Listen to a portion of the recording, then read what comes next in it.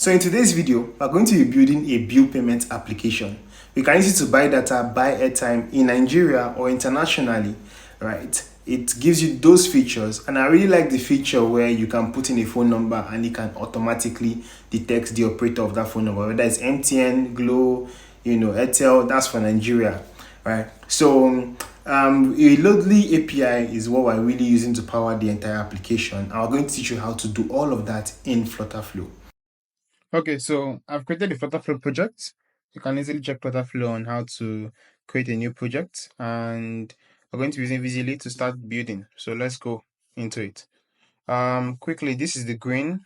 We need to set up our colors on Flutterflow. I don't think it's the same green that we have here, though. It doesn't seem like the same green. And one thing I've noticed is that I think Figma has a better color picker. So I had to create a Figma So let me show you something. I created a dummy Figma project, right? A new one. And you can easily check your go to figma.com, create a new account or sign in, and then create a new project. And once you do that, you can actually export your VCL designs to Figma. I tried doing that off camera. And so once you click on export, you can export to Figma. Yeah. And I prefer to use Figma most times for my designs. So I'm happy that Visibly has that feature. It's really, really cool. So I just prefer to use Figma. Anyways, now that I've exported to Figma and this everything, I think there are some designs that are missing actually. Some designs are missing. Um, Let me see. Okay, this one here. Okay, I don't think it's missing actually. Let me see. Yeah, so I can actually edit them. So it's not missing. Um, that's good. Now the color, I don't think is the same as this one. So I might just take a screenshot of this the original design here and take it to Figma so I can get the same color as much as possible. Let me see. So I'll click on I and I can see the color is 1C4232, and then here is 2. So I thought it's not the same shade, right? So I'm happy that we're able to get that. Now I'm going to go to Flutterflow. I'm just going to quickly set up the color system, and this is how you build for your front end as fast as possible. So firstly we have this color here, which is 1C4232. Okay, my bad. Then we also have another color that we see is dominant. We also see white. We see this color too. This is E4. Let's say F4, E4, E4, F4, E4. So we have. I'll just do that as secondary. E4, F4, E4. Good.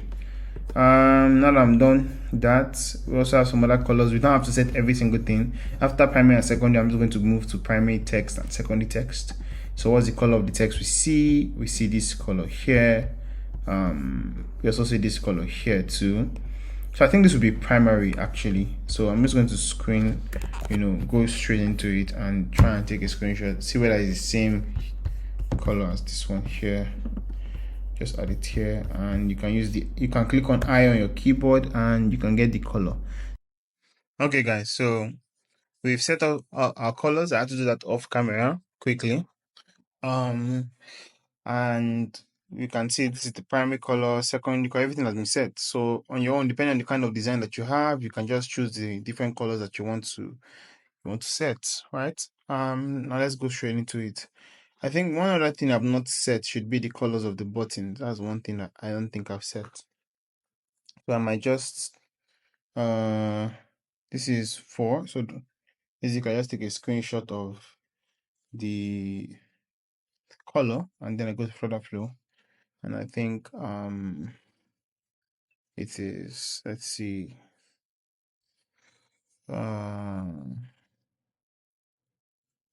what we use for it. Let us use it as an accent color, right?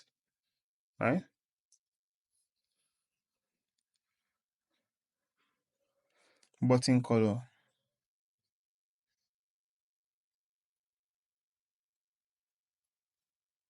So this will be 4. Or we can just create a custom color so we can have it as a name. So let's call this button.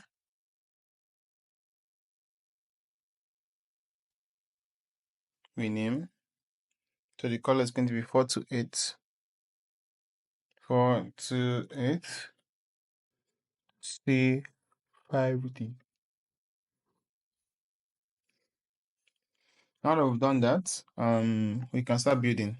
So we have everything already preset. We can go to the design, and I think the first thing we're going to start building is the sign up, or this particular screen here, this one here. Okay, so we have a welcome text here. So we're going to start with that. We can see that the elements are organized top to bottom, top, bottom, top, bottom. So we need a column to hold all of everything. All right. So we're going to go to Flutter Flow and we'll delete this. All right. I'm going to move safe area. All right. I think I can actually leave safe area on. Then we have a column already. Then I'm going to add one column here. This column would spread out. All right. So this particular column here, we just have the text inside, right? Come over here. Let's put Figma in front. Then this text size is 35 bold, right? Let's see. We did not set a style, a font style, right? I always prefer let's see, outfit. So is the default one. Let's just use open sans for both.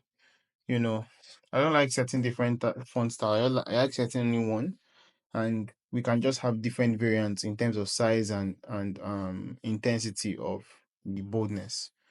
It will still give the same effect. So it's supposed to be 35. All right, 35, and then bold color is black.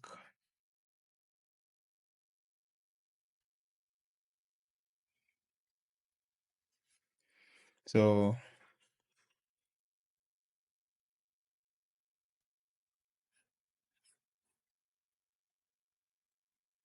welcome. They are going to add another text.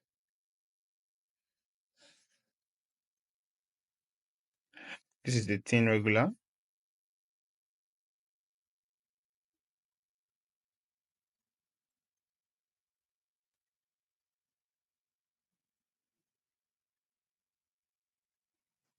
So I'll bring it to the middle. The color would be secondary color, secondary text. Right?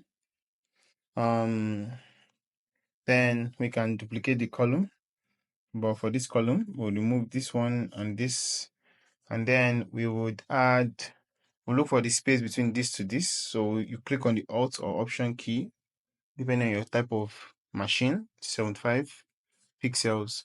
So I'm going to add 75 pixels in terms of the padding from here to here. And once we've done that, we also need to know the space between the left and right section. So here, 31, 32. So we'll just say 32, 32. All right, 32, 32. In case you're wondering how I did that, you just click on the element you want to measure, then click on Option or key or Alt. Alt for Windows, options for Mac, then you hover over the distance that you want to check. Right now I'm moving over the edge of the screen and I'm seeing 31 and 32, and I just chose to pick 32. The next thing I'm going to do is I'm going to click on create text input or text field. Now I've done that, I'm going to move the padding of the text field. Then let's start editing the text field. So firstly, we notice that the text field is filled with a particular color. We already have it set already. So let's fix that up together. I'm not going to add full name. We just add, I think we'll add name though. We'll add name. So I was going to add full name, email address, and then password. Right. So here's how the text looks like. So let's just start with this first one. And also it also has an input like a round edge, right? You know, the edges, we have a round edge. You can see the colors here. And we have, yeah, so we have a round edge. Let's just fix it up together. So right now, number one, the border type is going to be outline. So we have an outline. The border color is going to be alternate. Focus border color is going to be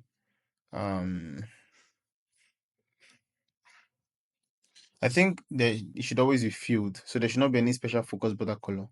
We just clear this.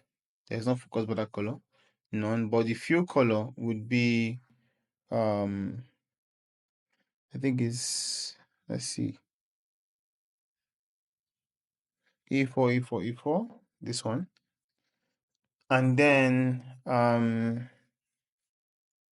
the text inside will look like this.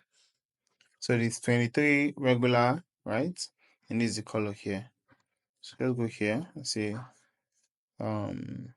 initial text value is going to be 23 regular,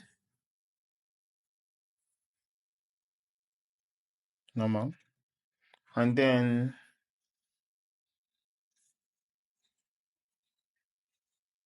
this is the color here.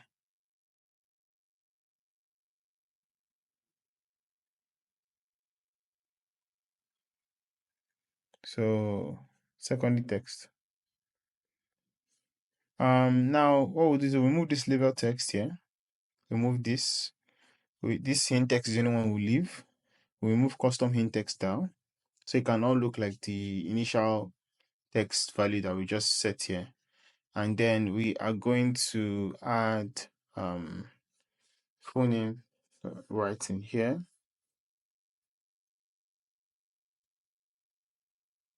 Okay, so now that I've done that, you can duplicate. I feel this is quite big though. 23 is really big. 18 seems more appropriate.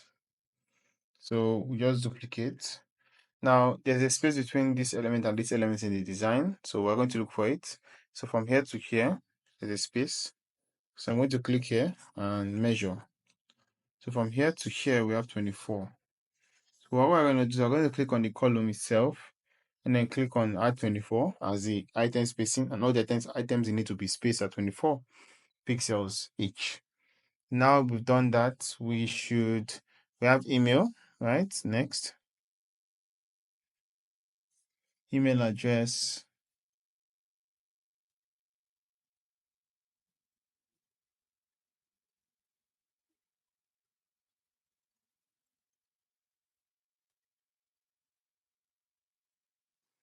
Email address. Then finally we have password.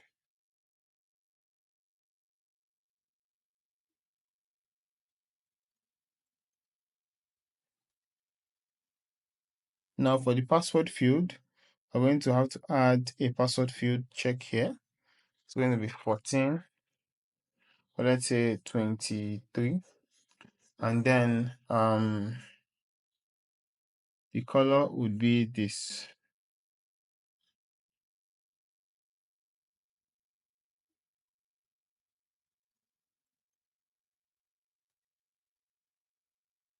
So the color will be this.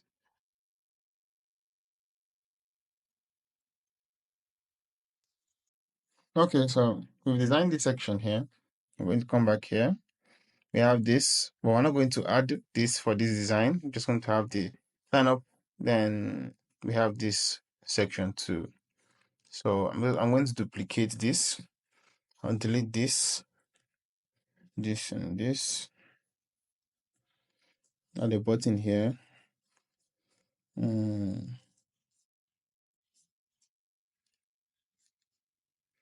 That's the button. The height of the button is important too.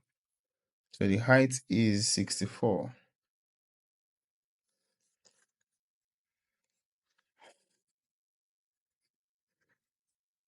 The text is also important. So we have 23.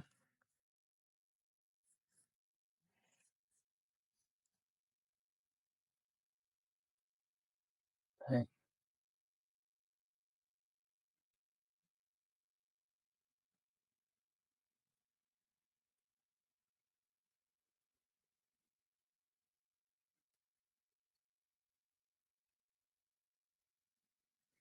So 23.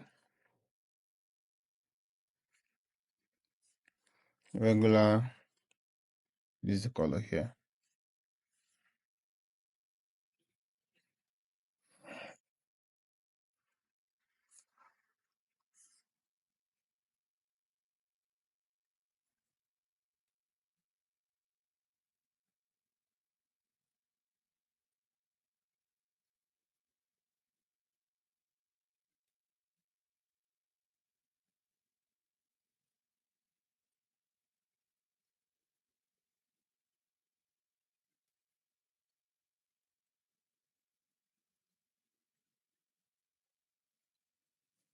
I won't use the same color here. Doesn't look right to me.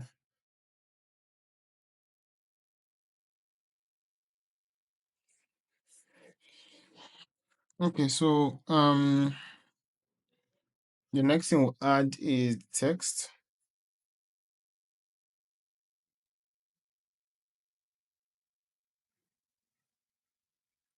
19 regular.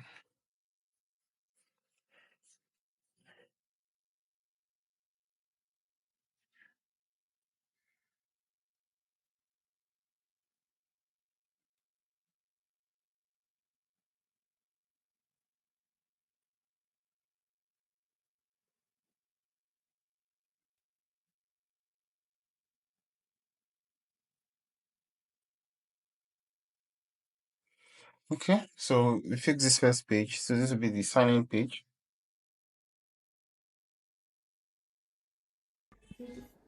Okay, guys. So currently, I want to quickly design this section here. Bills Nigeria, better way to pay your bills. It's quite simple. So what we're going to do is we're going to come over here and we would delete this section here and to click on this column here, make it expand. All right. Then we would have a button get started here, just like we have here. So delete this.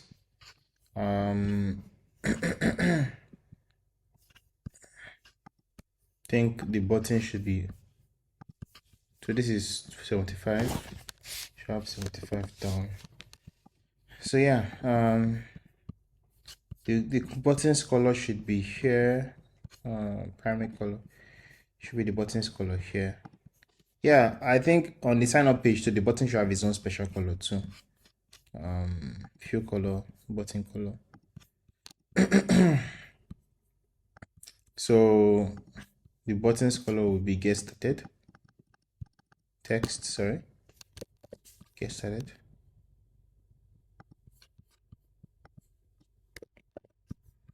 Then we'll have everything come down here or spread like this. Makes more sense. Then we'll wrap this widget here in a column. Sorry. Then we have bills Nigeria, a better way to pay your bills. So we'll just duplicate this. Then distance from here to here, we'll measure it. I think that just say 12 all in all. So click here and say 12. Okay, so paste this here. So sorry about that. Let's see, better way to pay your bills. Copy, paste the color of the text. Secondary. What's the color here?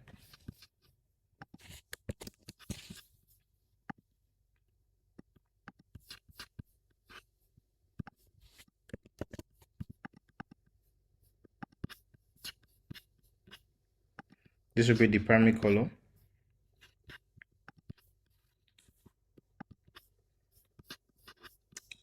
I think we had a different color. Okay, primary text, sorry.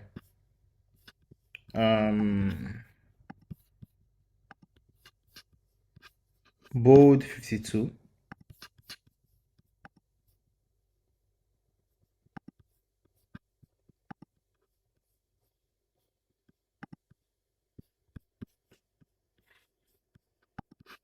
52.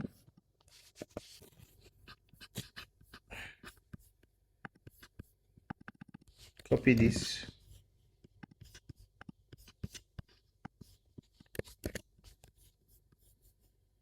Copy the color code. It looks like I didn't store this color code when I was planning. So for now, I'll just do it like this. Sorry.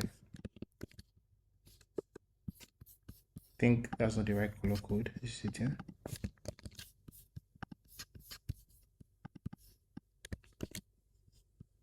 Okay, so Bills Nigeria, then we can have the image here.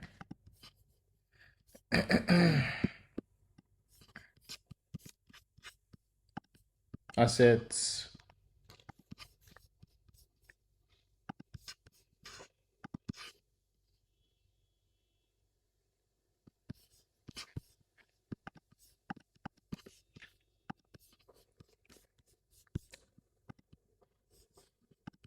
Just have a simple fade animation.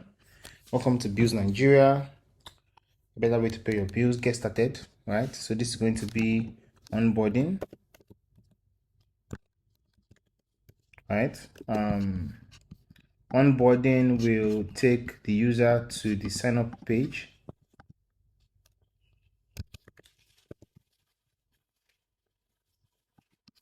All right.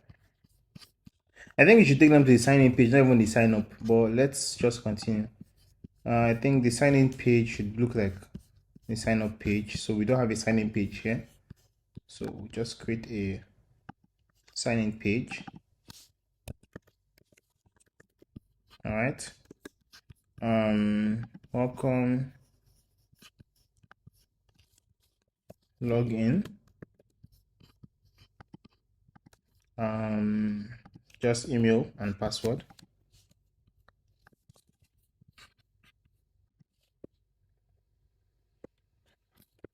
Sign in. Already, so this one will be don't have an account.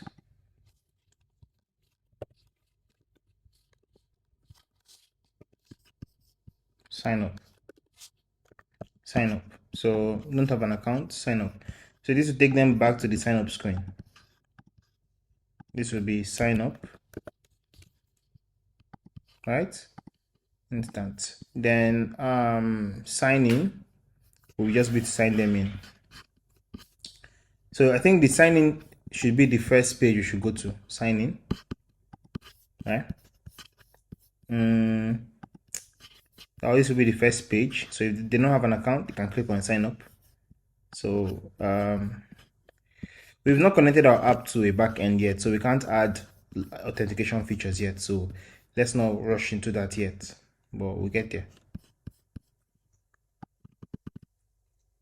Now the next thing we're going to do is go back to our design, and we also have, I think, the home page to design. We're almost done. Funny enough, we're almost done. We have the home page to design, then we have this page too. We're not really designing this particular page. We might do, but let's see. So for the home page, I'm going to duplicate this page here. This will be the home.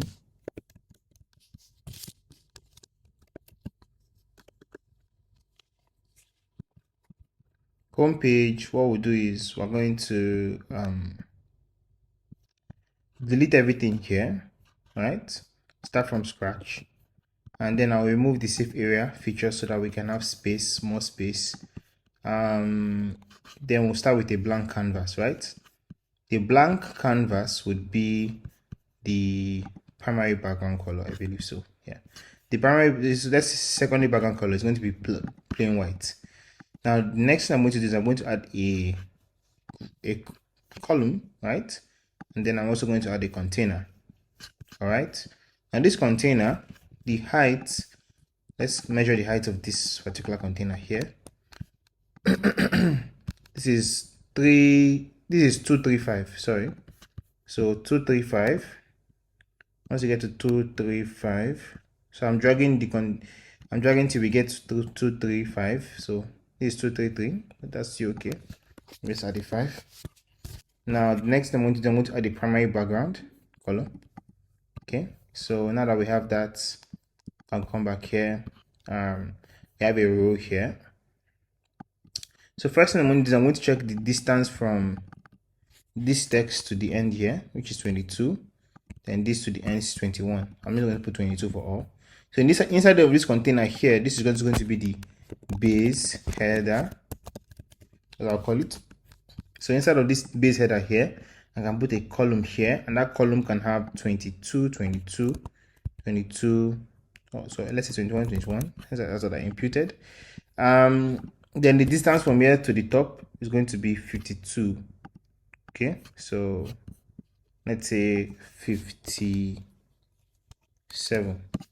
Now, one thing I normally use, I'm always going to test how this app looks like on an iOS device. Why? Because you check these bezels, right, and whether they cover up any item you're going to add on the app itself.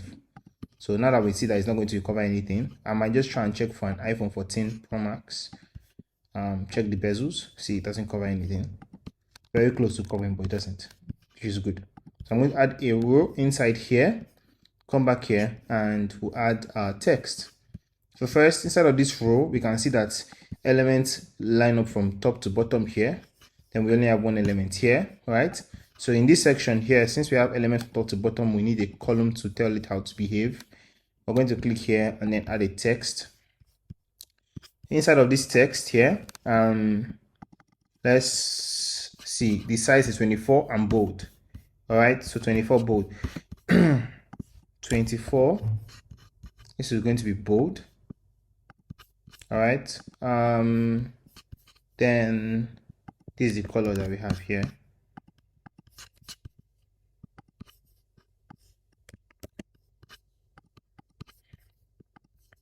So we're going to copy this amount here and paste it here. Oh, sorry about that. Looks like this particular designer did not have a Naira symbol, Naira sign. So he did not paste it there. So I think this should be 22. In fact, I'll put 25. 25, 25. Makes more sense.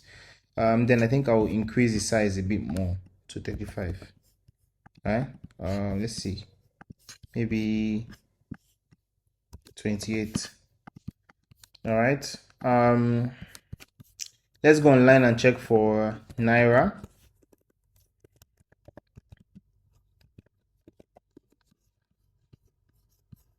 I can copy this.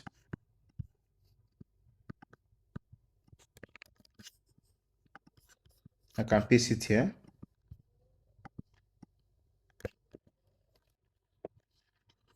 Okay, now we've done that.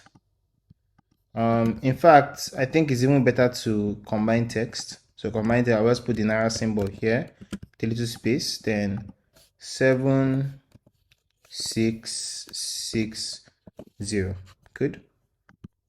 So now that we have that, we can duplicate the text in the column. All right, and this text is going to be available balance. All right, this is 12 regular.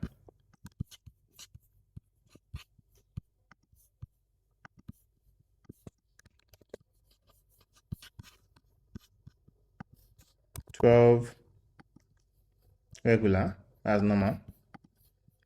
I'm going to click on the column that is holding both of them and align everything from the left, right? Now once we've done that, I think we've completed this section here. Then we on this extreme we have a picture profile. So the image is a circle, and we can just use circle image.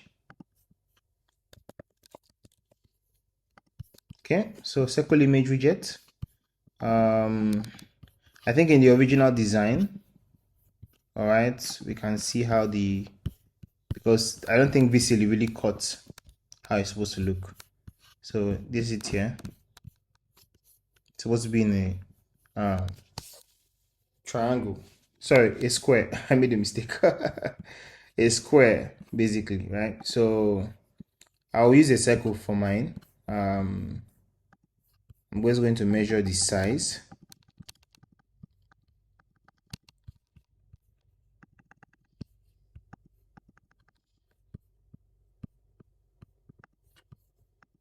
Size is 39. So I'm just going to put 39 here. I can just put 42. That's still okay. Then I'll make it spread out like this. This will just be, I can check for a profile, a square basically, right? So I'll use a circle for mine. I'm just going to measure the size.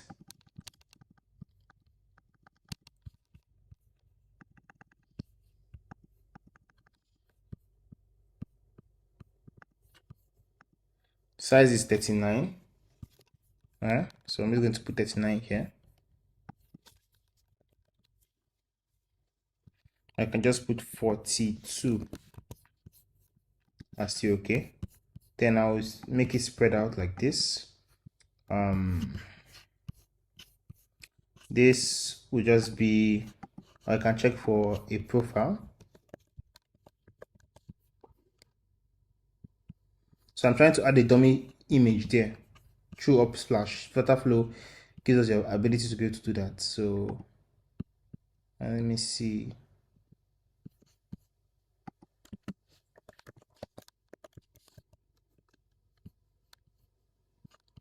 I don't know why nothing is coming out, but let's see full. Hopefully something pops up, something good pops up. I can't really preview it. Anyways, we've done this. So hopefully it comes out well. I don't know why it's still taking so much time to load, but we just have to know that something is there already. Now the next thing is we have this section here, right? This section here, and then we have this build section. Now the only issue that I have is that with this particular section, you know, this particular card hovering over this section here, how is the scrolling functionality going to be? Now, in times like this, it's always really good to have a prototype of the app on Figma so you can see how the designer intended it to be or work like. So for this design here, I'm not going to add I'm not going to add this particular section here for now. I'm just going to add the bills and then the recent transactions. I won't add this right now. And for the recent transactions, I believe that we'll just have a preview of few transactions, then it should be a C all or something. But for now, I won't do that. This particular design is not complete. A proper designer would give me something better than this. So we would what we'll do is, I think we'll just reduce the size of this header here. Reduce it a bit. So now that we reduce that, we can add, I'll also change the style to a smaller phone screen so I can see how it will look like on a smaller phone screen. Okay, I don't know why it's not still loading yet.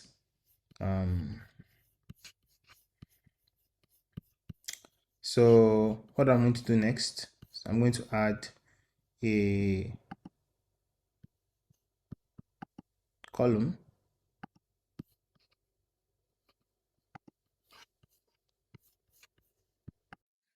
Okay guys, so yeah, let's see.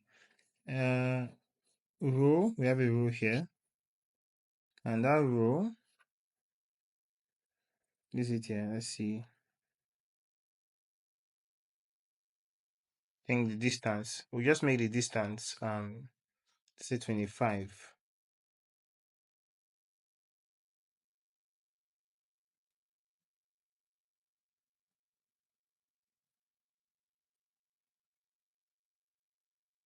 25.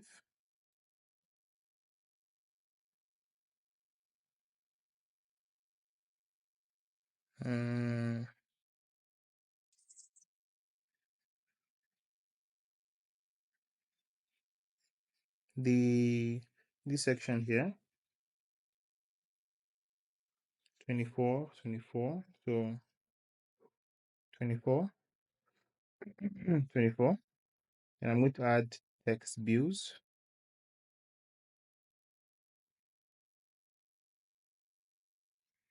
Now the size of this text is 16 regular inter, right? So 16 regular, 16 regular. The color of the text, this is the color here. Bills. Then we have this section here, airtime TV sub data. Now what I'm going to do is I'm not going to use just a row for that. So I'm going to duplicate. Then what is the distance from here to here? Options or alt, that's 7. All right, so 7. Okay, so what we're going to do is I'm going to remove this here, and we're going to add a wrap widget. So just in case in the future we have more things to add there, a wrap widget. Now we are going to add a container here. Okay, that container is going to have a border. I think the border is 4. It's the height and width is 87. Let's say 88. The border is going to be for, let's just say 6. All right. This is the color when it's being tapped. I believe so, or the most recent thing that's been tapped. I think that's one way to do it. Right? What's the most recent one that was just used? Then it should color, because otherwise I don't know why we have this. Basically, this color shows an active state. So if I tap on something, it should show an active state. So I don't know why the designer will use this, because on mobile devices you can't really have an active state when you're tapping on something to show the color, unless the person is hovering over something or something, and it's not really advised for mobile. So the only way I can think of this is that maybe the most recent section that the user tapped on will have a green light. That makes a lot more sense. So what we'll do here is this. I think it's just going to be white, basic, then the background or the border should have this color here, right? Let's just make the border have a color. So say border color. This is a border color here, right? Border width will be 1, right? No, I'm not seeing anything yet. Border width will be 1. This is a border color. On the border color is really having an effect. Let's use the alternative or accent. Alternate. This should work better. Yeah. So what we'll do next is we have a section here, smaller section here, the net time. This section is 27, and then the text. So we're just going to add a column there, right? This column is going to spread like this, and let's see, it will spread like this. Actually, we don't want to touch the edges. Then we'll have the smaller set, container inside. This will be 27, and then we'll have let's see this. Let's make this container green for now so we can easily see it. And then we also have the text, right? So for the text, it's 14 regular, right? 14 regular. So the color is the color here. I'm gonna go here and then copy and paste the color.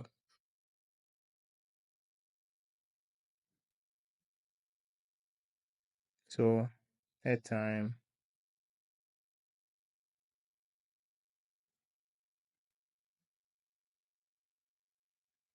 All right. Airtime, TV sub, and the rest. So I think the best thing to do will just be to add a button, or sorry, an icon here, right? So first, I think there should be rounded edges for this. The rounded edge is 4, right? So this is 4. I'm just going to put 6 too.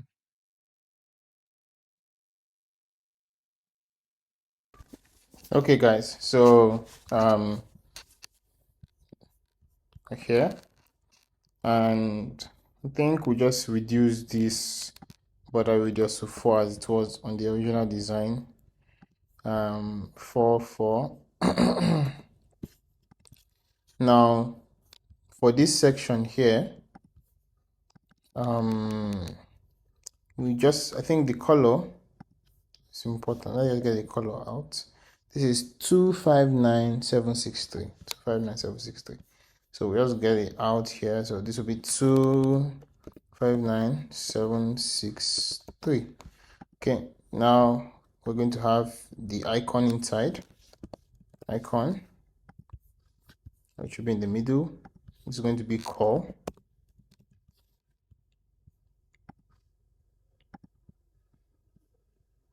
Oh yes, so yeah, this is better. No, that's phone Wi-Fi. I just use Airtime like this. Okay, so this is going to be secondary background, right? That's for Airtime. Then we have for TV and sub. I have to measure the distance, sorry, between this one and this one. That's 17. Spacing will be 17. Current spacing will be 10. So spacing is the spacing between elements. Run spacing is when this available space is not enough, it has to come down. Let me show you an example. So let's say we have multiple options like this. Is how you're just going to keep coming down like that, which is really cool. So yeah, that's how it works. That's why I used a wrap widget so that we can have any new selection or option keep coming down like that, right? Yeah, so we'll just delete the other ones. Delete this. We delete this. We delete this. We delete this. Right? I think we'll also delete this too. So I'll only leave one. The rest will come from the back end, right? I'm only thinking, yeah, I think the rest will come from the back end. That's what we'll do. They all come from the back end. So, let's see.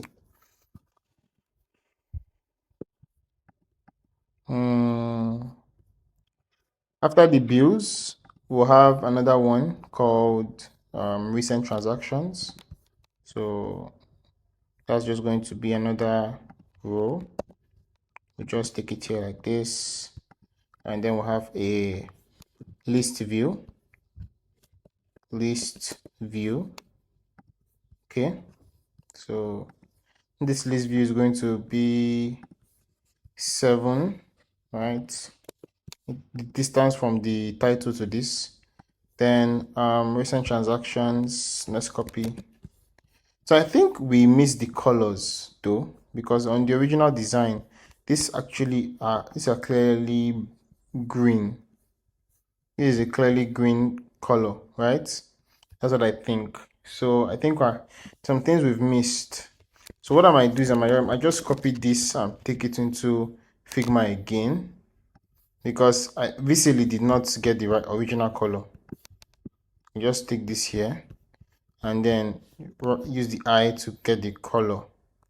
So this is so let me see, 35654F. 35654F. So 35654F. Sorry. Okay. Normal, let me just say medium or semi bold. Right? The size seems bigger, so I'll just say 20. Right? Same thing for this one too.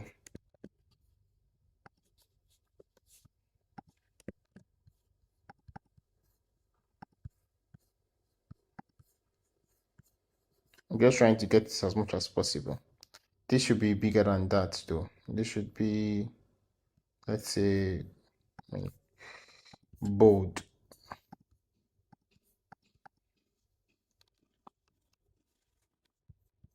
not sure. Let's just say medium just to be, or semi-bold just to be safe. All right, semi-bold here too. I think it might be bold though. So bold, and maybe the size just be 18 here too. I think this is better. Let's copy this.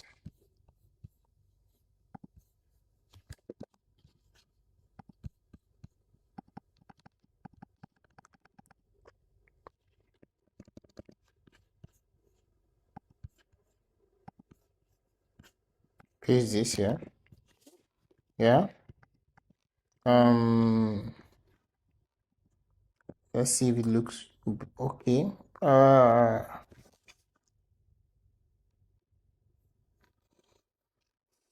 Okay, so recent transactions, the space between here and the end is 2020. 2020. All right.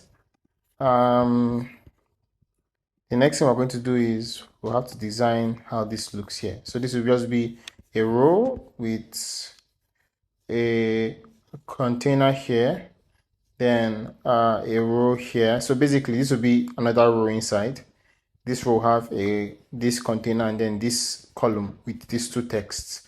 Then we'll have this one at the edge, final edge, just be a text too. So let's try that.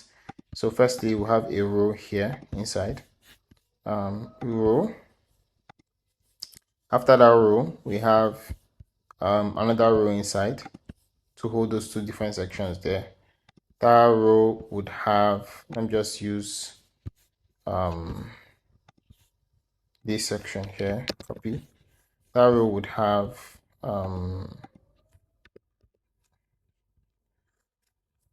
it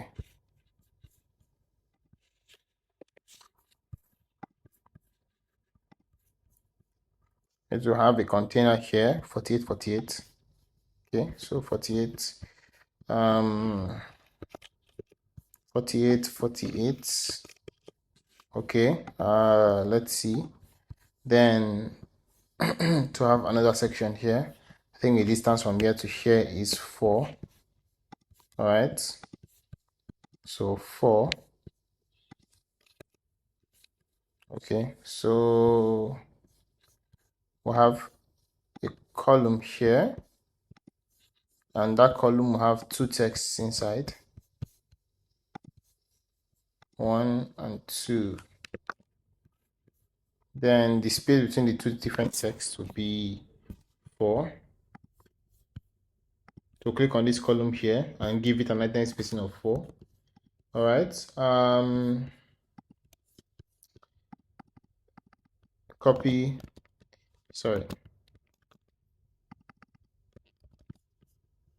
this, paste here, click here, then we'll come here to copy this and paste here. All right, now that we've done that, this section here we should just have, so let me see the original design. Also, it's just a plain background, then we'll have the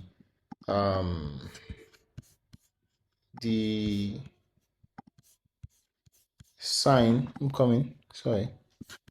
the logo of the particular company, right? So I think this, so let's see. I'll remove this color.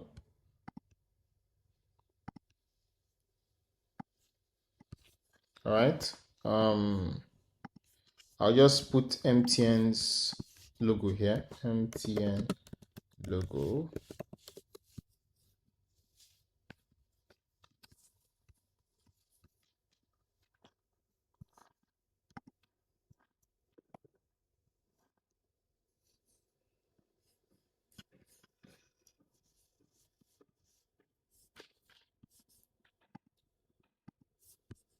So I'm going to save this image here.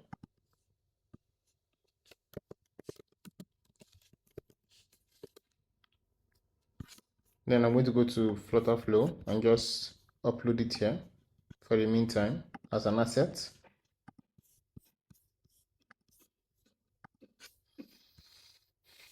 Then just make sure that it aligns properly like this. Empty Airtime here. The row should I think I'll just give it an 8 pixel spacing. The next thing I'll do is we'll just add would add another column here. I believe so. It's not a column, okay, just a text that we just need. We don't really need a column. So just add the text here. And then we'll click on the main row, the parent row that is holding all the elements inside, and then spread them out. So you see why this needed to be encased in a row, in its own row. So hold these 2 elements. This final one also needed to just be outside because of the based on the design. We'll copy this one here. This is 14 regular.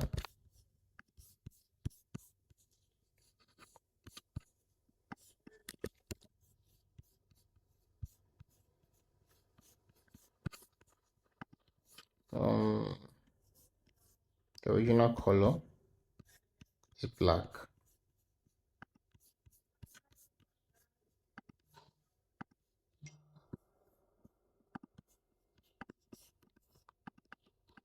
Okay, so now that we're done with this, we also see that in the original design too, there is a line, like a divider line, right? We don't see it in this particular one here, so we'd add it to the design. We also see that there's some kind of shadow here, and that the logo itself does not encase like everything the way we did it. So we might just have to change that a bit. So for the container, what we'll do is we'll wrap the widget in a container. That container will have a border radius of 4. Then we're also going to have padding for it. So the padding is going to be on all sides. Padding will be 12. Sorry.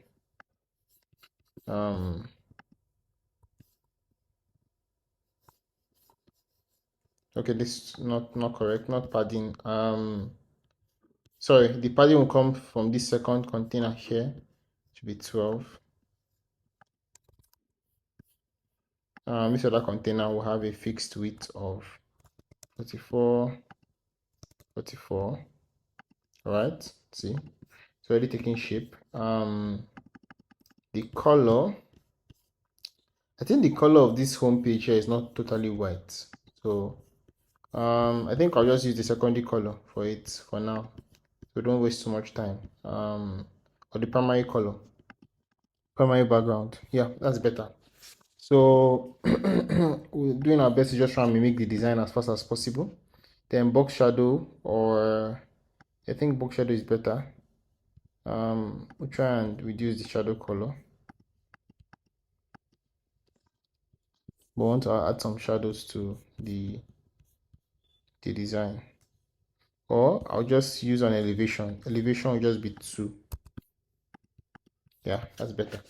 So now that I've done that, I think we should also do elevation for this section here too. I'm not sure, depends on the design. Yeah, a bit, we need a bit.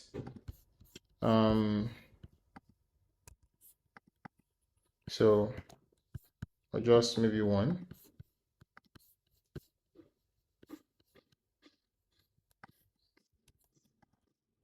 Okay, so I'm going to wrap this row here in a column, and then this column we're adding a divider. All right, now this divider, the color would be, I think we just use secondary color.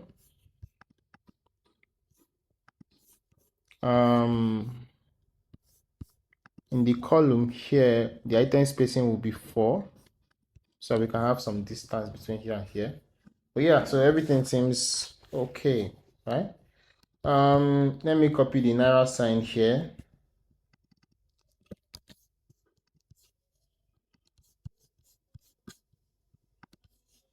combine text.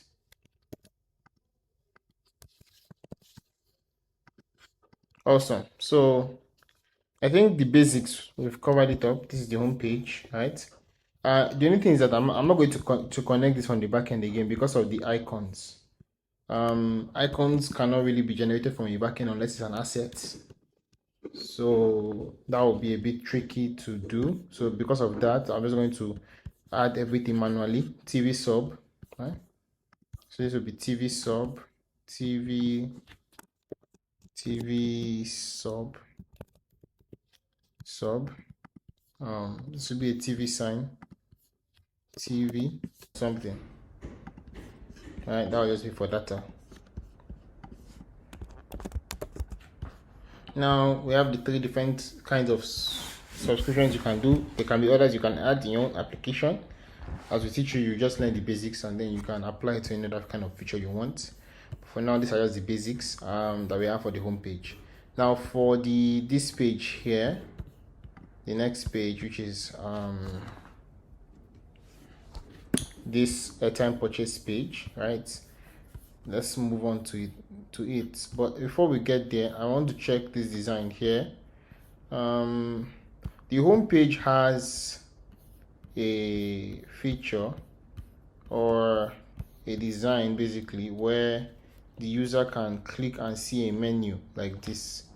So it's not going to make sense. Okay, I think it's as you click on your profile that you see these options here. Maybe as you click on your profile, probably these options come up. Now to do something like that is quite simple, and we actually need a page like that. All we need to do is we need to get a widget. It's been a while since I've used that widget. Trying to, here we go. So call it drawer. Here we go. Here.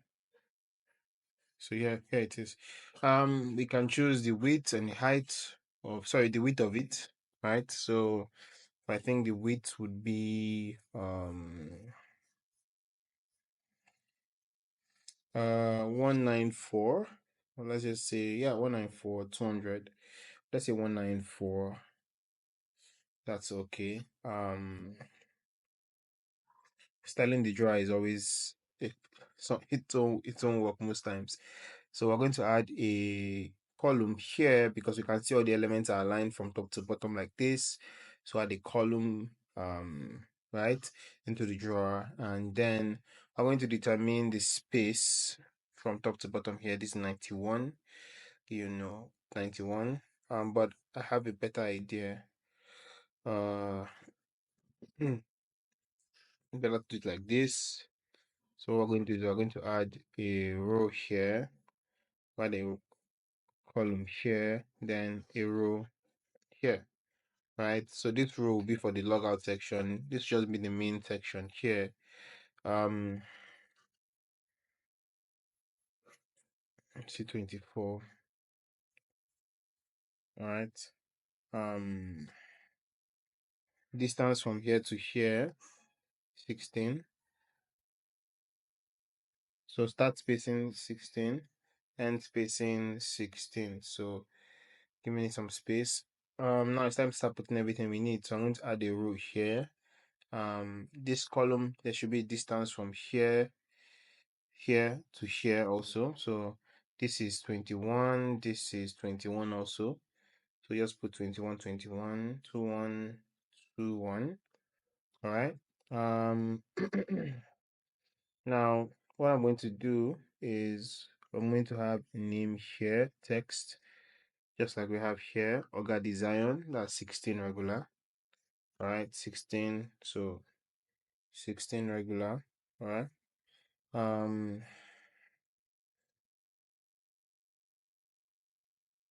So this is going to be the full name that the user signed up with. I'm going to hide the drawer, copy this image here.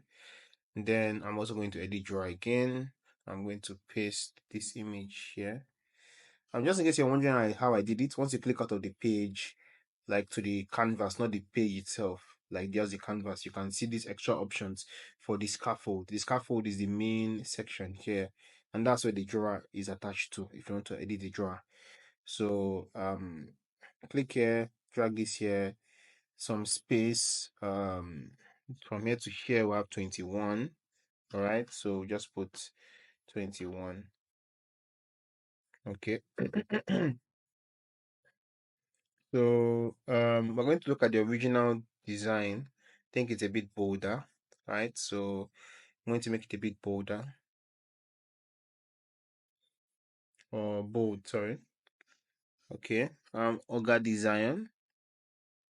I'm going to reduce the spacing. So let's say 12. All right. I'm going to Hydra and then come over here. The color that is here is what we're going to use for this text here. So you just have the same design. Oga design. Next thing we would have these sections here, which just be um a column here, right? And this column, the distance from here to here will be 65.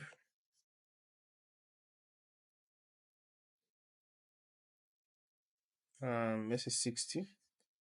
Okay, so items we'll put here would be let's see. There's an icon here with the text fund wallet and everything. So let's just say how it looks here. They're all black. The color is black. So I think it's still the similar concept here. Let me just delete this row here. Here's this. Same thing, but the color will be black. Black. And then this will be 14. All right. I'll add an icon here. Icon. All right. Delete this. 24. This is going to be a credit card. Black. All right.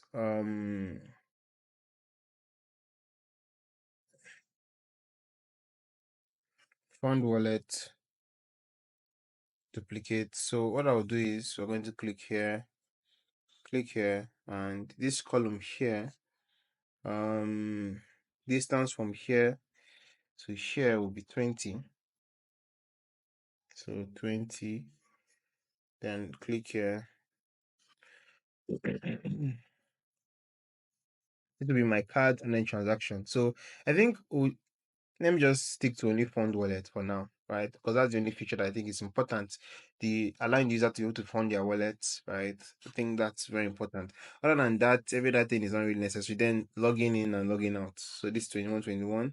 I'm also going to add distance 21, 21. Right? I'm just going to copy this. I will delete, or let's say I just add this here. Remove widgets. So I'm going to add a distance of 12 to this will be the logout icon. Log out. Then we'll call this logout. I think the color is green, if I'm not mistaken. Green, but 16. It should be green. The same color here.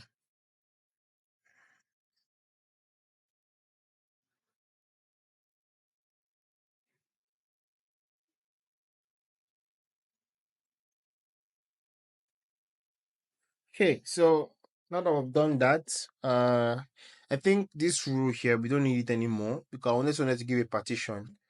I will just default to this column holding everything like this, right?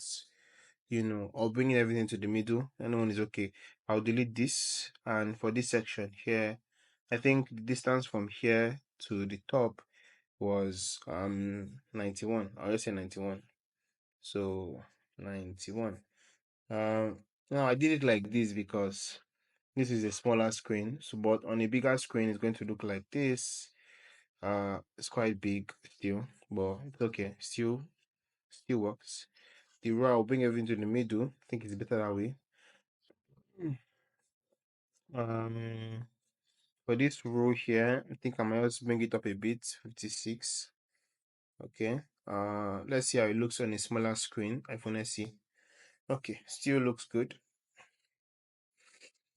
Okay, so now that we're done with this, I think an issue I have is the app bar, the elevation. There's still some like a line showing. Let's see. Okay, I think it's just the whites in between them. I don't think it's going to really affect us in any way, so don't worry about that. It don't affect us when we launch the app. It's just how it's looking on Flutterflow. So this is just a simple design, very, very simple design we've gotten out from this design here, right? Very simple design.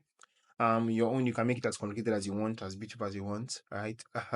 Honestly, I don't really feel like this is so beautiful, but we're just trying to make something work so that you can get the general idea, right? So you can build it on your own.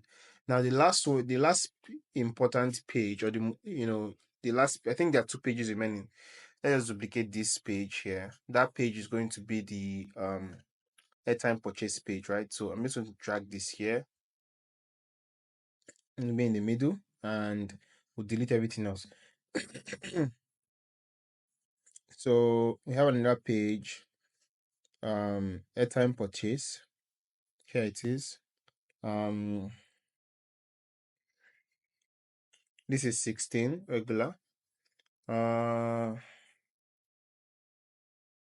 going to make this white though. 16, right? Regular.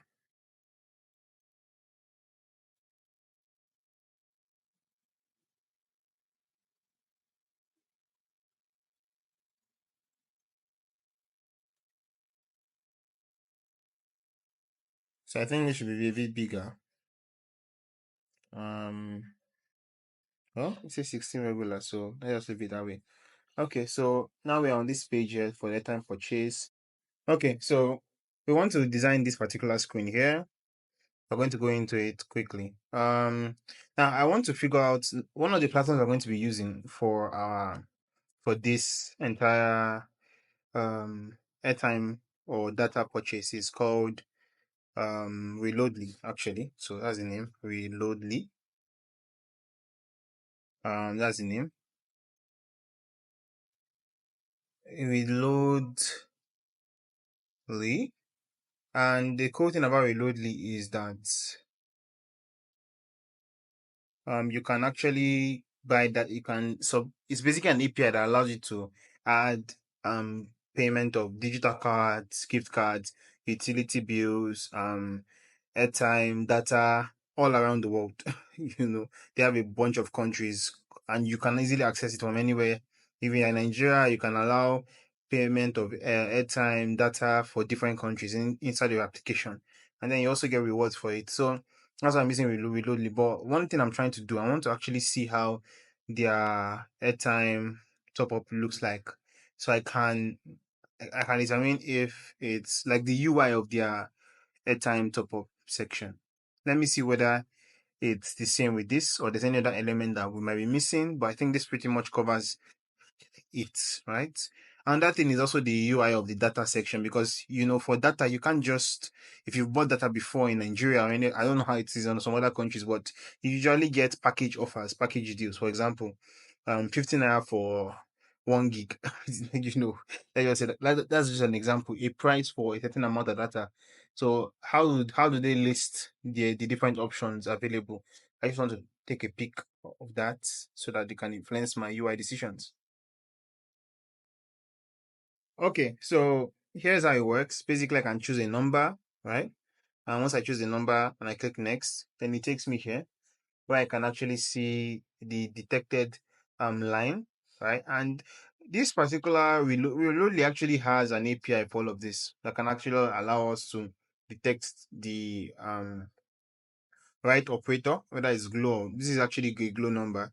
Then add the amount that we want. So let's say it's 6,000 naira, right? Then we send, and you see the confirmation. So basically, I'm going to take screenshots of all these steps, and Yeah, I'm going to do.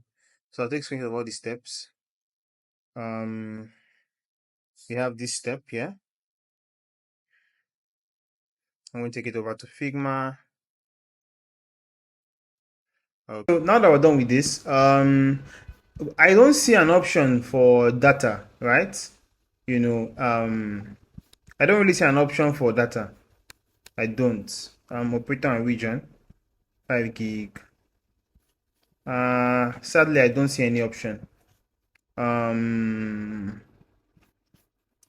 So it's only an airtime you can actually buy on Reloadly platform. But if you go to click on API documentation, you will see the API for how to add data payments and also airtime payments at the same time. So we'll get to that later, not now. I'm going to get through reading the documentation together for the first time because I read the documentation a while back. It's been months since I read this documentation, so I'll have to read it over with you, teaching you how to read documentation, and we'll actually implement documentation in the application. So I think that is something that you should be excited about when we get there. For now, let's just try and get the UI right. Okay. Yeah. So for this section here, right? I think we should just have the mobile number first, right? Mobile number. So let's check distance between this is 30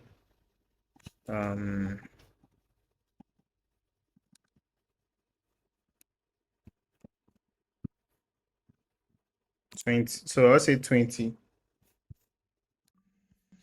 Okay, so yeah, so we have Glow Airtel 9 mobile, right? It's a popular airtime operators we have here in Nigeria.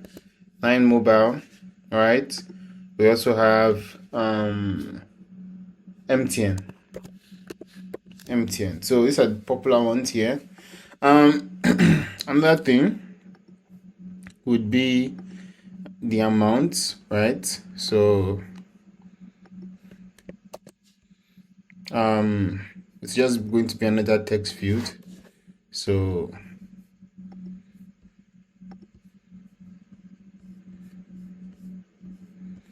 what I'm gonna do is drop down here and would, yes, that's it. Now we'll remove the alternates section here and delete this. Sorry, having a mistake. It's actually supposed to be this text field here in it.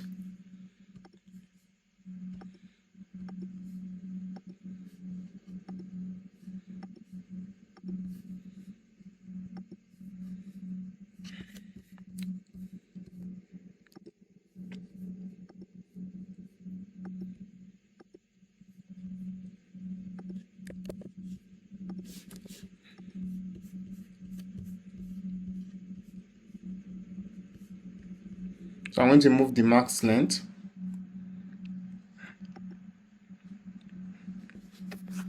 So this is also going to be a number.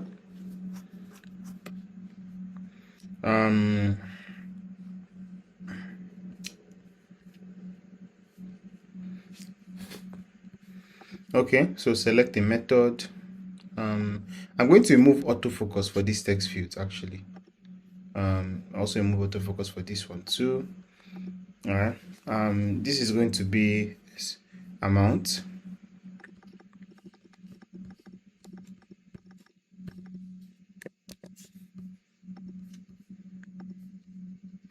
Then we'll have a button that would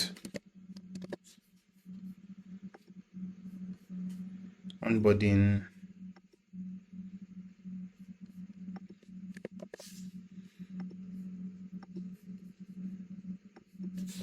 remove this,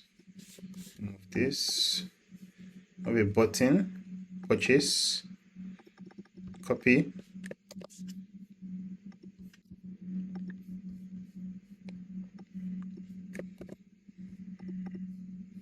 Now the next thing we'll do is that the button has to have rounded corners, so 27, right? 27. Let's see, border. Sorry, it should be the border padding, or sorry, border radius. Yeah, 27. Awesome. So we'll delete this. Think we're ready to go. So once they purchase the airtime, there should be a confirmation section that the airtime is on its way to them or something like that, right? Really simple. All right. Now we should have something similar for data purchase, but I think we'll design the data purchase section after we connect the API, because I want to actually see how the API works. I also have a few things to confirm there. Then I'll be able to design a page for it. But I think this is actually okay for now. I think what we have left would be, we're not designing this anymore because of time. What we'll have left is just a confirmation screen. That's all. So basically, we have a confirmation screen that just tells us when we've successfully made a purchase. So here, dear user, your account has been created successfully. Something like this. All right. So to build this, right, it will be quite simple. We can use the onboarding page design, right? I'll just duplicate it. What I will do is I would use this section here, and I'll make a component out of it. This will be confirmation. All right, so confirmation. I can delete this one here, this page here, and I'll still have this component here. So now for this particular component, I'll delete this image. This image is 300, 200. I'm going to delete it, and what I will do is I'm going to add an icon. Sorry, an icon.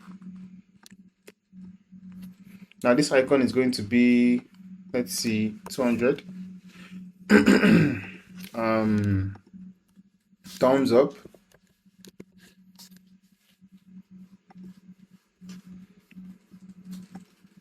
We'll have this.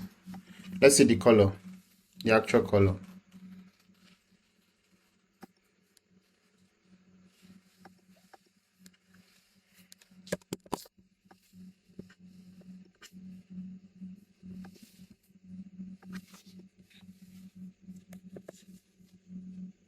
This is 429360. 429360D. Okay, so then we also have the title here. For example, account created. I think the size would be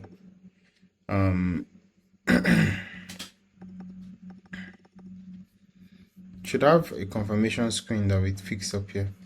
Anyways, okay, yeah. So the size should be 33. All right, or 30.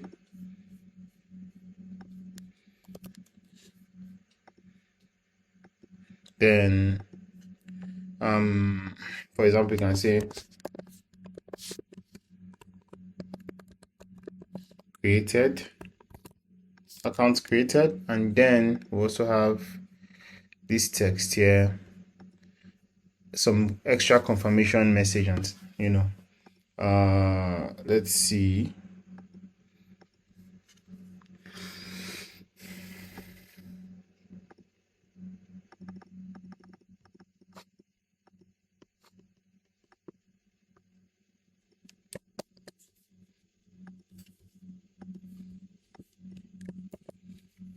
Okay, this is good. The next thing we're going to do is to change the color, right? So the color is going to be secondary background, or let's see, secondary text.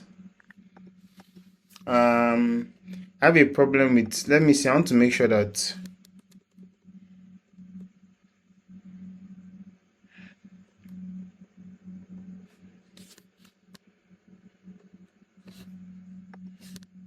the thing about things, text like this is I want to make sure that it doesn't overflow, because okay, it doesn't. Okay, so um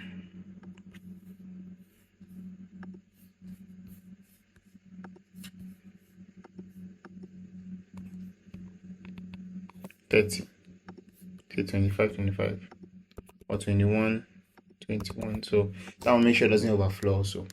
Now for the button,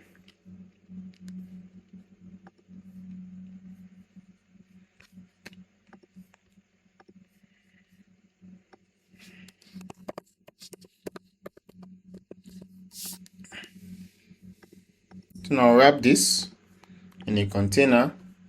This container will have the secondary background color. All right, I think that's what it's supposed to have. Let me see. Viewboard, yeah, and then so voila.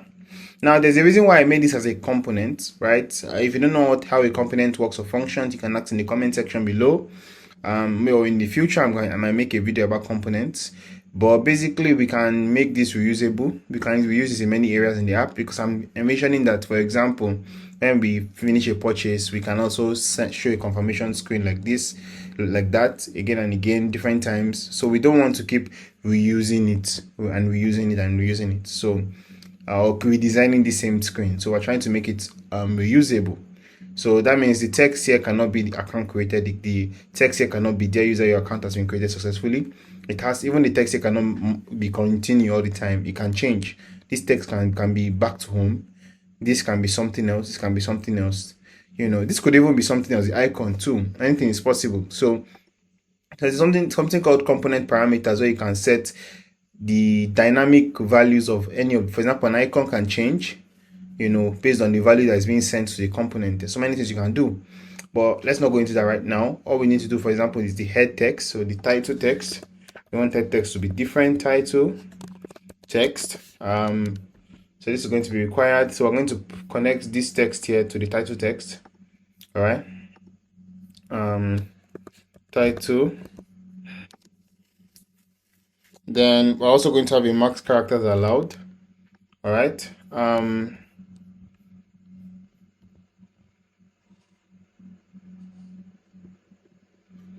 so I think the max character we'll allow here will be 15. All right, so ellipses in case it's more than 15.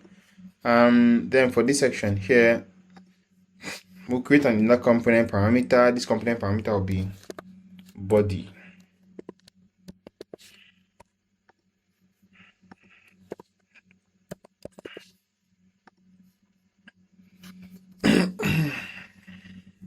Then for this one here, the text on the button will have to be different depending on where we're coming from.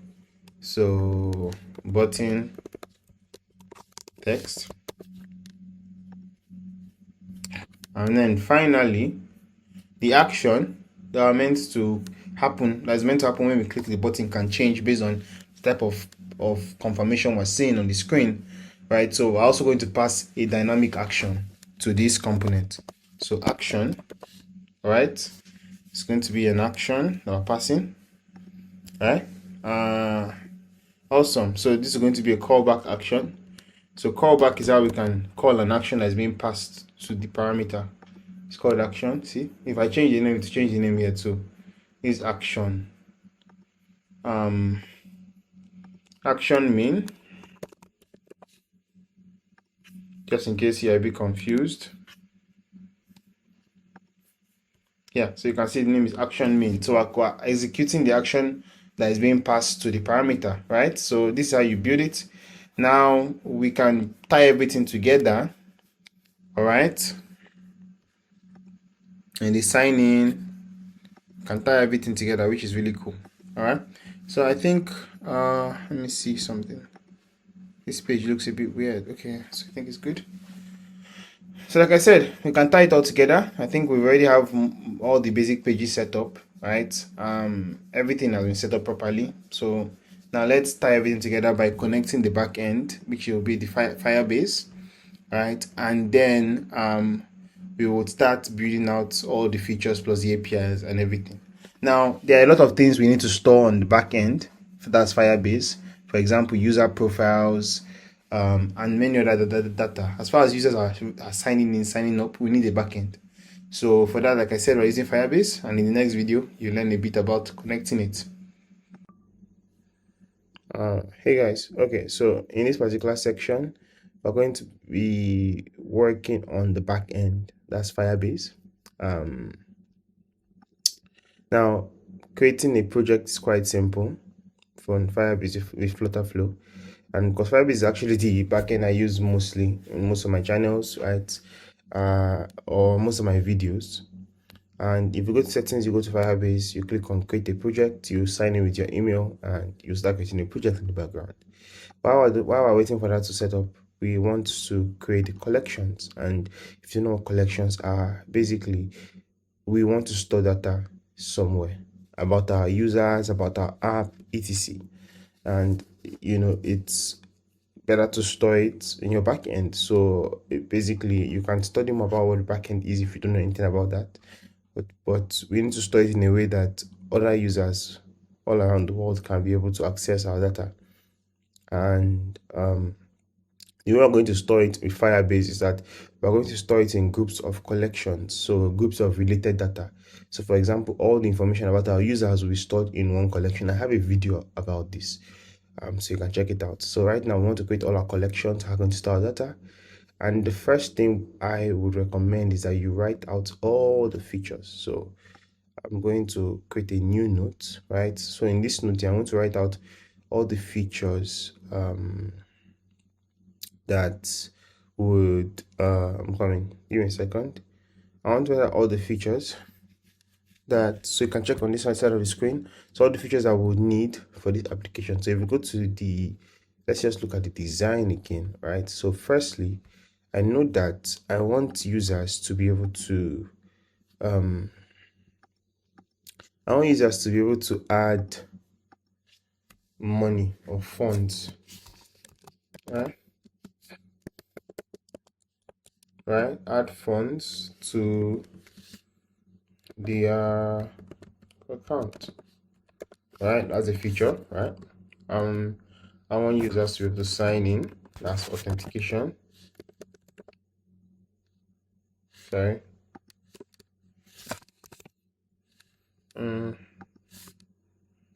Sorry, guys. This is actually title. Feature list.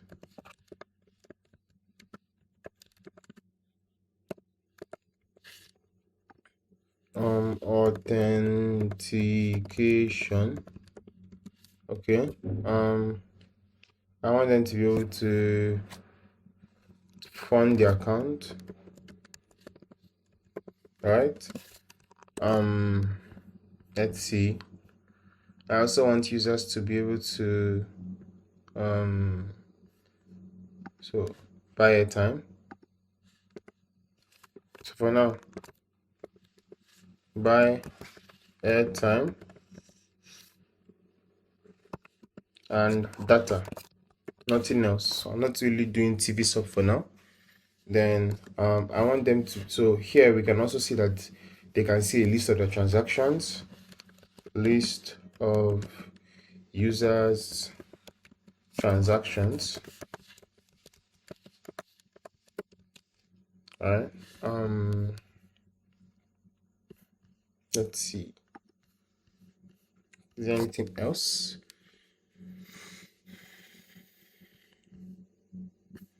Okay, so they can also see the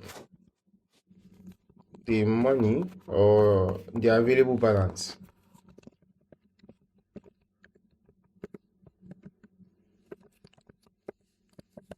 Okay, so 1, 2, 3, 4, 5. So 5 things that we want to be able to do, right? So let's see how we can start planning out the back end. So the reason why I list out all the features that we need is that it helps you break down how you want to store your backend, or information in your backend. Sometimes you can even write features you want in the future. So this process should take you a very long time, sometimes like even a day or two. In fact, a week is even recommended sometimes, depending on the kind of app you want to build and launch to the market. Write out all the features you want. There are features that there are things you can store in your back end that you might not need at now, but later, as users just start interacting with your app, you might just need to store them.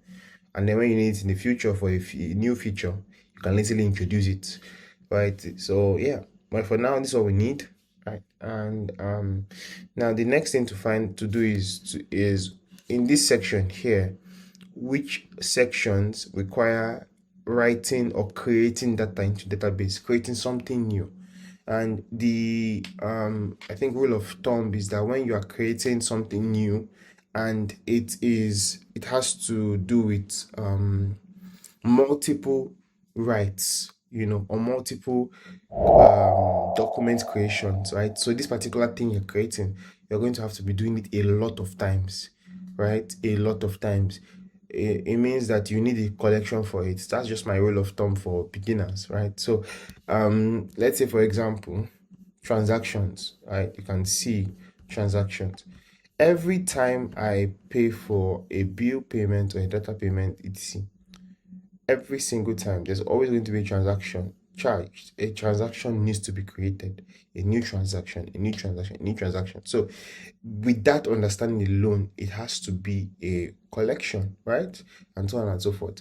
Like I said, I've answered questions like, if you're a beginner, you have questions around this in a video of mine, so check out my channel and you'll be able to see something that'll help you. Yeah. So we can just use that rule of thumb for many things here. You can study it. Funding account, yes, it's kind of creating something, but it's still a transaction. If you look at it, it's a transaction. So it still goes on that transaction, right? The only thing is that we should have like a balance that we should look at.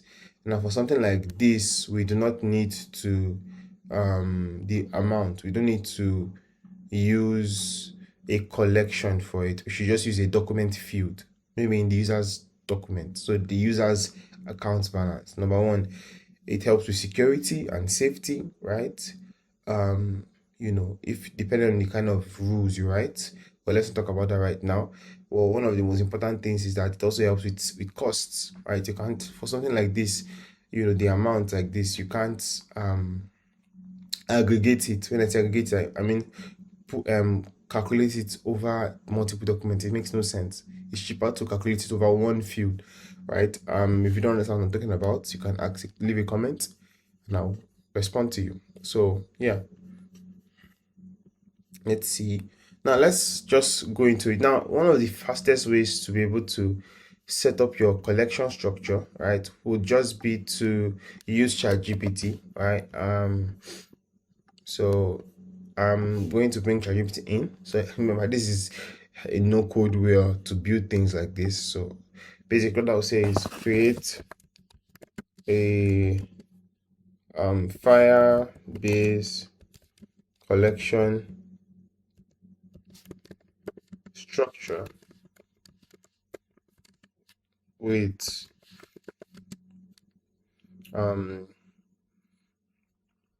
Firebase collection structure with the collection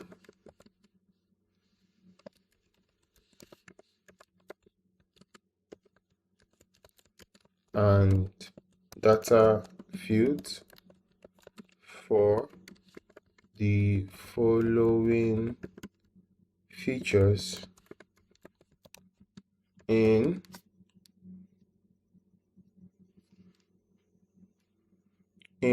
a virtual top up application. Okay, so let's see. It's going to give us users, right? Important, balance, everything. So transactions, right? Fund account. Now, basically, just like I said earlier, we just spoke about the funding account feature, right? It's not really a feature on its own, but it's going to kind of create a collection. So for every time a user funds an account, so this just depends on you, right? I'd rather store it as a transaction, but ChatGPT just decided to separate it here. So collection name, fund account. So basically, is to know every single time a user has funded an account, whether it's pending, status is completed or failed. I'd rather just use it as a transaction instead of that, right? The same thing here too. Okay, so let's see, buy airtime, buy data, same thing as a transaction. We don't need to have them as collections, right? We don't need to. They're all transactions. User transactions view. Yeah, so that's everything. Okay, guys. So I've created all the collections we need for this particular example. So we just need users and transactions so that we can conduct transactions on the app, and then we also need to store users. So I want to, everything I'm set up Firebase. It's time to enable authentication on Firebase because Flutterflow cannot do this for us. So we're going to open up the project, and I'll have to change my so this is it here, Views Africa. We're going to have to enable authentication. All right, so where we have authentication, get started.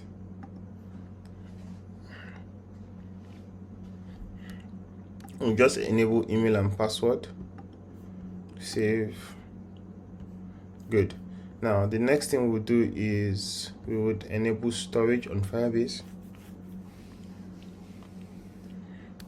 Same thing, just change to the right email. Get started. Next. Done. Let's get started. Yeah, next. Done. Okay.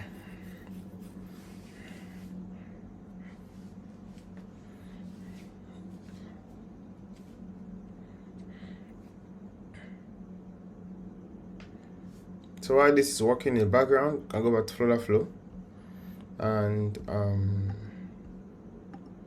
going to wait for it so we can deploy this script here to the storage section, right, on Firebase. So we have it done. So now we can quickly upload or deploy this script.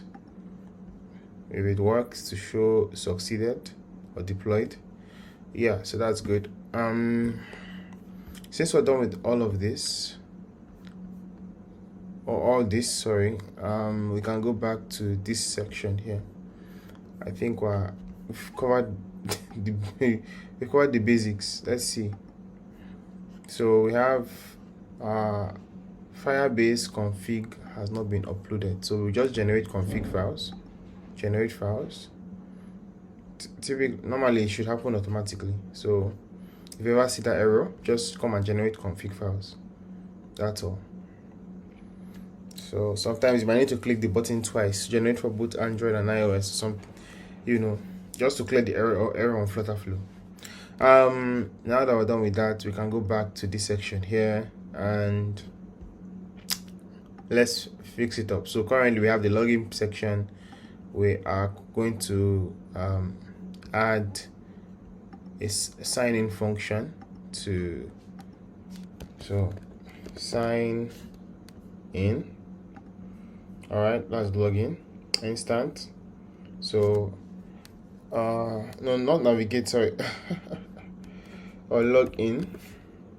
Authentication. So I'm going to pick email. All right, and this will be email field here. Password field will be password field here. We set it to password before. We set it to password here. Think after doing that, we can navigate automatically to the home page. It's very simple. typically you might want to put up the navigate automatically if you have a long sign up flow. Add profile picture, add this, add that. You might want to move this because this will take the user automatically to the home page. All right.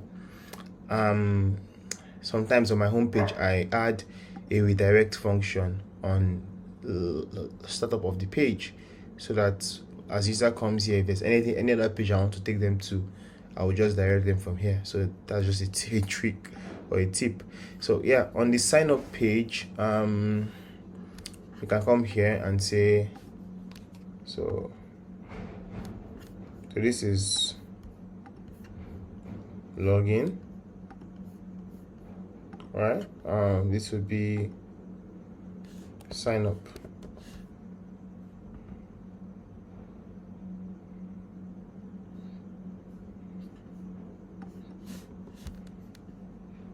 Let me see all the options under authentication.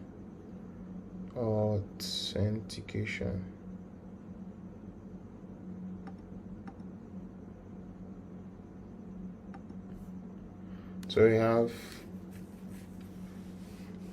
create account, email field.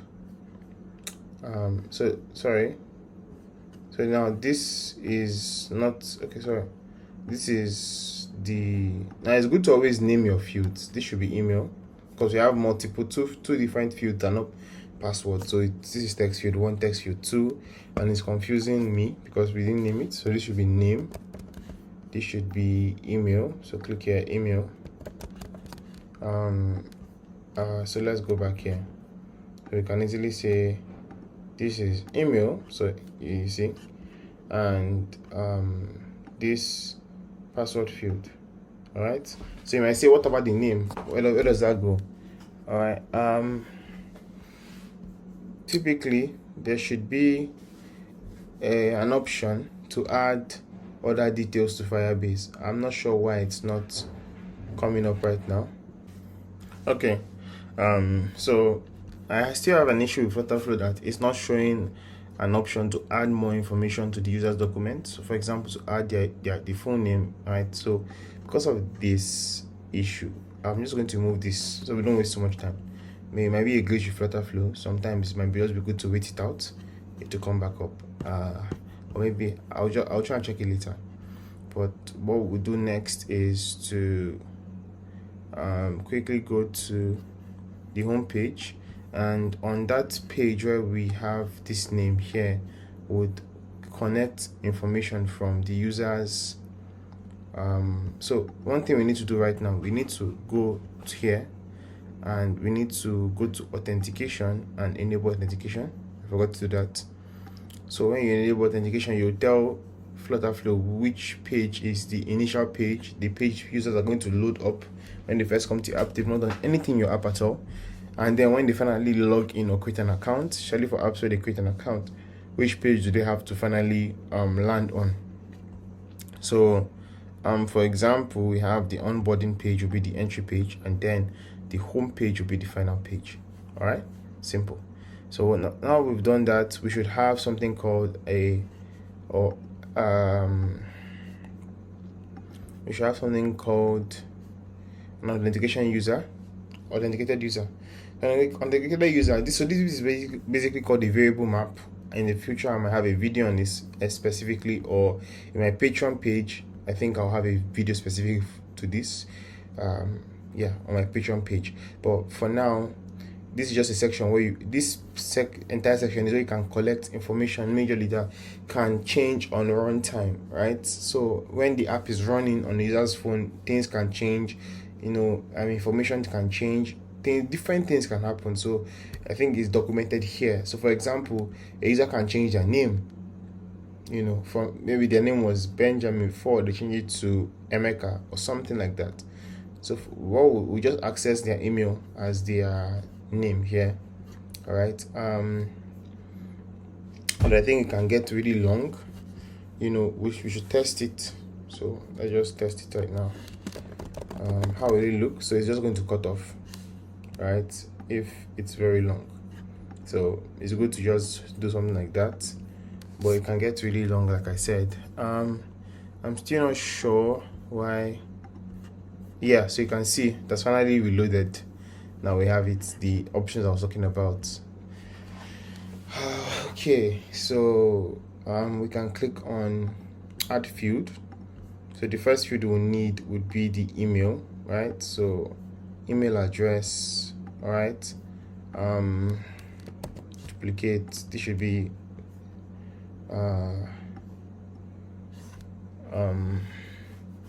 name, all right. So just click here.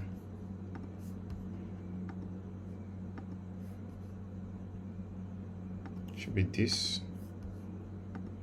So even here too, field email. Let me just change this to name.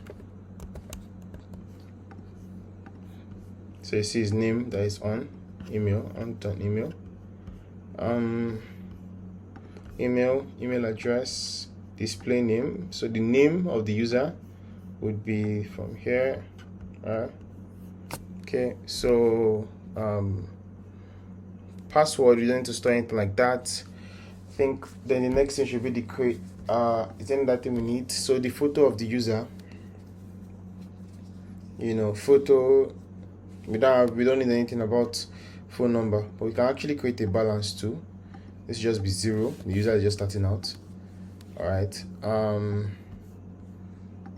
We need a photo URL. So typically you should have an onboarding flow where you add URLs for the user, right? You should have that. So for now, I'm just going to add something basic, something from, let's say this,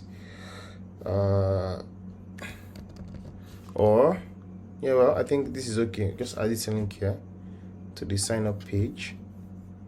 All right, so everybody's just going to have the same profile picture. In your own app, you can add a section for them to upload pictures. If you want to learn more about things like that in depthly, you can check my Patreon out, and you'll see a lot of videos that are teachings and trainings there that I'm going to be posting regularly to teach you how to do all of these things, especially based on your questions. Okay, so we've done all of this already just now. Sorry, now we can come back here to the home page. So let's start building it out. All right.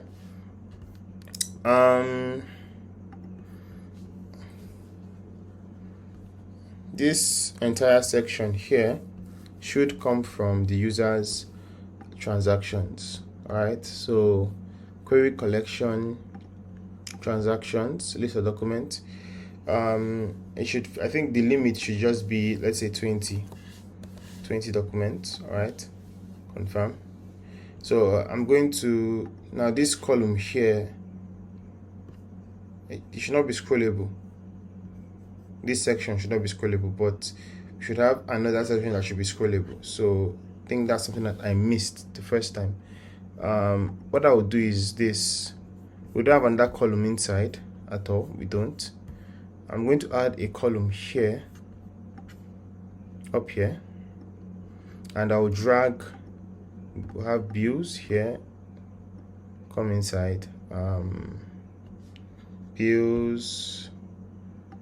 This entire section too. It's also going to enter into the column. All right, but I'll just drag bills on top.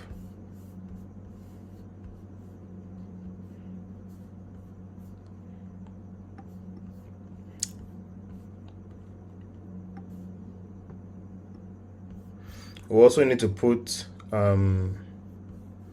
recent transactions too. All right. So what I'll do is I'm just going to add another column inside, then recent transactions, then here drag this, then I'm going to remove this column that is holding it. Remove. Okay. For this section here, so we have I think we have 24 left, then the right, even the top 25, I'm going to make the column itself have that restriction 25, 24, 24. All right, then here I'm going to remove this, come down here, and then I will remove these two.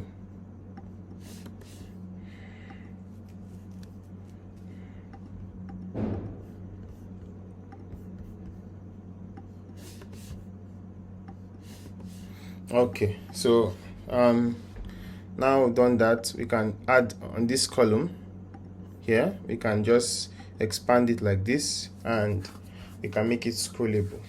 All right, so the user can scroll from here like that.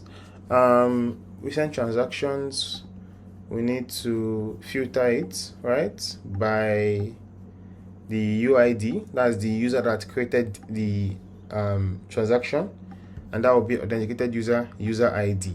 All right, so that this is ID of the user. All right, then we're going to order it. So how do we want the documents to be ordered?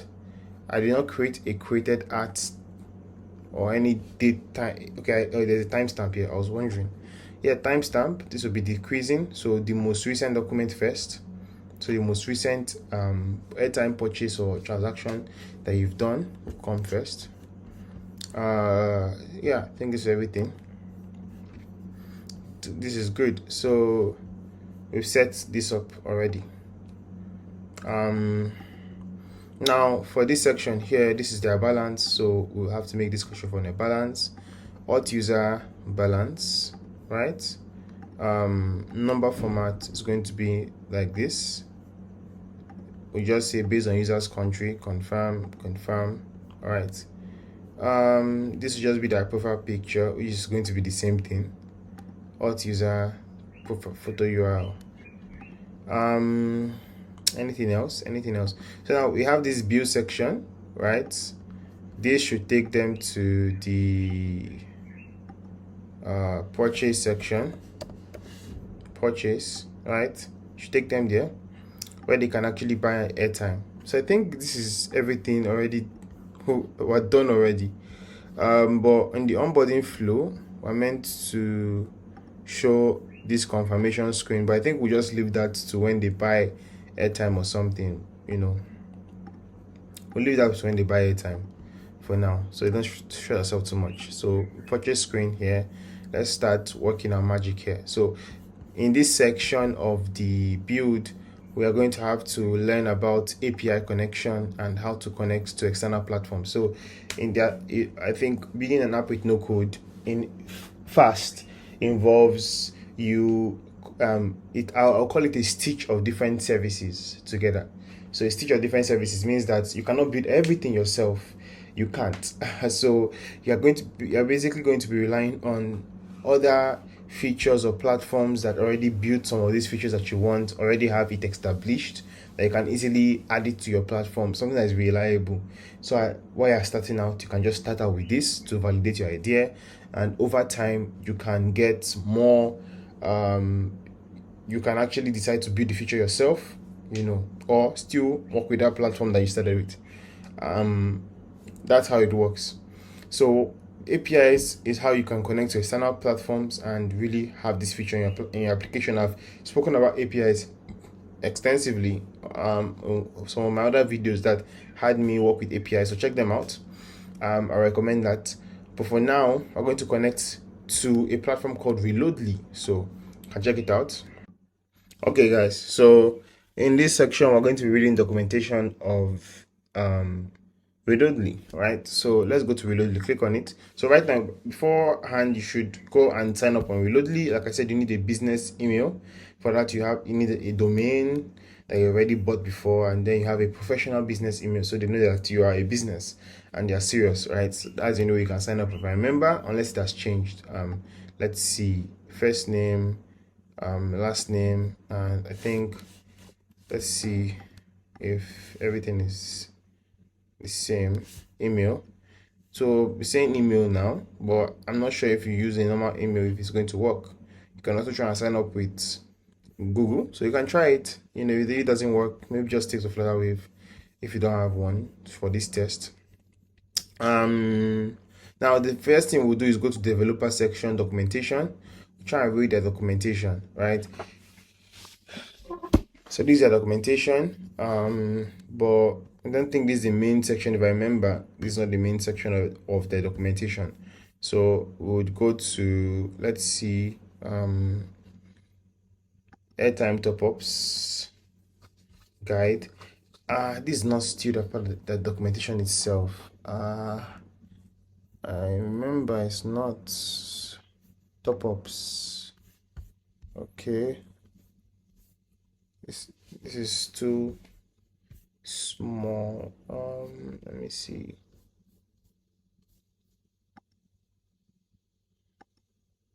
So yeah, let's see. Yes, this is a documentation. So I had to click here and then, directed me. This is a bit confusing from them. These are just guides. Okay, so reloadly airtime API. All right. Give me a second.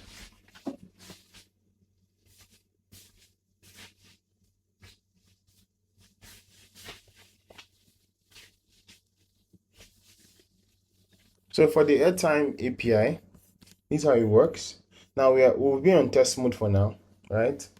We're also on test mode on the dashboard too. So I'm going to send it to my dashboard shortly, but we're on test mode, and test mode is just to test their features and everything. If we go to live mode, then we'll be using real money. And I think on Reloadly, you have to, if you're going to start your business with Reloadly, you have to send money to your dashboard. And every time a user buys an airtime, they'll move the money from your dashboard. It's that simple. So, so this is the base URL for the airtime itself, like for the non-test mode, and this is the URL for the test mode, right?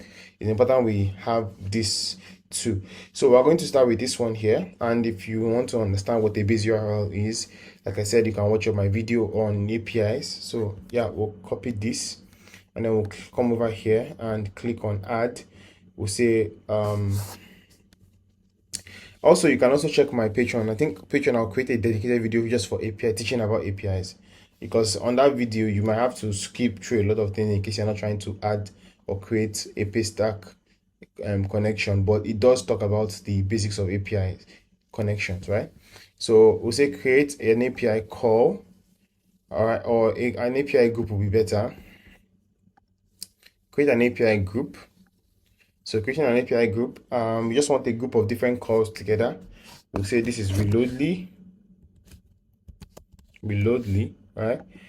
Base URL will be this. Let's see.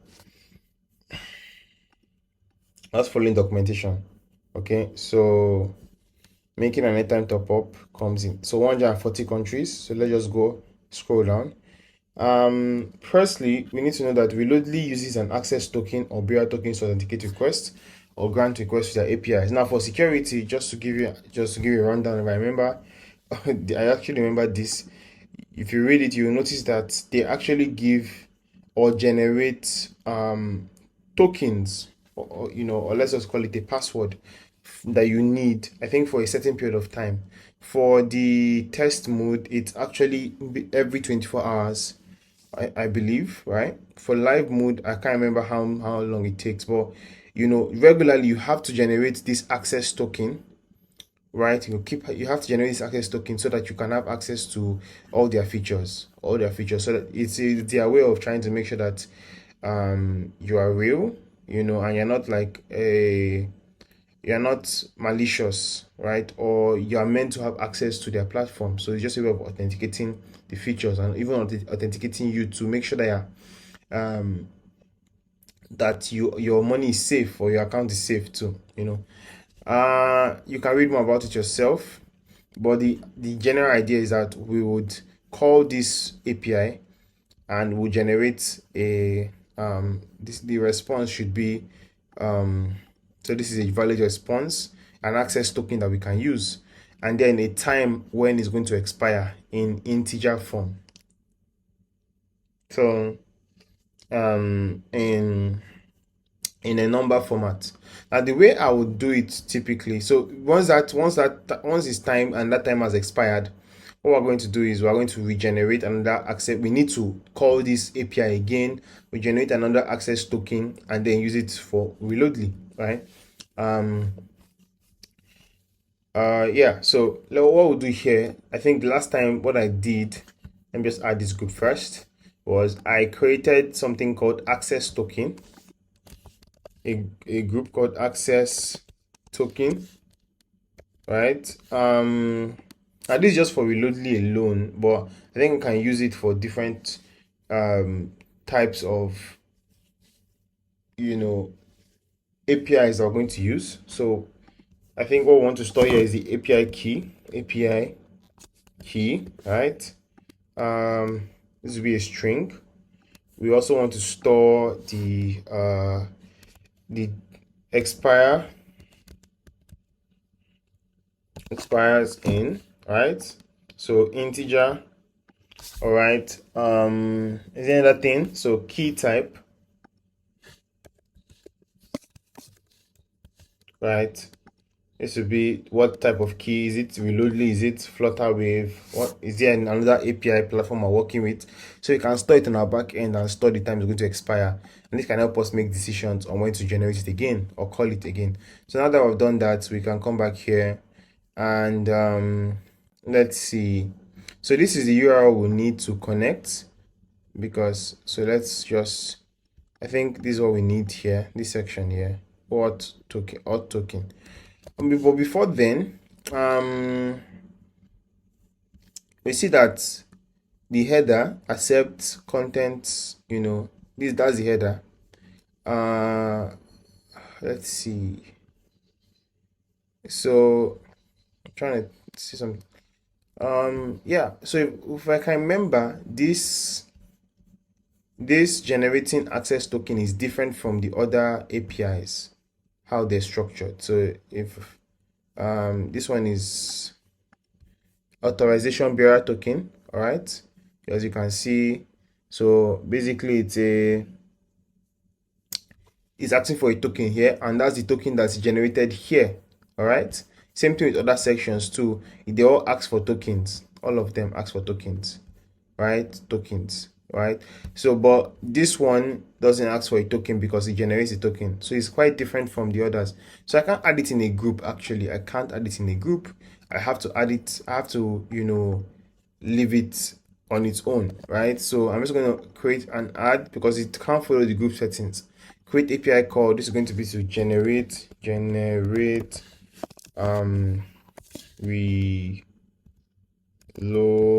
Reloadly token. All right, paste this here, and then we'll come back here, sorry, and we'll see that I think this is just the end. This is the link. Let's copy this. Okay, so go back here. Then we have the header is accept application or JSON. All right, then that's the header. Content type is content type application or JSON.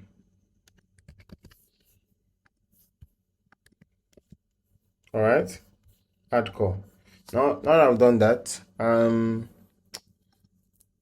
we would, so let's check, is this a get call? Yeah, this is a post call, not a get call, because we're trying to create something. So click on post, not get, save.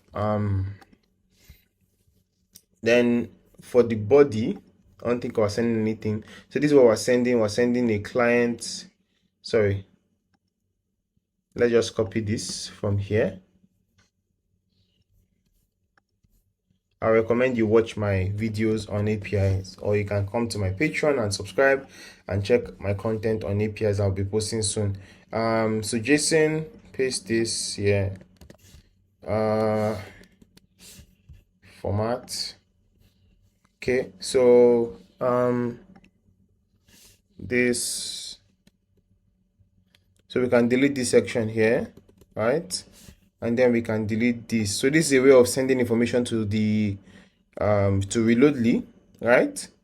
but we need the information to be our own information, right? So audience, then current type, client credential. So save.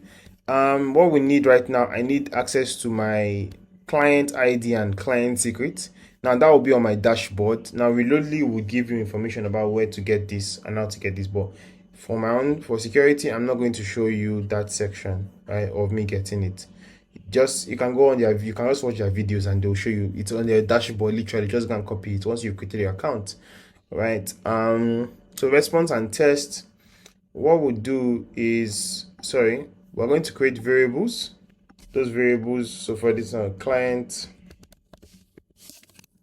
ID, right? This will be a string.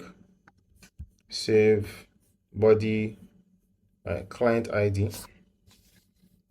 Can drag it here.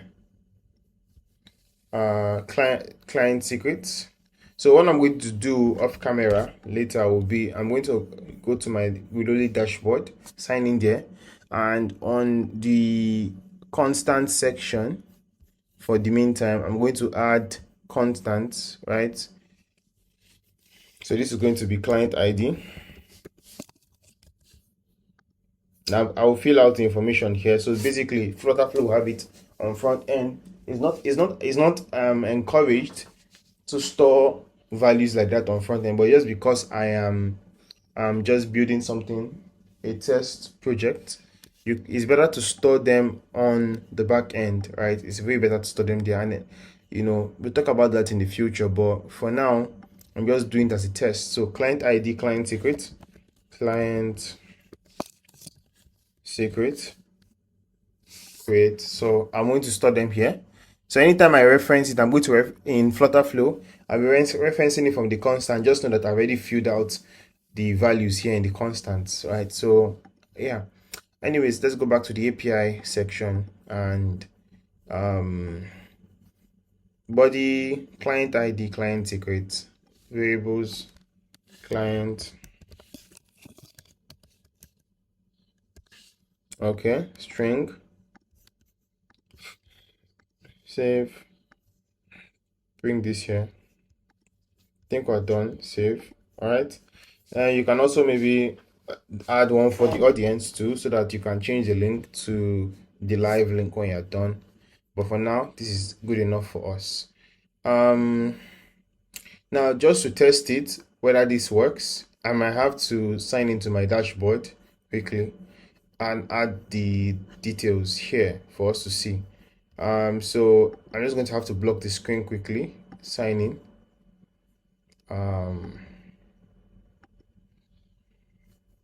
So I've signed in, right? Now that I've signed in, what I'm going to do is I'm going to go to my, I think it should be, it's hard to remember because the dashboard has actually changed. That's something I forgot to take note of. The dashboard has changed. So I'm going to go to developer section. Yeah, so these are the API keys. So this is API client ID, API client secrets. Very simple. So copy. All right, so you guys are blessed that I've gone to my dashboard to show you where it is. For those that want me to show them everything, so this is the client ID. Then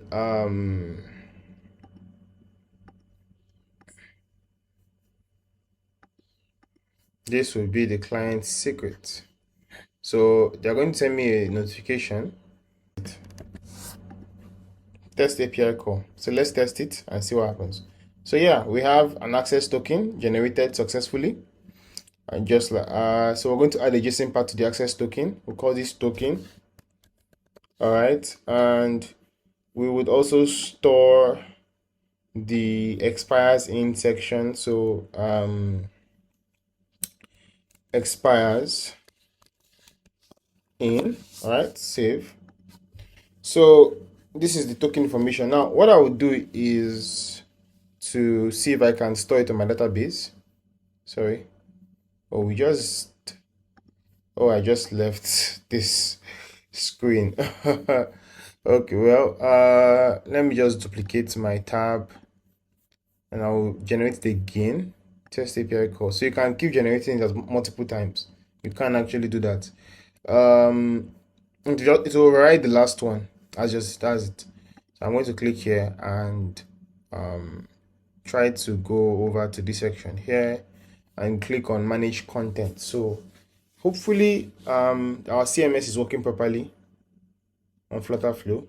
It should work properly if everything connected well. Sometimes Flutter Flow takes like a few moments to connect it properly, or sometimes even a day. I don't know, but yeah, it's working. Access token. If it's not working, you will see a message that you should enable Google sign in or sign in to your application, email sign in, and you just have to go back to Firebase and try and see whether you have enabled email sign in. So for access token, we're going to add a document. This is going to be key type is going to be reloadly, right? Reloadly. Add document. So one thing I'm going to have to do is that all these key types, I'm going to store them as a constant in Flutter Flow also. So I'm going to come over here. I always like storing them as constants. I don't have to keep them in my head. So reloadly key type.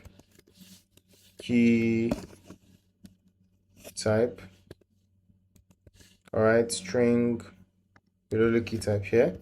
Then flutter wave key type.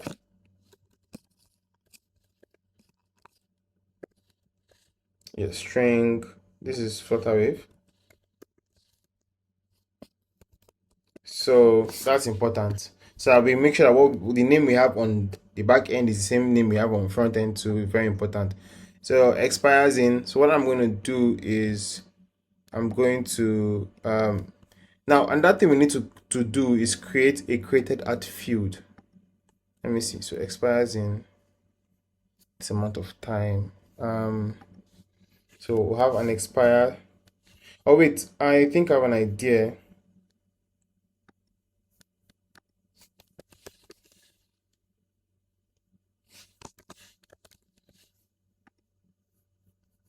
So date time.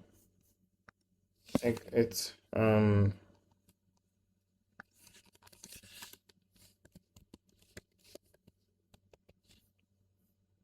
so sorry for the name, but what I'll do is I'll convert the integer to a timestamp. All right, I'll convert the integer to a timestamp from so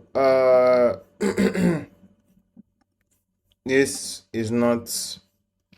I might not store the value right now, right? So basically, what I want to do is that whenever we get the integer from the API call, we just convert it to a timestamp directly, and we'll have that timestamp so that because it's more reliable than just a number. Now that I'm thinking about it, but we know it works, so that's good, and we can always regenerate it. So now let's work on this section here. We want to add the API calls that all look alike after this one. So we have this section here, accept. So we need to know the difference between production and sandbox. So make sure you keep toggling. So this is sandbox, this is production. Sandbox is for testing, remember. So this is for testing here. It's just the URL that changes. Now you can get your account balance. We don't really want that. You can get countries. Now, one thing you need to know is that from studying this, Reloadly can give you access to different countries that you can actually list out and give access to buy airtime. All right. So, hey guys. So we're here, countries, and like I said before, we can actually access I think over 140 countries to be able to give them, you know, abilities to buy time from application, right? And let's see. So the thing here is when we have an option to list countries or different kind of services like this, is because we need a particular code. Typically, that's how all APIs, most time APIs work. So I'm suspecting this currency code, right, or ISO name. Well, we need something from each country's information, right? Because this will be a list of countries. So from every for example, in every list of in every particular because this will be a list of countries. This can be Afghanistan, Nigeria, and all of them have the same format of data, right? ISO name, continent, currency code, etc. So we will need something from each country, right, to be able to maybe buy airtime in that particular country, etc. So sorry, I had to take 1 minute to explain that. But as you can see, we need the country code. So um let's see. So we can see countries, we can list different countries here. Get country by ISO code. We can see that we can get a particular information about a particular country by the country code, right? Just the code of the country, we can get that country. So whereas this is a list of countries, this is just going to get a specific country, right? But you should have the ISO code already. Then we have operators, right? So let's see how it works. For operators, the data on operators provides insights into the mobile operators that can be used to make an international or local airtime recharge. So this just tells us the different operators in a particular country, but it looks like there is no option to we're not filtering by country based on the URL. So I think we'll filter by country based on the body. So in the request, we should have a section to filter by country. So yeah, a lot of options we can send in the body of our API call, right? So not really in the body, but I'll say in the header, because this is a get call, this is not a post call, right? Let's see, include bundles, include data. So these are like data bundles, etc. Suggested amount map. Now you can read more about this in with Reloaded, but suggested amounts, there are some, for example, now when you have data bundles, like I said before a while back, you can have 1 gig for 100 naira, 1 gig for 1,000 naira, things like that. There's an amount tied to it, right? Or sometimes even for airtime, the most popular airtime amount that people buy, I'm sure they also have suggested amounts for that too, right? Size, this indicates the number of operators to be retrieved on one page, right? Include combo only, bundles only, data only. So on your own you can read through this. So this is for the operators, but I think this is general operators. We want to get operators by country, right? So we can also get operator by ID. All right, we can get operator by ID. So for example, let's say I want to get a specific operator. So I'm looking at this, that maybe in this list of operators here we can have Glo, MTN, or any operator that is in your country, right, where you're watching this, and we can store their IDs in the backend and use it to retrieve the specific operator IDs here. It's possible. All right, let's see. So I'm trying to see which method we would use. So I'm surprised that we can't filter for a specific operator in this list here. I'm really surprised.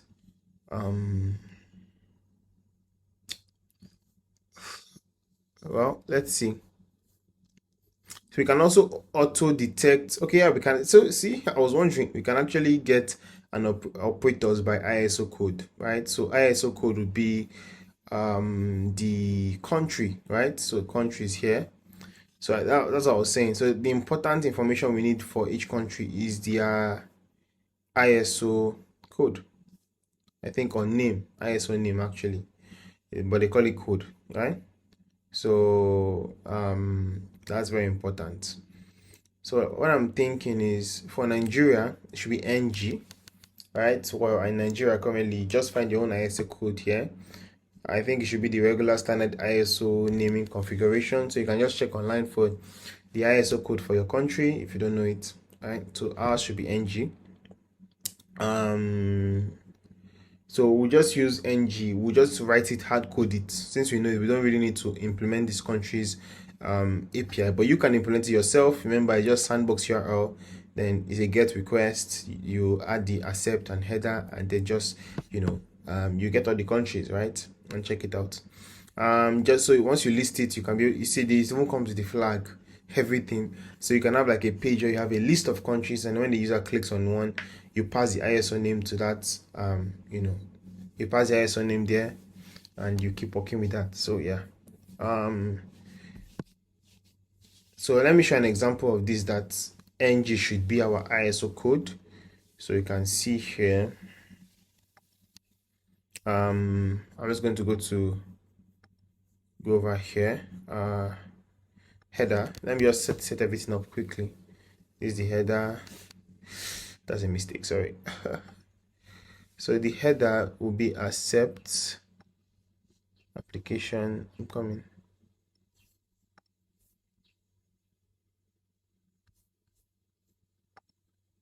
This for testing.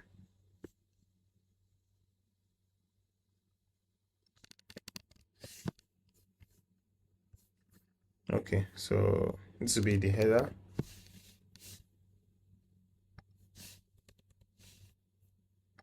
Second header will be this. Sorry.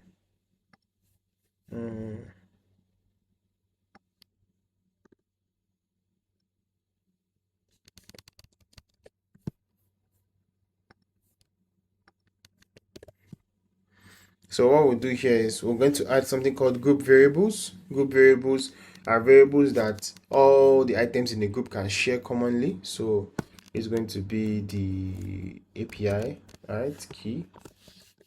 All right. So string. Now what we'll do here is this.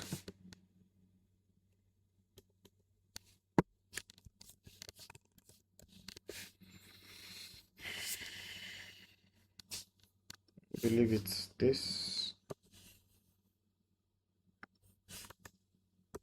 Okay, so save.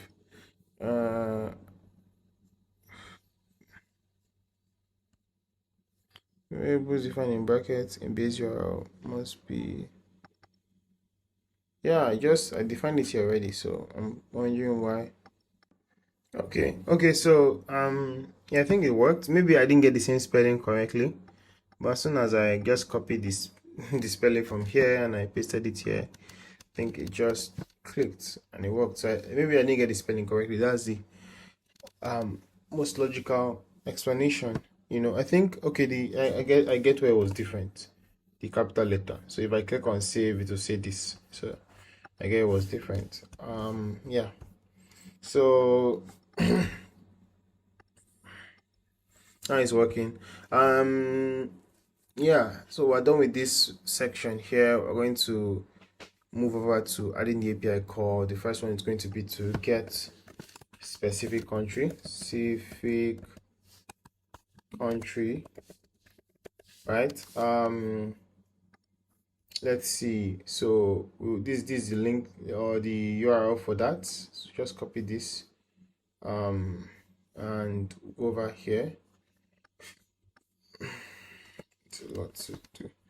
Yeah, so from here, so we have sandbox. So this is coming from the group. So all we just need to do is get it from here because it's not the same thing.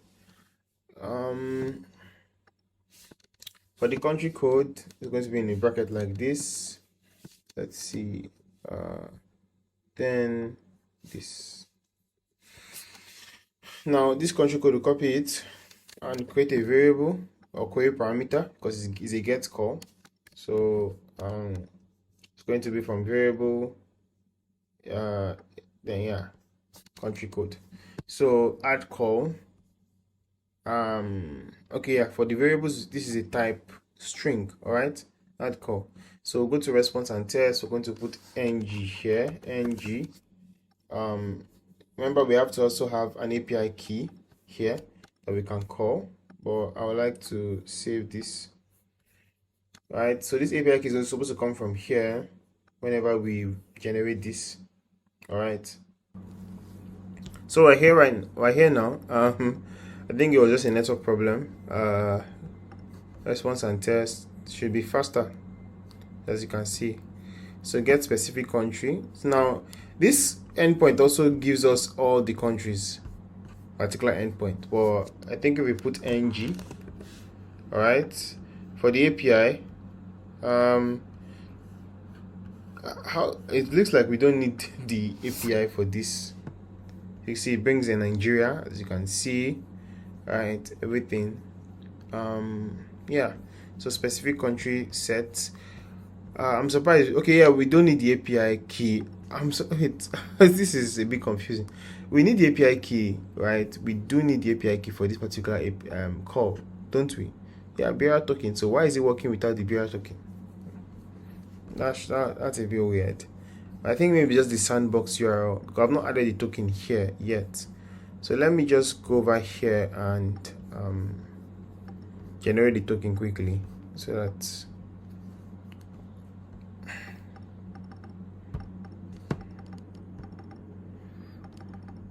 so copy. I'm going to come over here and paste it. So this is the token. It's a long one. I'm just going to copy from here, EY down here.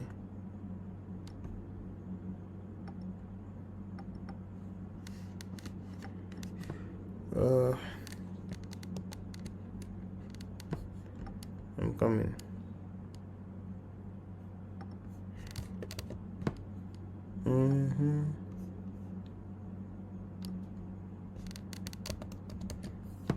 Okay, so now I've done that, I can come over here and I can paste it here.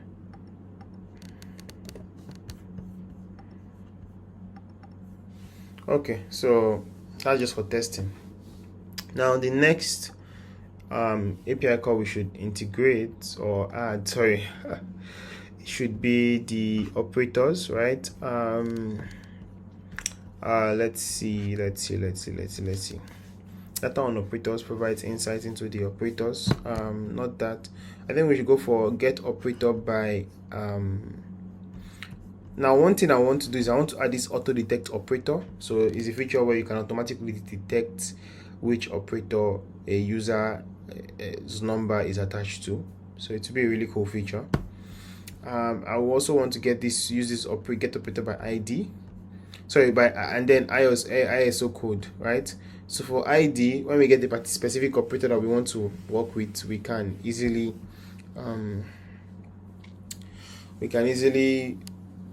pass the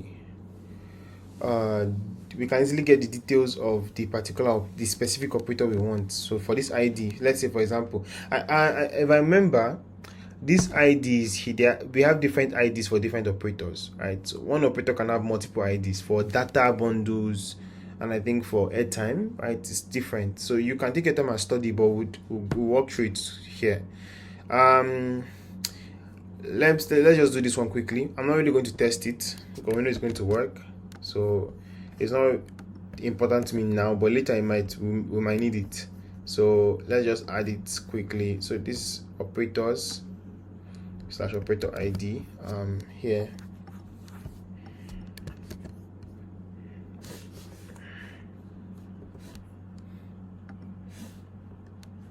Okay, so I've done that. Query parameters, just copy this operator ID from variable, this string add call. So the next one we'll go for is the auto detect operator, right? So let's see, let's copy this, paste this here.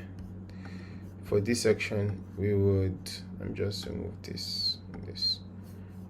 For that section, we're going to copy this entire section here. So you just have to notice that we need the phone number, right? So this is the phone number of the country, or sorry, of the user. I'm not sure which format they want. Is it like the calling code 234? Or how, I'm not sure how they want to do it. So let's see the request body. So request body, the mobile number whose details are to be retrieved. So for example, so there's no specific format. ISO code, the country ISO code. These are just the two most important ones here. Yeah, so that's it. Two most important ones. So let's see. Country. So this is phone, and then this is country ISO code. Two important details. So for the phone, give me a second.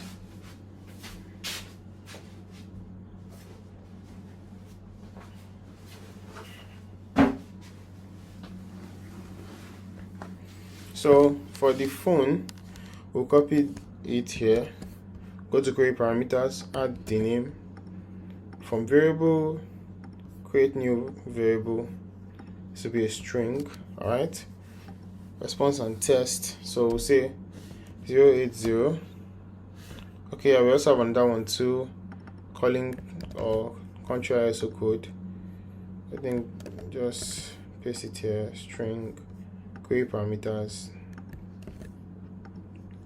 from variable we'll pick country ISO code, add call. So this will be ng. So I'm adding the number here. Okay, as you can see, we've automatically been able to detect the right country, right? So the right ISO code, which is actually a Glo Nigerian number, is correct.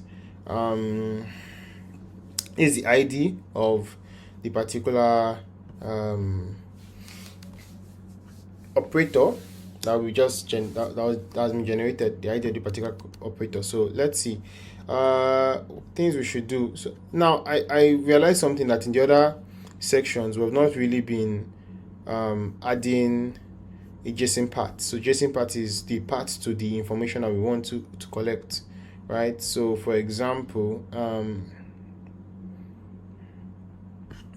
let me see.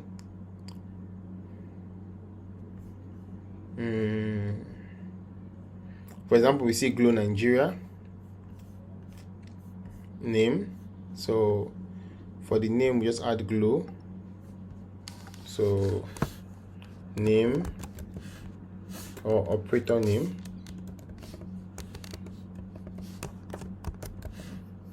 Then we also have the ID.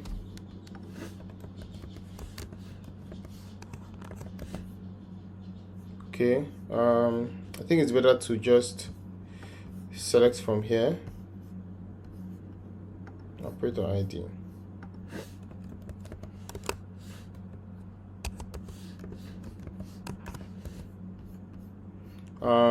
Then we should also see, so operator name ID. I think that's the most important thing. There are other things that we see here, and you can take your time and read it, but the information like international discounts, if someone is buying internationally, this is discount they get. This is the commission you can get from this number. I think 10. I'm not sure if it's in percent. Minimum amount is 5 naira. Maximum amount is 50,000 naira. So that's the maximum amount. So there's actually a minimum and maximum amount that you can actually get from, or that you can allow a user to purchase an airtime from, you know, the platforms, right? So I think, yeah, most popular amount is 85. So you can also add all these extra sections. I would suggest that this minimum and maximum amount, we also add it, right? So that we'll make sure that the user does not exceed those two different amounts. So we'll just say so you can take your time and study through, test to just make sure you test properly. But let's see, minimum amount, where is it?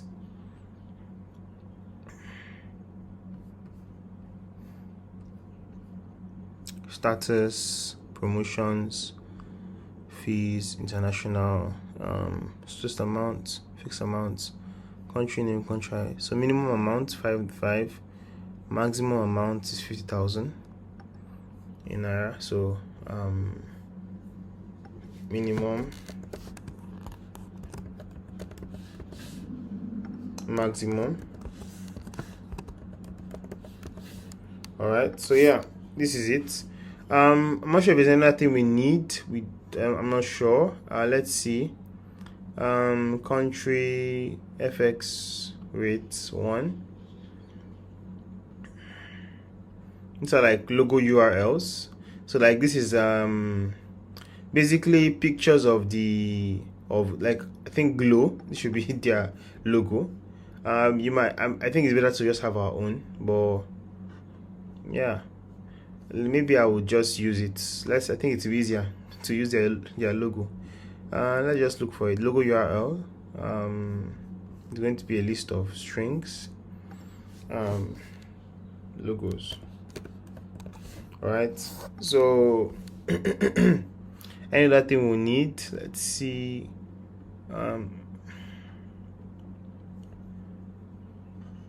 Okay, so far so good. There might be promotions too. That means that there are currently no promotions for Glow, but typically you might see promotions here in this list. So you might try and keep testing different operators so you can see how the promotions look, is it a list of strings or what, and from there you can actually be able to pick it up. I think it's a list of strings actually. You can pick it up and just display it on your app just in case there's any necessary promotion. Yeah, that's everything. Let's save. I think it's good enough. Let's also go to, I think for get operator by ID too, we might want to get all those informations too.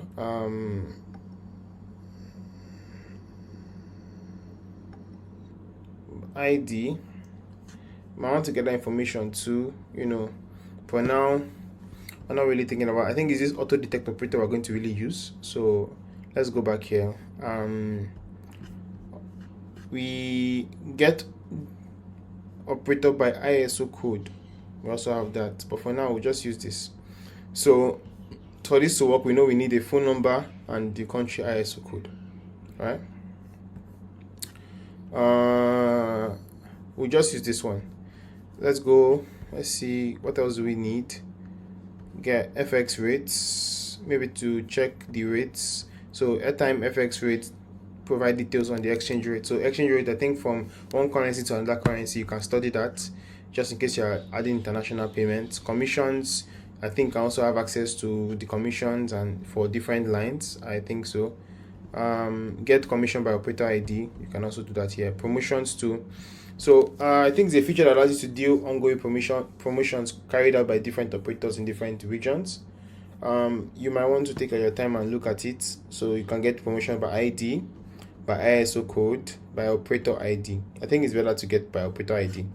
So by operator ID means that once you call a particular operator on your app operator currently, you can also check for promotions that are held by the operator, and there should be, I'm sure the promotion ID should be a way or method to call that promotion, right? Or to pay for that promotion. I've not done it yet, so this is an example of a promotion description. Get 500 MB and 150 minutes for USA or Canada, right? Right, so the amount is that's $10 and up. Okay, so top ups. Now this is how we actually buy the airtime or the data.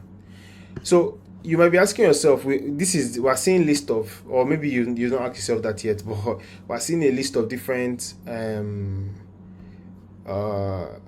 data. This is for airtime, right? To automatically detect the operator for airtime, right? What about for data? And I think the last time I tried using a Reloadly, I was a bit confused. I just spent a day reading it. So I want to take my time to really look through the documentation, but I know that they also offer data plans too, because so far even on their dashboard they only offer data airtime buying, right? But what about data plans? So in case you're trying to look for Reloadly data plans, I believe let's check through the okay guys, so we're going to try and see, or we were trying to see if we could get more information from Reloadly, like their data plans, etc. Like I said, I think I've said it before, I don't think that they really did it so well, but let's see if we can actually get access to it. Get operator by ID, I thought that operator, yes, operator by ISO code. So this is what I'm going to use. So I'm going to come over here and I'm going to duplicate this call, and we'll name this call get operator by ISO code. All right.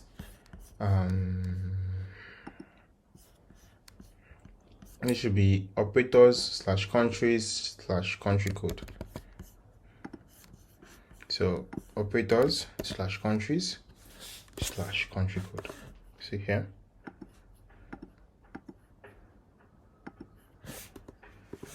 Good. Now it's a get call, I believe, right? Yeah, it is. And this is okay. This is actually okay. Okay, we got it. This sandbox URL. Okay. Now in the request, in the query parameters, we can do a lot of things. Suggested amount, we can ask to be included. Suggested amounts, we can include PIN. You can read it yourself. Include data. So this is something we want to include.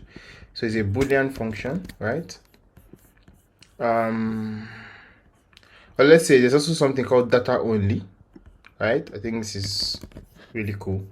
So let's see, query parameters, operator ID, we can add data only. It's going to be from variable, create new variable. It's going to be a Boolean, right? Okay, we don't need to create as a query parameter. It's just going to be a variable. Actually, that's better. Data only.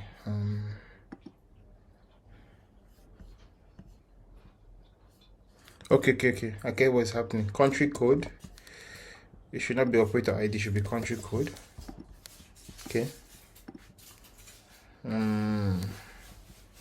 This should also be country code 2. So we should select it here, country code. Okay, that should solve the problem.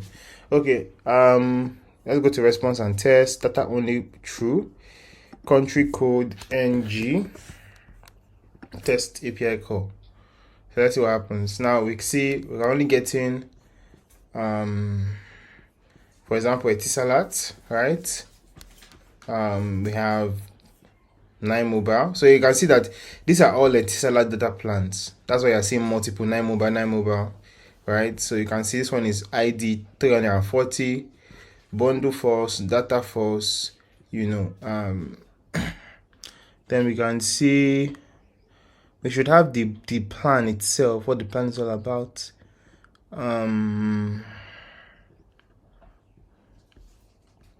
Let's see what the plan is all about. Local distance, most popular amount, minimum amount, maximum amount, ISO name.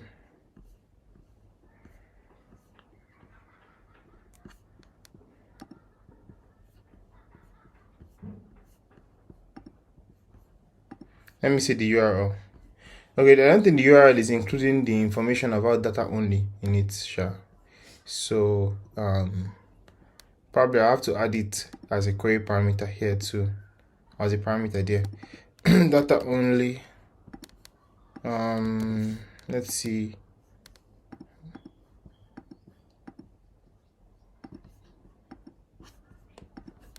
So it's added to the link. Okay, so you see data is equal to true, so I'm getting it. Let's see. So it's a fixed plan. All right, there's no minimum or maximum amount. There was minimum or maximum amount in the last one, so I knew it couldn't be correct. Then you can see the amounts, the fixed amounts that we can get. These are the fixed amounts. So you can see 20, 50, 100, 150, 200, 300, like that. Then you can see the options here: 20, 50, 100, 150, 200, and so on, right? So we have that for so it's been a while since I've actually even used this API to check the data plans. I think it did not function the way I even thought it was going to function. So this is actually okay, in my own opinion. Sorry, this is actually okay. The only problem is you can't filter by a particular operator, which is annoying, right? Because you might not want to show all the you might not want to show all the operators, right? Because this particular API call will give you all the operators. You can't filter by a specific operator. In this, you can't filter by a specific one. So you understand what I'm saying? So you have to list all the operators and then let the user pick the operator that they want and then pick the plan that they want. And that might not be the best way to do it based on your UI, right? Your UI might be different. You might not want to show all of them like that, right? So it depends on you. I'm thinking, well, that's how it works though. So let's see how we can use it. So you can see for Etel, this is the options here. Then for Glow, these are the options here, right? For I'm seeing Glow in two places. This is Glow Nigerian bundle. Glow Nigerian bundle. Telegram, Instagram. Then I'm seeing Glow again in a different place. This is Glow Nigeria data. Okay. So to me, this is quite confusing the way it's organized. It's really, really confusing. But I'm sure you'll be able to make sense of it, depending on your kind of UI, or you build around it, right? I'm trying to see how I'll build around this design here. I think Flutterwave's own API, if I remember, it's actually better. It's actually better the way they organize the data plans, right? But let's try and work with this one. Let's just see how it works. So I think firstly we need these fixed amounts, right? We need the fixed amount. We need it. So fixed amounts here. They organize it sequentially, all right, which is good. So first this one here, that's all we need. Let's look for it.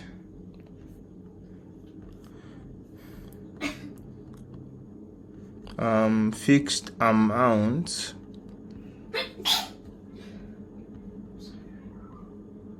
Fixed amounts here. So then we also need the fixed amount descriptions. All right, so fixed amount int, right? This is not actually an anything array. It's actually supposed to be a text, right? Sorry, it's supposed to be a an integer, right? An integer. So I'm surprised that Flutterflow is not getting it. Anyways, we'll see what we can do.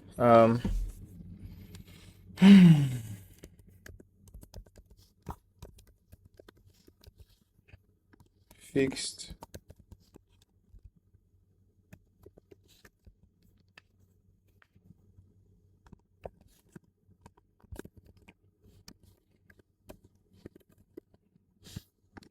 okay, so just manage that. Then let's see. We also have the logo URLs for all the different sections and stuff. Let's see. So add logo URL. So logo. Let's just pick the JSON part from here.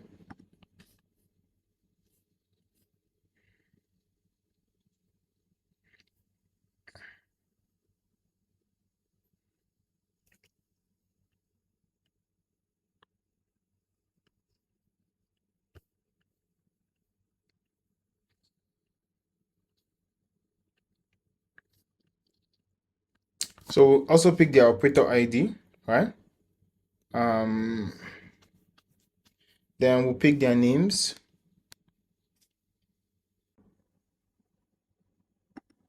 All right. Then bundle.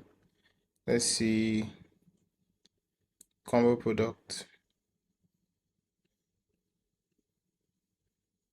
Looking for the logo URL. Yeah, so I found it. Here we go. So logos. Let me see. This is the name. This is the operator ID. Now the operator ID, if I remember, is what you use to actually buy the airtime or the I believe the airtime. So the operator ID for the data options are different from the one for the they're different from the ones for the airtime options. Even if it's the same, let's say for example it's Etisalat or it's Glow, etc. They have different operator IDs for the data or the airtime option, right? So if you're buying data, it's not a fixed amount. Although there's minimum and maximum amount. If you're buying airtime, that's how it goes. So so we can use these options here to basically get all the options for data, right?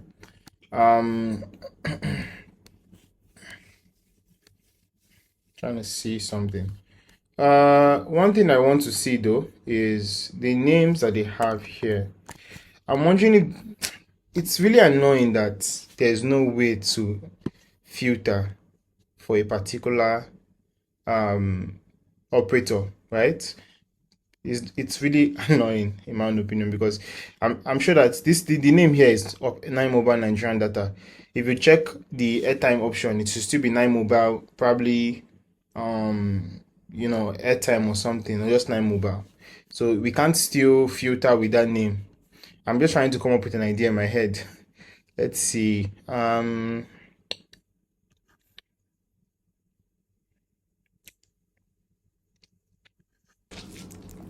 Okay, guys. So I think what we'll do for now is we are going to go to the loading page and check if there's any other option that we have. So bundles only. So we can actually filter for only bundles, right? We can also filter to include bundles, include data, include pin, include combo, right? So let's see. Now in the case of Glow, where I saw, let's say for example Glow, I saw it appear twice, right? So you see Glow Nigerian bundle. So bundles, Telegram. I'm not sure what you call bundles, but I think bundles are basically for. I'm not really interested in these bundles. What I'm interested in is the data plans. That's what I'm interested in for now. While buying airtime in Nigeria, I've never seen the difference between bundles and data plans. So I'm just going to say for the bundles only,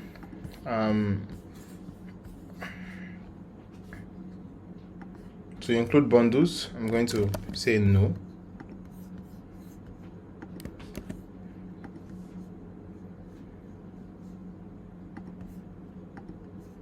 In fact, I think this should just be a specific value. It should be a boolean, and I'll say false. All right. It should come from a variable. Include bundles, boolean. Okay, so include bundles will be false. So let's see. I think the that Glow Nigeria option that happened twice will not happen again. So data Glow Nigerian bundle. I'm still seeing it. Glow Nigerian data.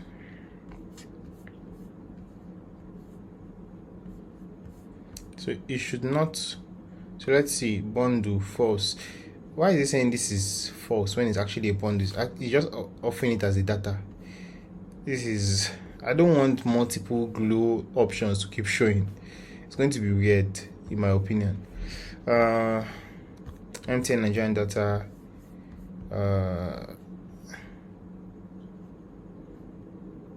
Well, I can actually filter it, but the issue here is that the glow section is not showing. It's a bundle, but the bundle option is showing as false, but data is showing as true, right? Which is not true. It's actually a bundle. So all these problems I'm facing here, it's just I think it's from Reloadly themselves, how they're handling the data offers or data packages, which I'm not a fan of. I'm not a fan of how they're handling it. There's also data only, but still it's not going to do anything because that bundle option for Glow is still showing as true. So now the thing here is this: I can write maybe functions on the front end, that would filter and make sure that Glow only has one option. But the problem is we have no control over the API, right? At some point they can change all the structured data, and our data will only be trained to filter one specific issue or one specific option, and that doesn't make much sense, right? For those that don't understand what I mean by trying to create a function or filter, don't worry, it's okay. But we'll just work with what we have, right? Work with what we have. All right. I'm thinking that what we'll do is we're going to have a page in our own design. Now, I would suggest that probably you work with a different platform, not Reloadly for data.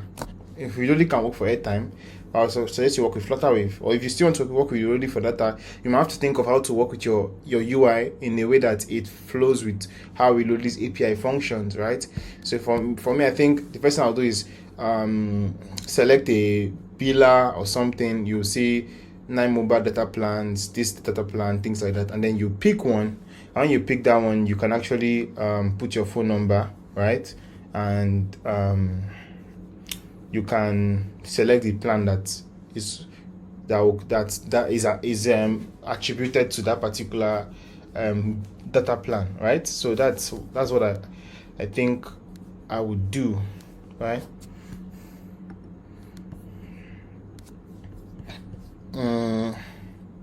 Okay, so for now, this is going to be get operator by ISO code. I'm going to call it data plans, right? So save. Okay, now the next thing that we need is to actually buy a data plan. Let's see. So we can scroll down, skip all of this, and then we get to top-ups, right? Now top-ups, this is how we can actually buy airtime or buy data. Now we'll go to the sandbox URL, and now we just need to use this endpoint here, top-ups, or paste it here.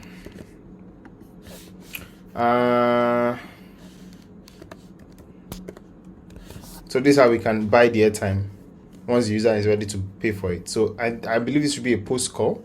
Yeah, it's post. Then the body, let's see the body. So we have 3 headers, but then this is the body here, an example, a request. So this is the body we can send to the post call, right? The API call, as an example, right? Let's go to the body section, go to JSON, and then we'll paste it there. But I'll remove this so you can format properly. Here we have it. Now this custom identifier, I believe, will be your own, should be your identification for that particular transaction, right? Should be your transaction identification or transaction ID. Transaction ID. So the ID of that particular transaction that you're making, that's to be unique to you, because that's what they said, that custom identifier. Use local amount true. So that means, yeah, right now I'm going to leave it to default true because we're not planning to launch this app internationally. It's just for Nigerians. And depending on your country, you can read documentation and tune it to your particular country. Now use local amount. So like I said, true. This is the amount the person wants to buy. So it can be a fixed amount, or it can be the amount within the minimum and maximum range for airtime, right? So amount. So all these things I'm doing here, I can actually create them as variables here. Amount, this would be an integer, right? As you can see, it as reflected here. Transaction ID, this it will be a string, right? I believe string. But since this has two brackets originally, it can actually be a string too, honestly can. So yeah, operator ID, this is the ID of the particular operator we're trying to work with. So operator ID, all right. Let's copy this, also be a string. Then we have recipient email, the email of the person who is buying the airtime, right? Let's see, email, just call it email. Copy variables, email string.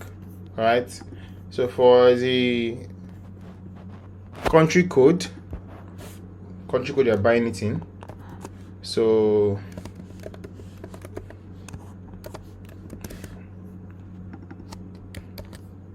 variables here, string.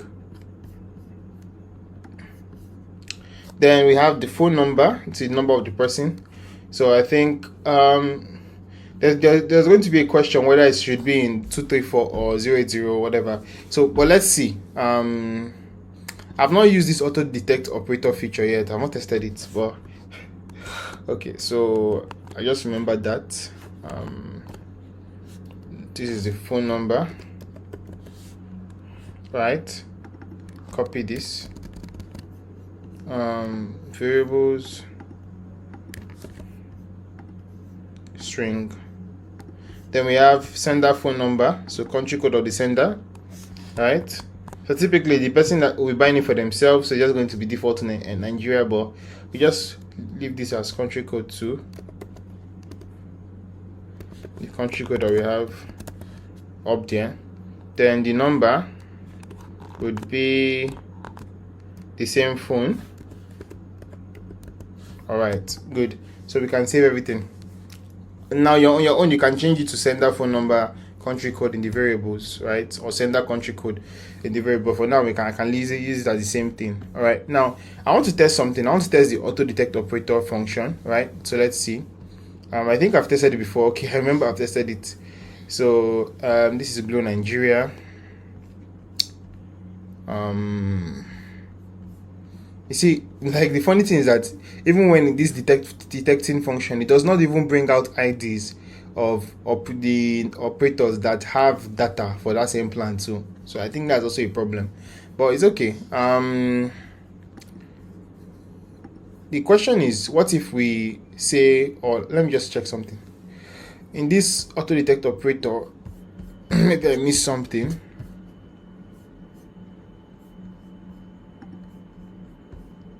So you said amounts. So there's something else we can add. We can't add, for example, only data or something to the. We can't add that. But it comes without a response. So probably we should be able to add it. Let me see if I can. Let me see. Data only. Let's see if it's going to work. Query. That would be massive help.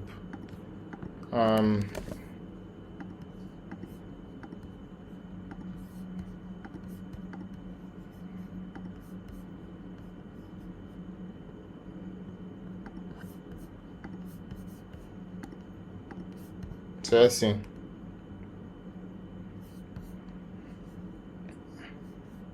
So you see that it doesn't work. It only brings out airtime option. So that's a bust. So I'll just delete it from here. and here. Okay, so we have everything set. Let's check something out. So let's test the top-up API endpoint, right?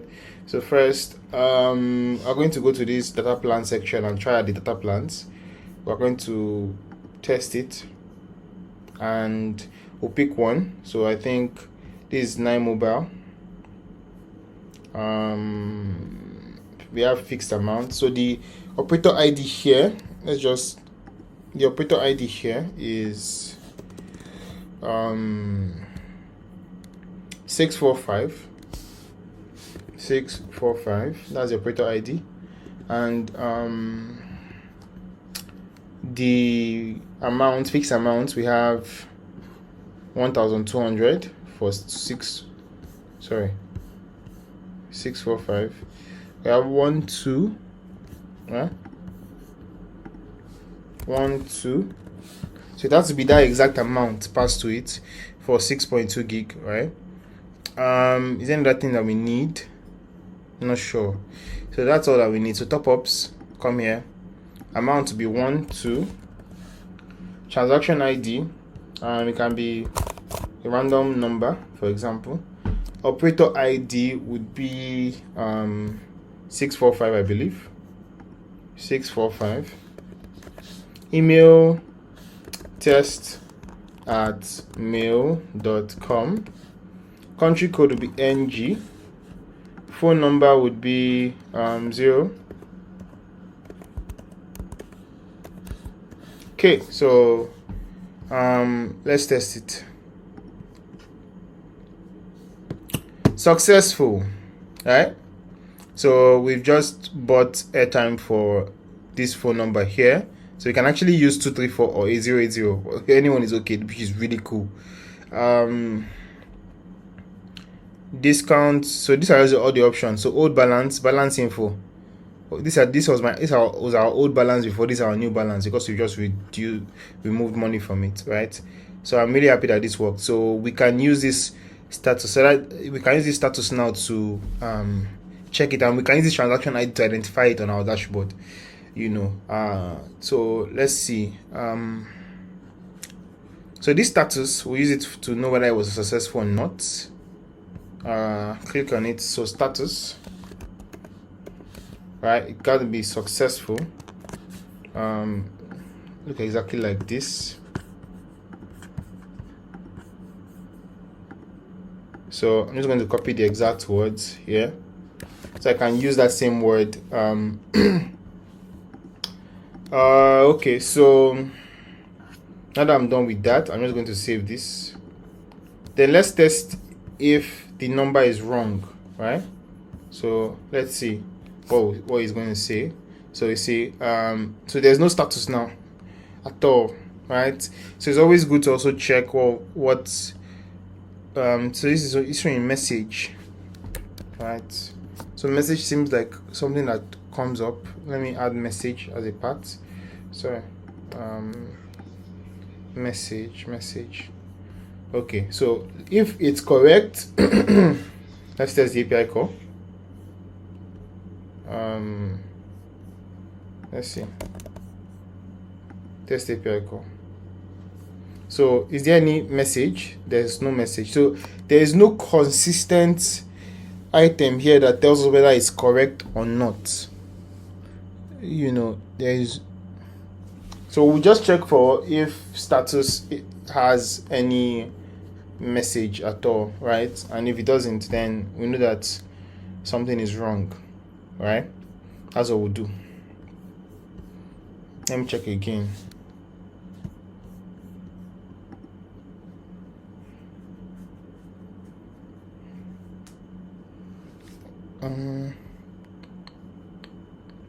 Okay, no problem.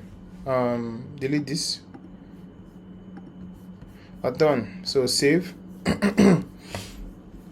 So we have the major options that we need. I'm going to quickly run to this section here, and I will change this to airtime purchase, right?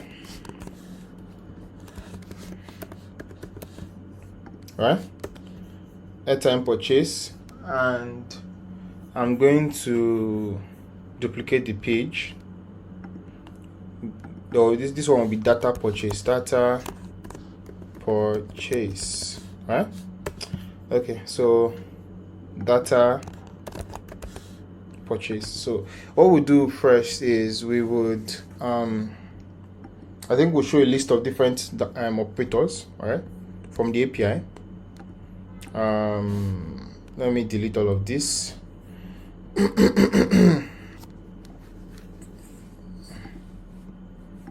Also delete this too. Think of this airtime purchase. I left the drawer too.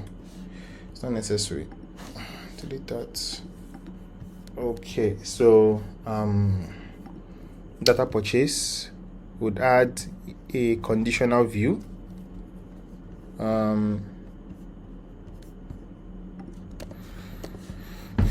So this conditional view can allow us to show different views at the same time.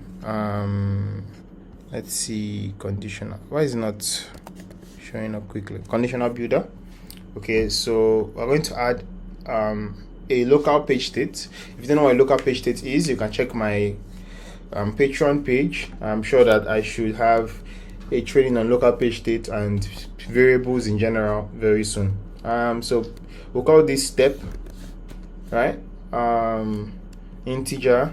So based on the steps that the user is in, step 1, step 2, step 3, the look or the view can change, right? So they'll just be on the same page. So for this one, we'll have a list view here.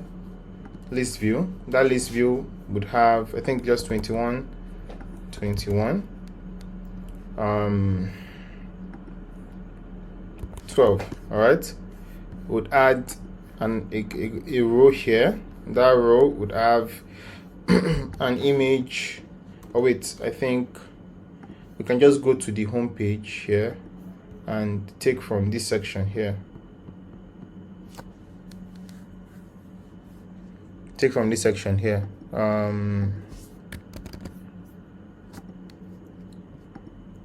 Data purchase, just paste here. Okay, delete this. Delete this. We'll have to make it bigger though, you know. We'll have to make it bigger. So I'm thinking that this would be, let's say 56. All right. This looks better, or maybe even bigger, but I think this is okay for now. Then the text should be bigger, so the text should be like 16, right? Okay, this is good. This is good. So we'll make it feel okay. There's an error there. Remove widgets. 2 rows. Remove widgets. Okay, so the space here will be 12. Close. Now we have this set. Now what we'll do is we're going to call the API for the data purchase section, right? So query API call. The name of the API is going to be reloadly, if you remember, and this is going to be auto detect operator. No, sorry, get operator by ISO code data plans. So remember all the variables that we need. We just set it. So these are the variables that we set when we created the API call. So the first one is country code. That's going to be NG specific. Now if it's not Nigeria or it's international, you have to change this country code from a variable that you've set. So for now it's NG. Second one is data only. Data only is true, right? This next one is include bundles. That is false. The last one is API key, and that API key is going to come from it has to come from a read to the database, remember. So we stored or are storing API keys here. So that means we're going to have to pass the API key to this page, right? Or we would make a read to the API key collection. So I think it's better to just make a read to the API key collection that we need, the specific one. Access token, single documents. It's going to be a filter. The filter is going to be for the I'm trying to think. Instead of making a direct read, I think we should have a different action for that, because I might want to create an action, right, that automatically checks the expire date time, and if the expire date time is already past the time, the current time, we should automatically call that API to generate a new API key and update it here. So that will have to be maybe a special action somewhere that we'll set for this, right? So for now, let's just pass the API key via a parameter, API key. Okay, so it's going to be a string. Let's see, required, confirm. So we're going to come here and to the API key section, we'll just get it from the page parameter. Now we've done that, the next thing for the API is we're going to get everything. So operator, sorry, data operator, we'll get it from the API call we just made now.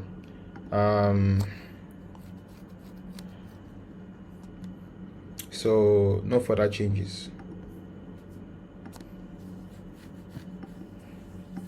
Now we have everything set. All right, now in the next video or the next section, we're going to now start connecting the text and the pictures to the logo and the name in the API. But for now, let me just expand this text. Sorry, that was a mistake. Let's see. Let me expand. Let me move this. Remove widgets. Expand text. Good. Okay, guys. So let's start connecting the text and the pictures to the respective to the respective item in the list from the API call. So you can see that it's already populating how it's going to look like when we have multiple, options for the user to scroll and choose one, right? So first, let's select the name, right? Name. I'm going to come from data operators item. There's no predefined path anymore here, so it's just going to be a JSON path, right? And let's see, yeah, so name. So this is I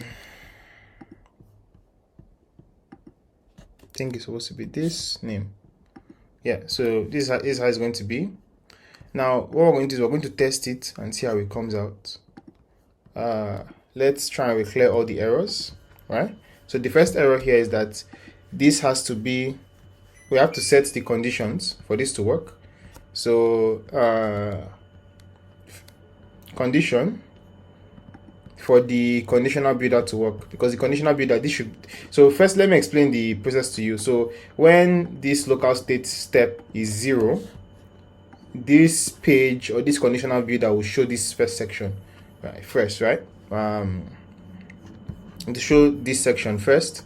Then when it is 1, it's shown a different section, and so on and so forth. So let's set the condition first. So sim condition, when page state step, right, is equal to 0, we'll show this section here. When step is equal to, we don't even need to set this one, this is just default.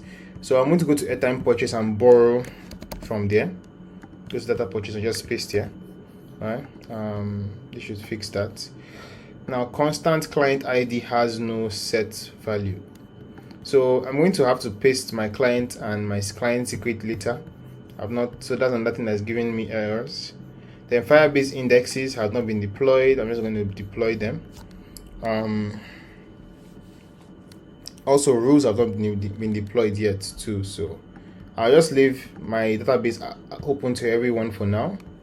That means anybody can easily access it. This is where you write rules about how people should access your database, etc. So for now, just deploy it like this. Okay, so I'm going to set my client ID and client secret constants values shortly. Okay, so this is a test, and you can see it's actually working. 9 Mobile, Airtel, Glow, MTN, right? So it's working, and I just created a quick test. Let me just reload so I can show what I did. I created a test page here. That test page, I just sent the API key that we generated before to the data purchase page, so we could test whether this was working. So it's something simple. Another thing I'll say is that you know that I'm storing for this API call to work. Later I'm storing the client. If you remember, I spoke about storing the client ID and client secret as a constant, right? Please, you can try to store this in your backend too, because usually the client secret is not wise to store it as a constant. I'm just doing it because it's an example. I just thought to say that here. Okay, so we'll come back here. Okay, we have the name. That has been set well. I'm going to go back to the API call section here, and let's test API call again. Another thing we need is the logo URL.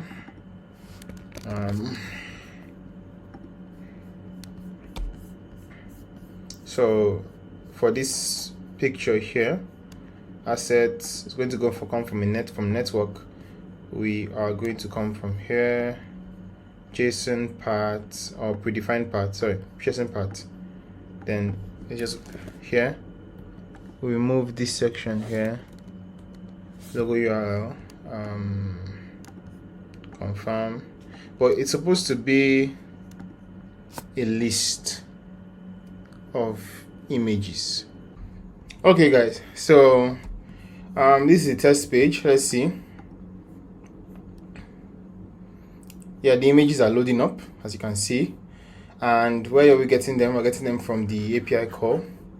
So what I did was I put 0 with the brackets, open brackets, and with that you can actually access. Remember, this is a list of items, so you can access the first item in the list, which is 0, because in programming we number from 0 to infinity, right? Yeah. So to get the first item in the list from the API call here, so the first picture, test API call, so the first picture in this list that's why I did it like that. Okay, so let's see. Now there's not the space between all of them is not so nice, so we're going to try and change this, fix it up. So with the list view, item spacing 25, I think that's better. We can reload it, and yeah, it's working. So what we'll do next is, once they click on this action, they are going to update the steps, right? Or the page state step to 1. So they'll increment it by 1. That means they're going to update it to 1. Then we also need some other things. I think to buy data, let's just try and remind ourselves, or let me remind myself. To buy data, we need the amount. They need the amount, transaction ID, right? Operator ID, right? So operator ID and amount is what we need currently, right? So let's see. So we need the operator ID 1. So we're going to store data purchase. We'll store the operator ID here, operator ID. That will be a string. Then we'll also store some information about this particular JSON object here, right? This one in the list. So I think we might store JSON. Let's just see. Confirm. So once we click this, open, we should update the page state. JSON object set value, it should be the specific data operators item, so the one we're clicking on. So what does that mean? It means that from the list, that specific item, whether it's Glow, MTN, all the information in that particular item in that list, will pass it along to this JSON object here. Then step, we're going to increment the step, and then operator ID will also update the operator ID specially, but the operator ID will still be here though, so it's not really necessary. I think it's not necessary. Let's just remove that. It's not necessary. So now that we've done that, they will move on to this second page where they can add their mobile number, and they can select a plan, select a data plan bundle, right? Then the amount, right? So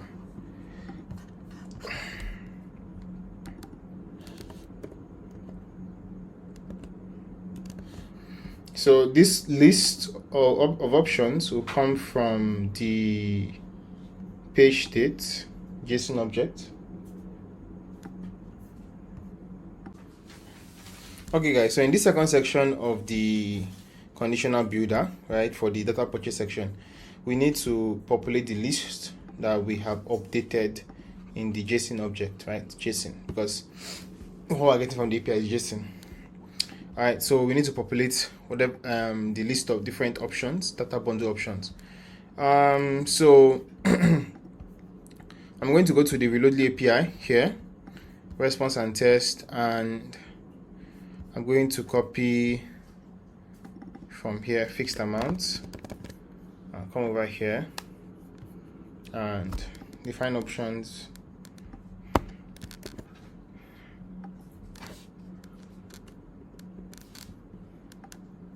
So fixed amount is going to be the list, right? But now there's something that we need to look at. So there's going to be option labels, right? So this is a feature with these drop downs where you can show one option, and then when that option is clicked, another option is selected, right? Let's see, define coming. So define the labels that will appear for selection. If your label length is less than your options less, the many option values will be used as labels. Okay, so define the option values that will be accessible in widget state. So these are just labels. So this one should not be fixed amounts alone. So this should be fixed amounts. So when then this will be fixed amount options, I believe. So let's see. Go back to the options here. Come over to this section. Let's see, ISO code data plan. Fixed amount descriptions. Fixed amount descriptions. Okay, so yeah, so this will be fixed amount descriptions. These are labels, and when you click a particular label, because they are in the same format, right? 20 20, 40 40, but this will be the description of the data plan. This will be the option actually clicked. You can test it yourself and see what I'm talking about, right? Yeah, so we can run a test to see if it works. We have 3 minutes more in our test mode.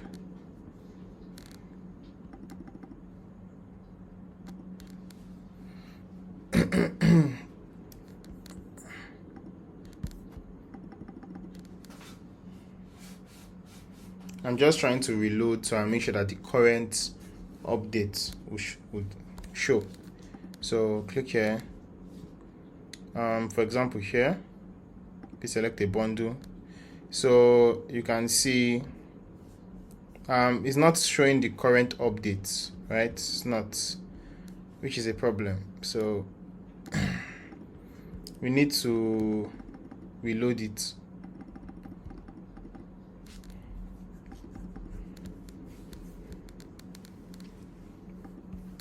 I'm going to go back to the API, come over here, ISO plans, test API call. These are the descriptions though, and these are the amounts. So it should, why I'm wondering why it's working that way.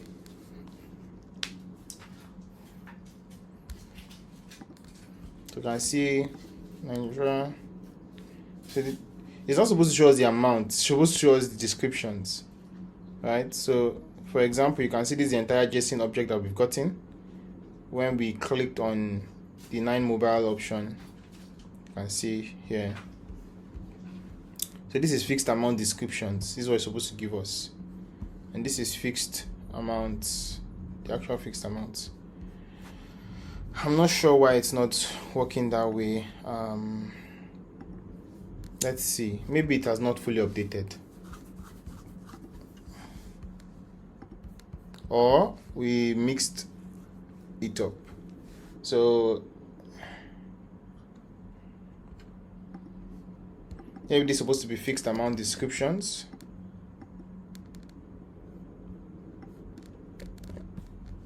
Confirm, and this is supposed to be fixed amounts. So what I'm going to do is I'm going to add a variable here. All right, let's see, combine text, and we're going to have the title first, and then would have the final option that is picked from the drop down when it's selected, just to test it. Yeah, so we're going to start a new test mode, end session,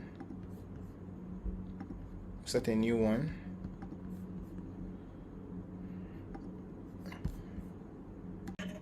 Hey guys, what's up? So I'm going to explain where we are right now, what I'm doing here. But we had an issue with trying to pass the JSON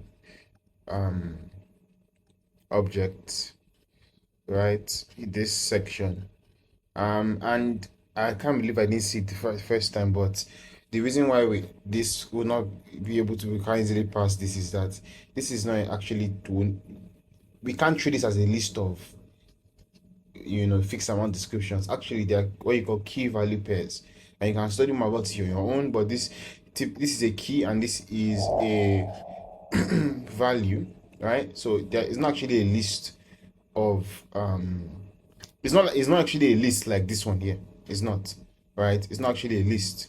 This is a list. This is just a bunch of key value pairs, and I can't believe I didn't see it at the first time. But anyways, what we're going to do, or what I did off camera, was I created a function with AI, right? So this, my channel majorly, I teach you how to build out things with no code as much as possible, right? So I actually use AI to generate a function that will be able to pass this value, right?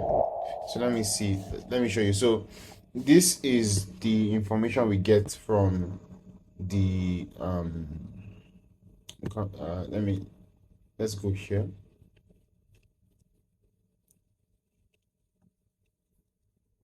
This is the info we get from the JSON call, right? This is the section that we want to pass the amount, and then the availability, the the offer, the data offer that we'll get from the amount. So what we're doing here is, let me show you. So if I paste this here and I run this,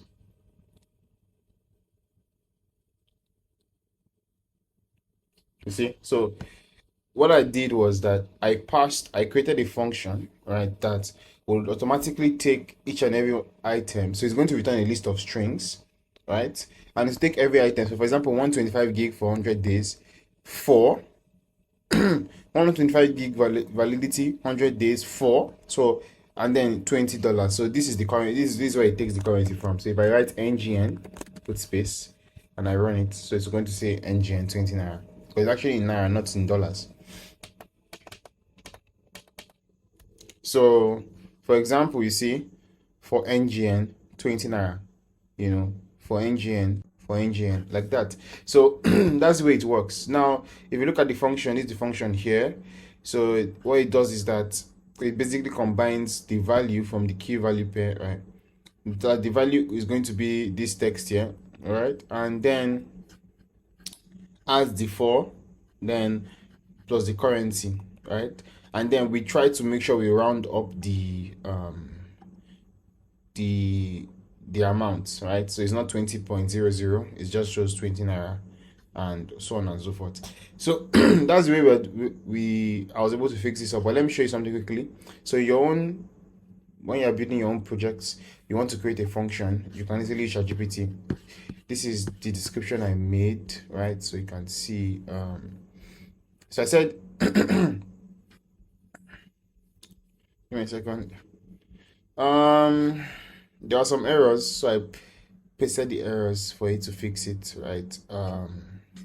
So as you can see, so basically what I said, okay, so can we create a custom function in Dart, right? You have to mention the programming language with a parameter called currency string, and then JSON, which will pass the fixed amount descriptions, right? So that's the now I've spoken to it about this function already before, but so it already has some context already. That's why I said, okay, we'll pass the fixed amount descriptions, right? That we will separate the keys and the values for each item in the fixed amount descriptions.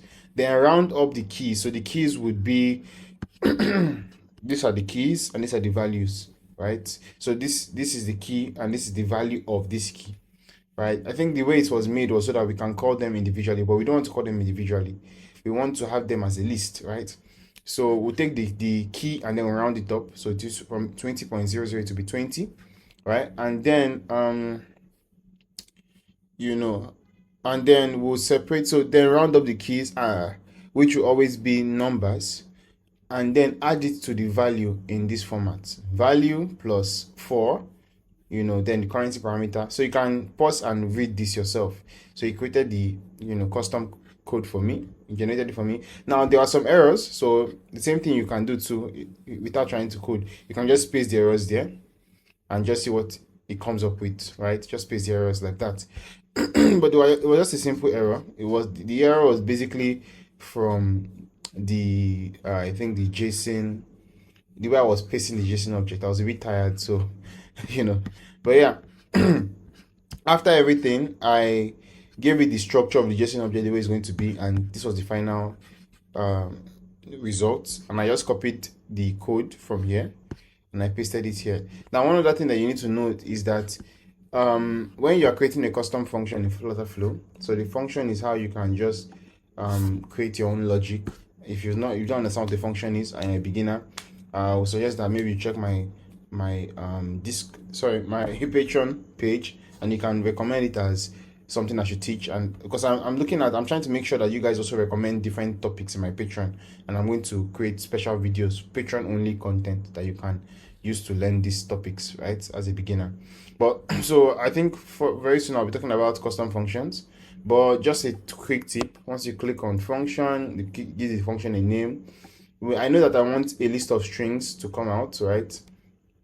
The parameter I wanted was currency, so I can just have like the kind of currency that I want to show at the end. You have the name also. Once you do all of that, I just copied this section, which is the function definition, and I pasted it when I was making the description of what I wanted to do. So I pasted it here down below. Okay, so now that we have the function that works, at least we can return a list of the data offerings, right? So let's go back here, and we are going to click here. I'm going to copy this, and for the options, it's going to come from a custom function, fixed amount descriptions. And this is actually cool because we can change the currency to from dynamically. But for now, I'm going to put ngn, all right, and then I'm going to paste this here. So let's see if it works. So I'm going to run a test, and once the test is over, we'll preview it and make sure that everything is working as we planned. Okay guys, so the function is working. As you can see, we have all the options that we have here. So you can choose which is really cool.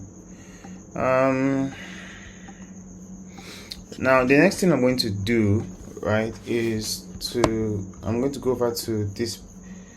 I had to paste a new API key. I was having errors. I did not know why I was getting the errors, but I just realized that I was using an old API key that had expired, so I was having the errors off camera. Anyways, I have used the custom function that I created. Sorry for the data purchase. I've used it here, and it's time to add the option labels. So now the option labels will now be the fixed amounts, right? Okay, so as you can see, so let's test it now. Let's see which option is picked when we select from this drop down, right? So let's just reload.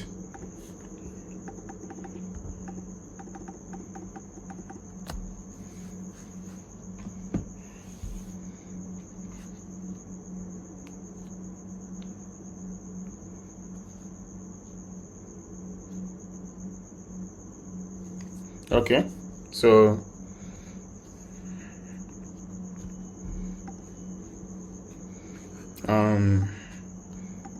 as you can see, 200 is selected, like I said. So basically, the list that we have from the fixed amount descriptions is in the same format as the one from the fixed amount. So once we pick this one, it's just a feature that we have in the drop down. I think I've already explained it before. You can play around with it and it's really cool. So now that we have that figured out, the amount, I don't think the amount is necessary. We don't need an amount. We just need the phone number and then the purchase section here. All right, for purchase we need to add an API call to top up, right? So it's going to be an API call.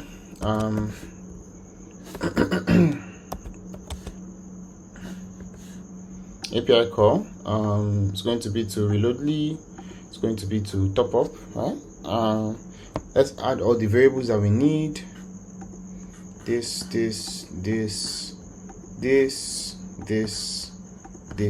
yeah. So for the amount is going to be the option that we picked from the widget state drop down, right? So let me remove that function here.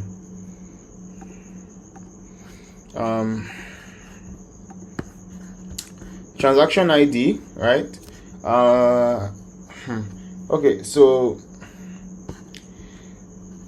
what we're going to do is we're meant to create a new transaction, right, each time. So I'm going to add an action, right? The action is going to be before this one. All right. First, this button, we can't just allow people, because this action should be to create a document, correct? Create a new document, and the document should be a transaction. All right. Now we don't want users to just be clicking it anyhow and it automatically trigger. So we would have to make sure that this button doesn't work. So button disable options. We're going to say that when I think it's going to be a combination, right?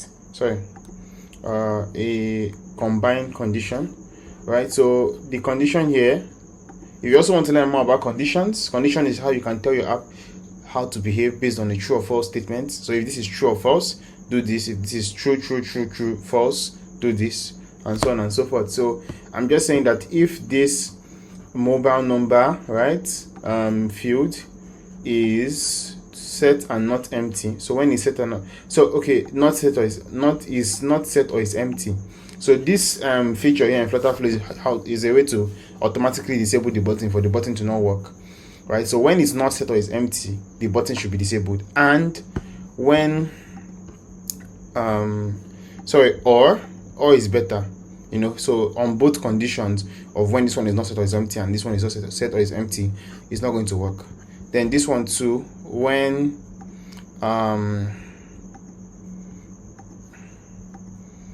it is not set or is empty, right? So if either is not set or is empty, that's the logic, the button will not work. I'm going to add a disabled color. You can preview in Builder how to look. not so good. All right, like this is better. I think it has an elevation which is too much, so I'm just going to move the elevation. Maybe I think that's okay. So you can design, you can focus on design your own, but let me just put on 0. I'm not really focusing on design right now, so you can leave it as this, and then the text icon color can actually be black, right? But a lower shade of it. Good. So this still looks good. So once these two have been filled out, right? And that thing is that we also have to make sure that this is a phone number, or is the right phone number. But truth be told, any error. So I remember that this top-up actually gives us errors. In case the phone number is not correct, we can rely on the API to tell the user that it's wrong. So the response from the API. So let's test it. Top-ups. I'm going to put in a fake number. This is a fake number. Let's test the API call. So the error, recipient number is not valid. So this is a message. We can save the message. So basically, if you get this exact message, you can write your own custom message. But for now, I'm just going to display this message. So it's always any error we get will always have this message pop up, right?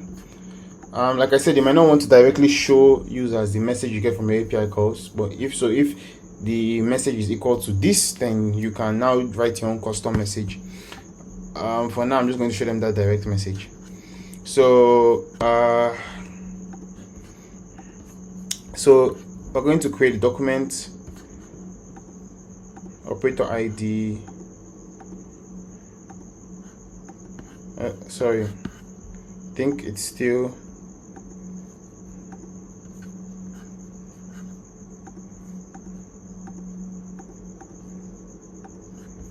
No, it's not working. Create documents, transaction.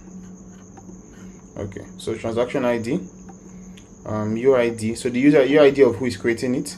So firstly, now here's one thing. Trying to think. The issue here is this: we need a custom. We need a custom transaction. Right, in custom transaction ID for the API, because we need a transaction ID to be set, and we also need this document to be created too, so we can use the reference for the ID. But I'm thinking that I won't want this document created just anytime. Sometimes the user might write a phone number and the phone number is not correct or something. We just don't want too many documents being created anyhow out of a whim.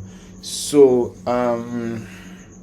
one thing you could do is that when they first create a document, there can be a first status. If you remember yesterday, I'm sure Firebase spoke about the collections.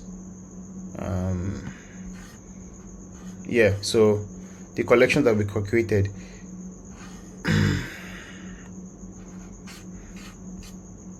Let's see. So for example, these are the transactions, right? So for example, for every transaction, we have a status, right? For example, let's see transactions. Yeah, we have transaction status.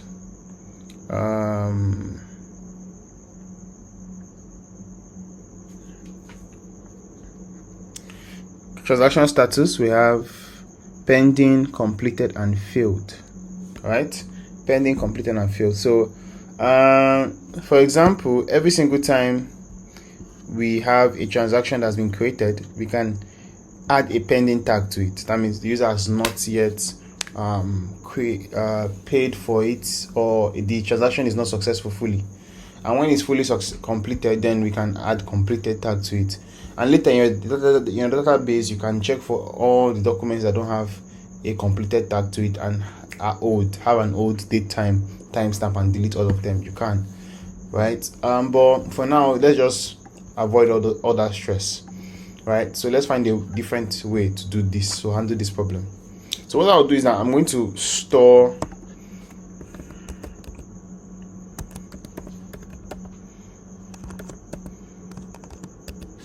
I'll store all transaction IDs in a different collection, right? So now I'm going to tell you my thought process. List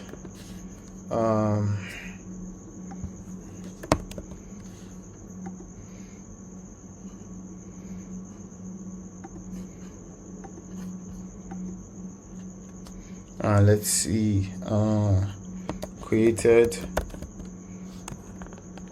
timestamp or timestamp. Okay, so date time. Now what we'll do here is we are going to query that collection, this one here, transaction IDs, right? We'll query it. Add query on the button. We're going to query it on the button. So we're going to query a collection. We're going to query the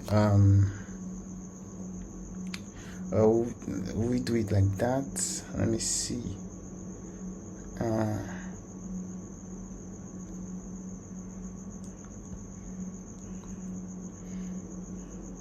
Trying to think. It will be much more easier if it's a single let me show you what I mean. So if it's a list of IDs, right? So if it's a list of strings or layer strings list, so but let's say integers, right? Let's use integers for this. So what we're going to do is we'll create a custom function, right? Called generate unique int. So we are going to create a custom function that automatically generates a unique string of or unique number of integers or characters that are integers, that are numbers, right? And we would, so I should just watch me, right? Just watch me. So let's see, we are going to have to pass a parameter of a list of integers, right? Integer list or int list. So basically from that list, this function is going to look through all of the integers in that list and make sure that the new integer generated in this function is not in that list. So we can have a unique transaction IDs. All right, remember, if we have a transaction ID that's been used before, it's going to affect our API. So they will not be able to generate the top up. All right, so now that we've done all of this, we can go to Code Copilot, that is Flutterflow's own AI code generation system, and say generate a unique 5 character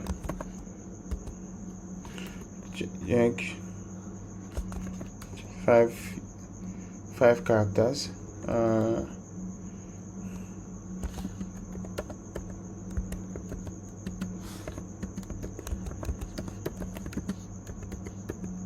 number. I'm just coming with some number not in the list. So hopefully it understands, because trying to come up with, I think Flutterflow has a text limit. I normally don't like using Flutterflow, but it will be faster here. So I was trying to make it as small as possible. So we can copy the function into our project here, right? Let's see, unique int. Okay, so I think it will just keep on trying to generate a 5-character keyword until it is not in the list. All right, once it's not in the list, we'll return it, which is really cool. So let's say we have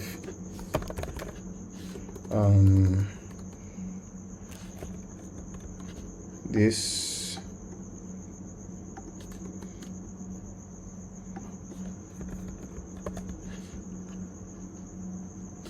Okay, so let us run the function.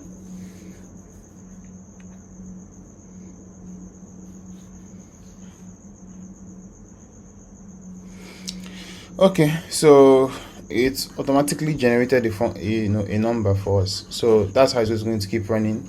Just keep generating a unique one that's not in it, and to keep doing that. The next one will be unique too. Let's see. Yeah, that's how it's going to keep working. I would copy this number here, right? And I'm going to go to the database section, manage content. One thing is that when you have documents, so this is only going to be one document in this collection, which is weird, but I do that sometimes. The only downside to this is that, you know, when you're storing a lot of information in one document alone, it can they'll get to a point where it will become full. You to become full. So for a large scale application, this is not recommended. Very large scale application, this is not recommended, but just for a start. Now there are many other solutions to trying to make sure you have a unique list of integers, right? There are solutions you can come up with, but this one is I just came up with it on a whim for this app because it's a test app, right? Let's go over here, add document, right? You have to add at least one document. If not, you have errors in your app, right? So I've added the first number. So every single time we check this list, we would make sure that the number generated is a unique one. All right. Now go back to the function. Everything is set, right? So what we're going to do is we'll just query collection, query this transaction IDs, right? Sorry. And we would, so it's only one document that is there. So the first document that is there, we'll just query for it. Now, then what we're going to do is we will have a page state called ID generated. All right. So I'm going to store the ID that is generated, the unique ID that is generated here. And there's a reason why we have to store it. So click here, come over here. So the first thing we're going to do actually is we're going to update the page state. Update the page state, right? We're going to update it with the ID generated, right? Set value. So it's going to be from the custom function, generate unique, ID. We're going to get the list from this list of IDs that we're reading from the button query, right? So we'll generate a unique one and to be stored in the page state. Once it's stored in the page state, in the API call, we can use the page state ID generated now for that unique ID, right? For these other things, so for example, email will be the authenticated user's email, right? If you are using phone number to register in your app and not email, you might need to use maybe the phone number or something, or generate a random email for the person, because I think the email is important. I think that's for Flutter Wave. If you don't have the email, it's not going to work. Operator ID. We're going to get that from the JSON structure. I just remembered. Country code is going to be NG, right? Phone, right? The phone is going to come from the widget state text field, phone number. API key. So the API key is going to come from the API key in the page parameter. All right. The operator ID is going to come from the JSON body. So let me look for the ID of the operator again from this test API call. So the operator ID, this is it here. So to get it, it's quite simple. It's just this. Let's go over here.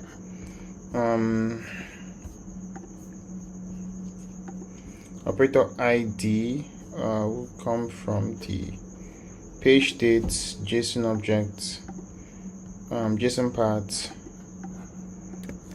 operator ID. Remove this, and we're good to go. All right.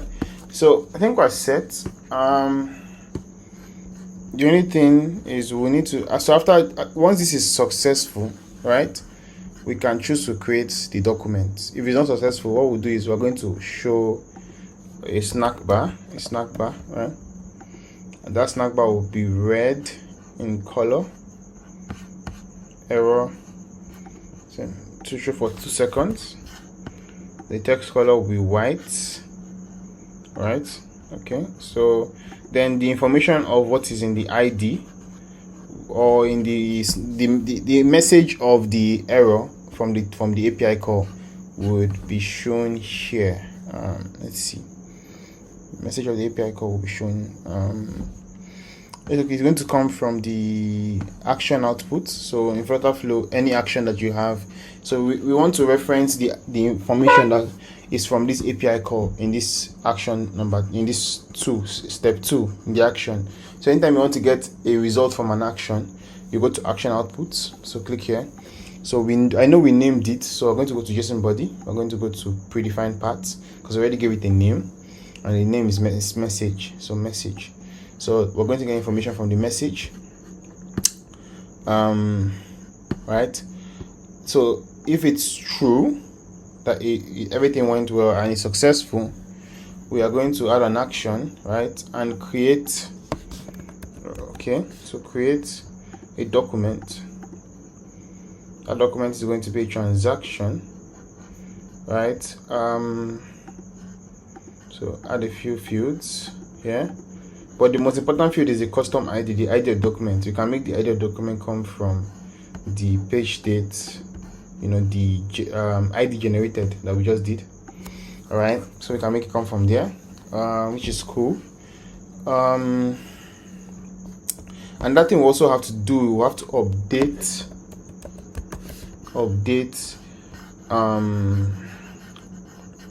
let's see, we have to update a document. The document will be the transaction ID document from the button query, and what we're updating there is from the list of IDs, we're adding another ID to it so that we can store it in our list, so we can always make sure we're always generating a unique list. It's going to come from the ID generated page date that we stored earlier. So for this one, transaction ID, don't have it here, but we know what it's going to be. It's going to be what was stored here, right? UID is going to be the user UID. Transaction type, this will be data. All right. I'm not sure what the plan was when I was writing transaction type before.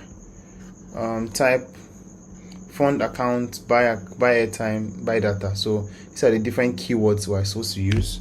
I think it's just buy data. Add here. Those transaction types need to be stored as constants, though. We need to store them as constants. So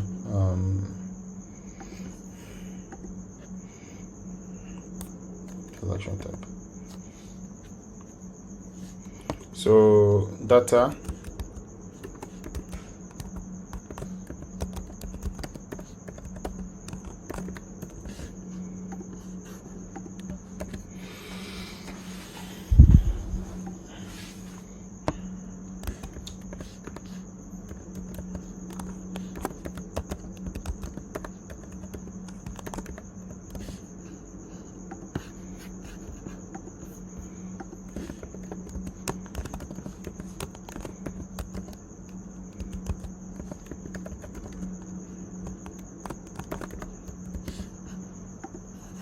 so copy from here, buy airtime,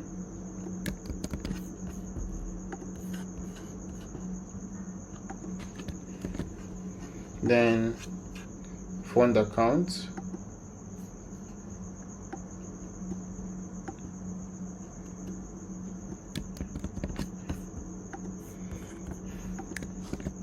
okay. So now that we're done with that, come over here and creating documents. Transaction type would be from variable.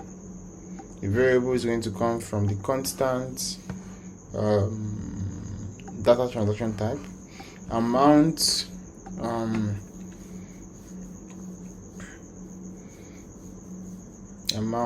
let's see, specific value. So it's going to come from variable. It's going to come from the widget state text field. Status, successful. Right? So let me check how it's supposed to be written.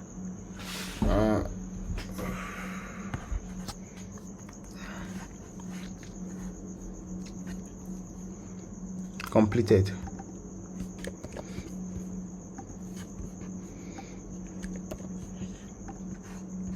Timestamp will come from the global properties, current time, confirm.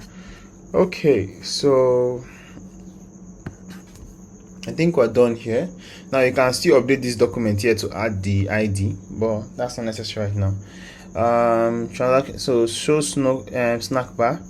Everything is set. The only other thing is that we're meant to show a confirmation screen, right? Confirmation. So I'm going to display a custom dialog, or I think a bottom sheet. A bottom sheet show. Let me see.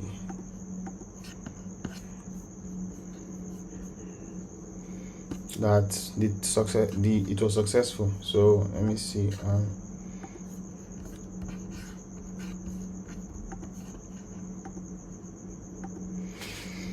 It's going to be full. No background color or anything. Let's pass the parameters: title, text, body, action main. So title text will be data purchase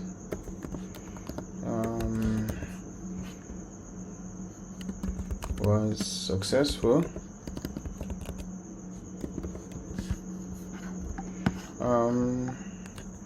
Please wait a minute.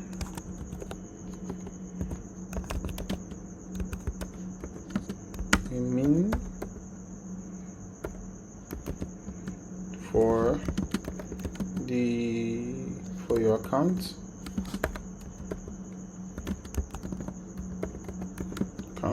to be recharged. Then button text will be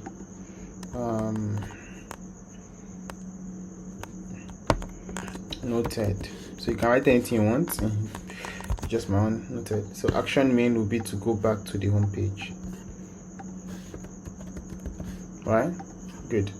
That is set. We can go back to airtime purchase, which is way more simpler than the data section.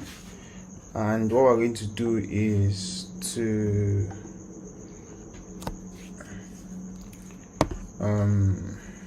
we're just going to have an API call. So I'm going to I'll go to data purchase. I'm going to copy everything that we have here, copy action chain, and we'll go to airtime purchase and just paste the same thing, but we'll change a few things. Okay, so open, paste. I have some errors, but firstly we have to make sure that everything is set. So the idea we had in this airtime page, okay, it's not fully set. There's something that we have to do. So the idea we had in this airtime page is that we want to do it the same way they did theirs, where we have an automatic detection of the number, and then we show that option, right first in the initial. So it's going to be the first option that will be there. Then we would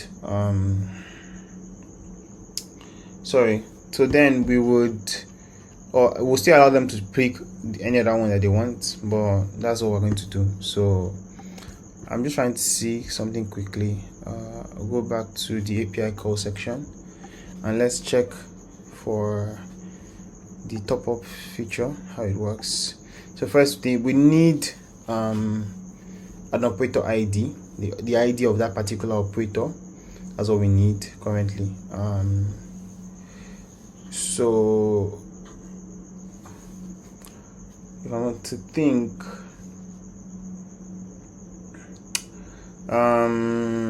We might need to display a list of different operators too, just like we did for the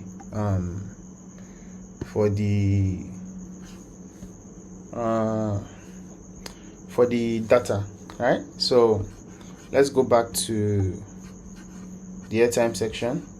Now, two things we can do: we can either save the operator IDs in our backend and just reference it from there, but it will not be recommended to do that. So I'm going to go back to the API section, and but this auto detect operator would give us I just remembered, it's actually going to give us the operator ID.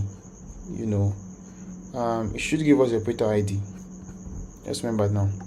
So we have to rely on this auto detect feature from the number that is placed here first. So let's use that quickly.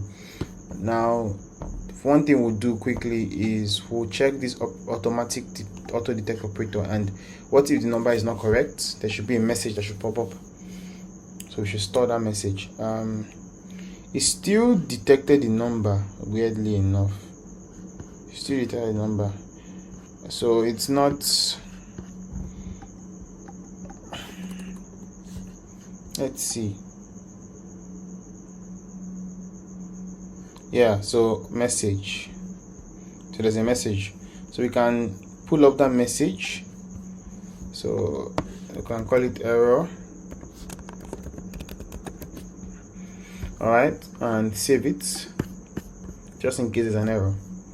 So what we'll do is this entire section here, we can't show it yet until this has been called or it works, right? So what we're going to do,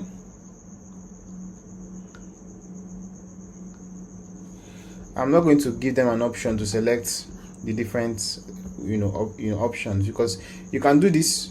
Probably you have to have an API call like the normal one that would give them different options where they would be able to select just like we did for the data section, right? They'll select and then it's automatically give them, because you need whenever they select the task, you have to extract their operator ID from it.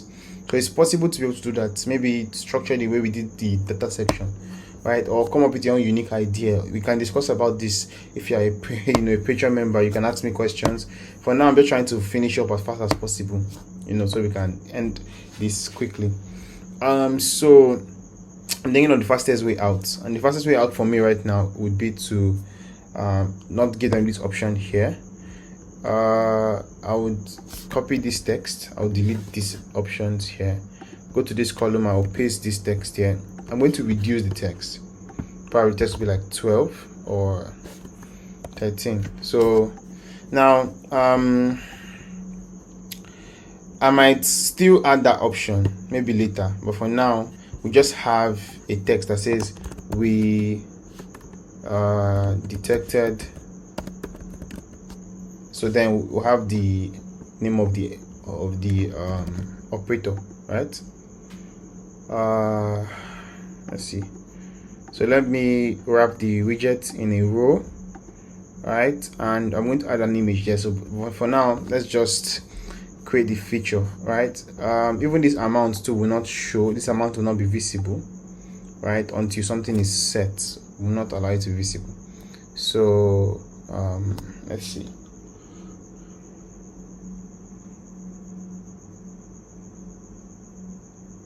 I'm trying to think. So another thing is that one thing you need to know about Flutter is that it's not the best when it comes to, or even Flutter Flow, to automatically performing an action in the background.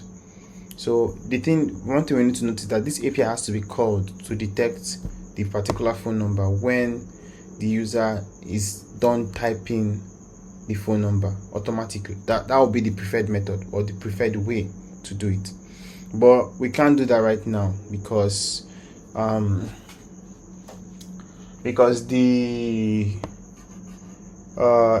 there's a feature in this text field here. I'm trying to see how I can explain it, that says on user submits, right, on change right? Things like that. So on change means as user is typing, we can perform an action. But the thing here is that it's not the most ideal way. Some devices might not work properly the way it's supposed to, things like that. It's not the most ideal way to attach an API call to that kind of feature. There are other places you can attach an action, like that kind of action to it, which is perfect and ideal, but an API call, no. So those kind of actions, you can't really do it in the background. You have to attach it to a button or the click of a button, etc. Right? So what we'll have to do is that this button will have to have different states.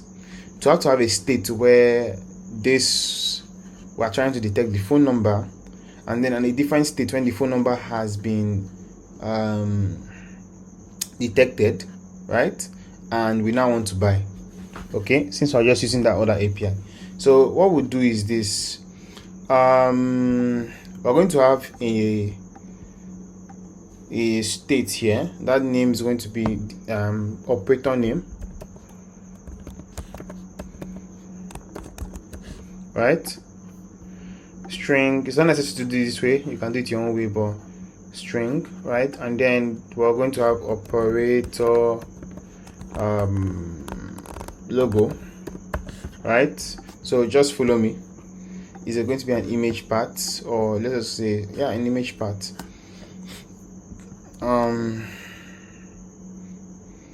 Also going to be nullable. Confirm. So now that we've done that, we are going to on this button here, the first state will be, so I'm going to cut all these actions again, right? So this is what I do sometimes. Cut action chain. I'll just take it to the second section on double tap, so I can store it there for temporarily. Then on tap is what we want to focus on. So I will add a conditional action. That conditional action will be when the page state operator name, right, is set and not empty. So if it's set and not empty, what will happen is that we'll have a different set of actions, and that's going to be these actions here. Cut action chain. But if it is not set or is empty, that means it's empty. We're going to have a different set of actions, right? And then we're also going to have that same logic for the text. We can't have the word purchase show when it's just the number we're looking for. So the word we'll have there would be something different. So let's have, I think, if then else, right? If then else is a way to replace a value of something, the value that will show. In this case, the text, instead of purchase, something else based on a group of true or false statements, right? So what we want to do is that I already copied it. If it's not empty, right, the word purchase will show, right? Purchase, right? But if it is not set and it's not set, right? Let me see the feature here, how they said it, or what word they used, right?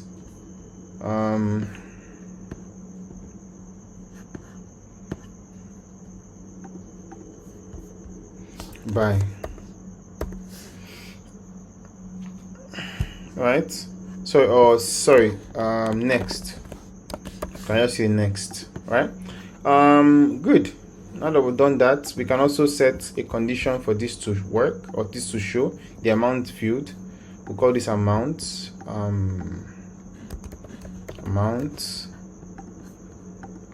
This will be mobile number.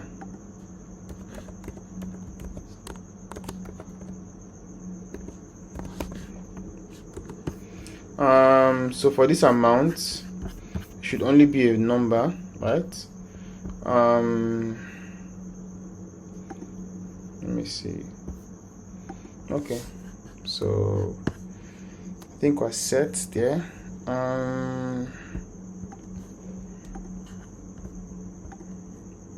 The condition is that when operator name is set and not empty, that's when this should show too. Now that I've done all of that, we can do this. Add this here. First, I'll add an image, circle image,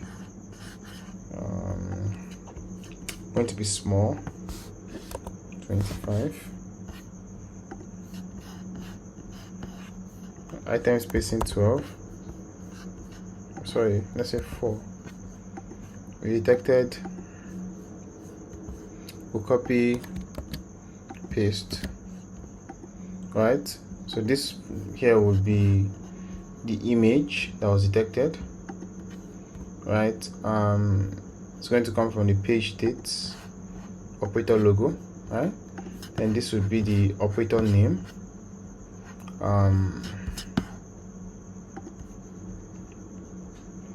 Page state operator name.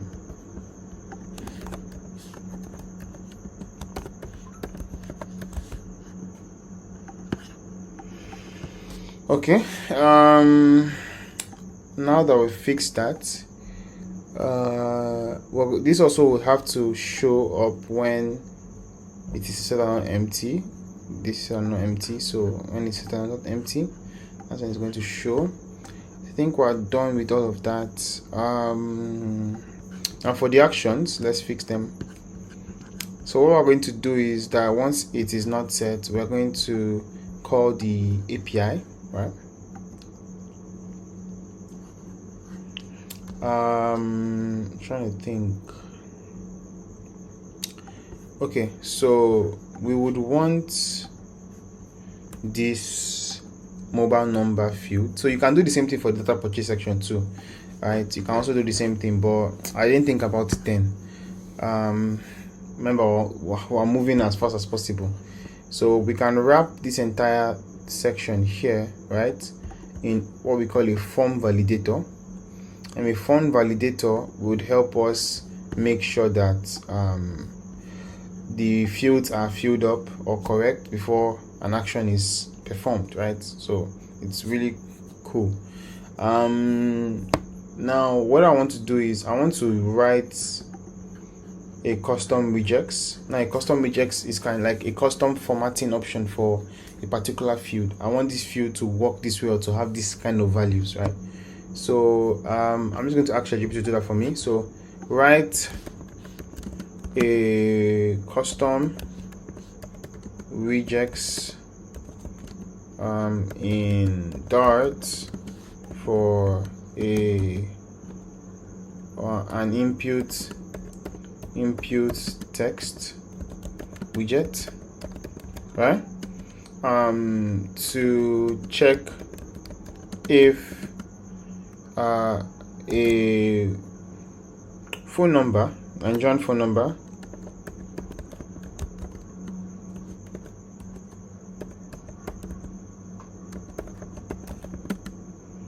was imputed correctly. Now the thing here is this is not dynamic. You can't really change this dynamically, so I don't always like using it, right? In case you want to create an app where you can check for this same text box, can check for different phone numbers all around the world, you might have to use custom code for that or something else, right? For this is just one validation method, which is for Nigerian phone numbers. Yeah, so this is it here. This is the regex we need to copy. It's just giving us an example here. But this video we need to copy this here. So basically it's matches to check whether we start with the 0 and matches the first digit after the country code. Okay, then make sure that they're exactly 9 digits after, right? Then assert. Okay, so yeah, this is good. So I'm just going to copy from here. Sorry, from here.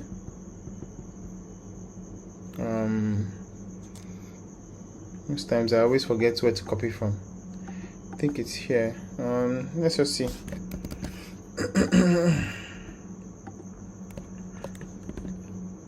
Yeah, I think it's there. So let's see. Okay guys, so for the regex I wasn't saying properly, so yeah, from here I didn't copy from the R. I think I just saw it properly now. Anyways, so when this validation So this for Nigerian phone Nigerian phone numbers. When it's not correct, to say invalid phone, you can give it your own custom instruction phone format, right? You can say not a valid Nigerian number, for example, right? Or not a valid Nigerian number. Okay, so required characters, minimum required characters 11. Sorry, I don't think there's any necessary. We don't really need to do that. Okay, so I think we're done with that. Amounts also should be filled up, right? You can also write a validator for it to make sure it's only only integers that are being written there. So once we've done that, we can come over here. So I don't think we need to add for, I won't add for the amount also, only for this mobile number, right? So what we'll do is we're going to validate it. So there's an action called validate form, right? We'll select the form. That's the form we just added now. Then we're going to now call the API. The reason why I had to do it that way was that the API actually can work. I just noticed that, remember, we noticed that the API can work even if the number is not complete, right? So I want to make sure the number is complete before the API works, because if the API works and the number is not complete, the top-up will not work. But at the end of the top-up will also give us a message that the number is not complete, right? So there's no worry, but we just want to make sure that we minimize the space for error before they get to actually buying the credit. All right, we'll come over here, API, right? API call reloadly. That will be to automatically detect an operator, phone, then ISO code and the API key. So the API key will get it from the parameter that we got up here. There was a parameter there, right? This page has a parameter. I'm surprised it's not allowing that to show. Page parameters.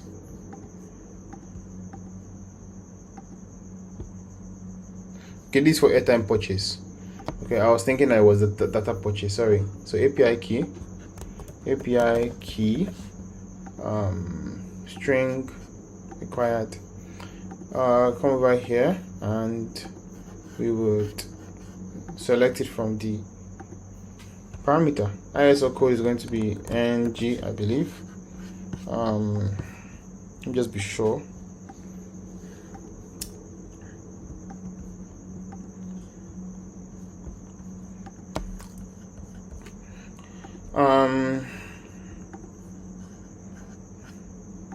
Let me see something quickly.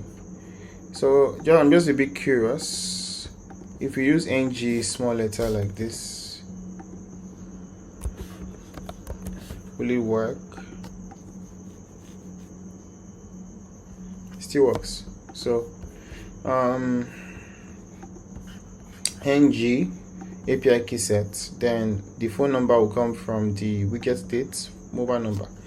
Now once we've done that and it succeeded, if it did not succeed, we'll add an action, snack bar, show snack bar. I think we should just copy this snack bar action here. Copy action, delete this, paste this here. So the message will come from the this is the action results tag. So it's going to come from an action output. See, action output, JSON body, predefined paths, error message. All right. For this section here, so if it's successful, we're going to call the API. So sorry, I'm trying to think. If successful, we would update. Sorry, update page state, right? So the page that we're going to update is the operator name and the image part. So for example, for operator name, it's going to come from the think it's action output. All right, let me get the right one. This one here, action output, JSON body, predefined path, operator name, and then set update. This will come from the logo, first item. Right, item at index, first item. So the first image will update here. So that once it's updated automatically, we can now click the button again and we can I think firstly we are meant to generate, so ID generated, generated, all right, so it's going to be an integer. All right, so that ID generated, we are going to use, so set value, we're going to use the custom function that we built before, generate unique ID. So before we use this custom function, we need to also make a read to the transaction IDs, create collection. So transaction IDs, single document, confirm. All right, so we just paste this here, and then the list will come from the transaction IDs document, list of IDs. Awesome. So we are going, the amount to come from the widget state amount, right? So firstly, we have to make sure that the amount is not empty, right? We have to make sure it's not empty. Okay, so once operator is set and not empty, we also have to check that amount is set. So copy action chain or cut action chain, add conditional if it's true. So we'll check whether widget state amount is set. So I'm coming now. If you're wondering why I didn't just set the form to take mobile and amount, because we have to make sure the mobile number is set first before amount. We can't make two of them set at the same time. If not, it won't allow the action to work. You can test that yourself. But let's see. Copy, click here, conditions, same condition, amount, and we'll check that amount is set and not empty. So if it is true, this will happen. If it is not true, we can give a snack bar message that says enter amount. All right, so this is what you call error handling. In case the user does not do something right or does not do it properly, you always anticipate your user, how your user is going to use your app, and make sure you cover all the bases. You know, this is what makes app development quite challenging sometimes, especially when you're building a very big application. Okay, so snack bar enter amount. So we've generated this here. Transaction ID will come from the ID generated. Okay, operator ID will come from the, so basically we should have we should also, in the page state too, operator name, operator logo, and operator ID. Forgot about that. Okay, so we'll also update that one too here.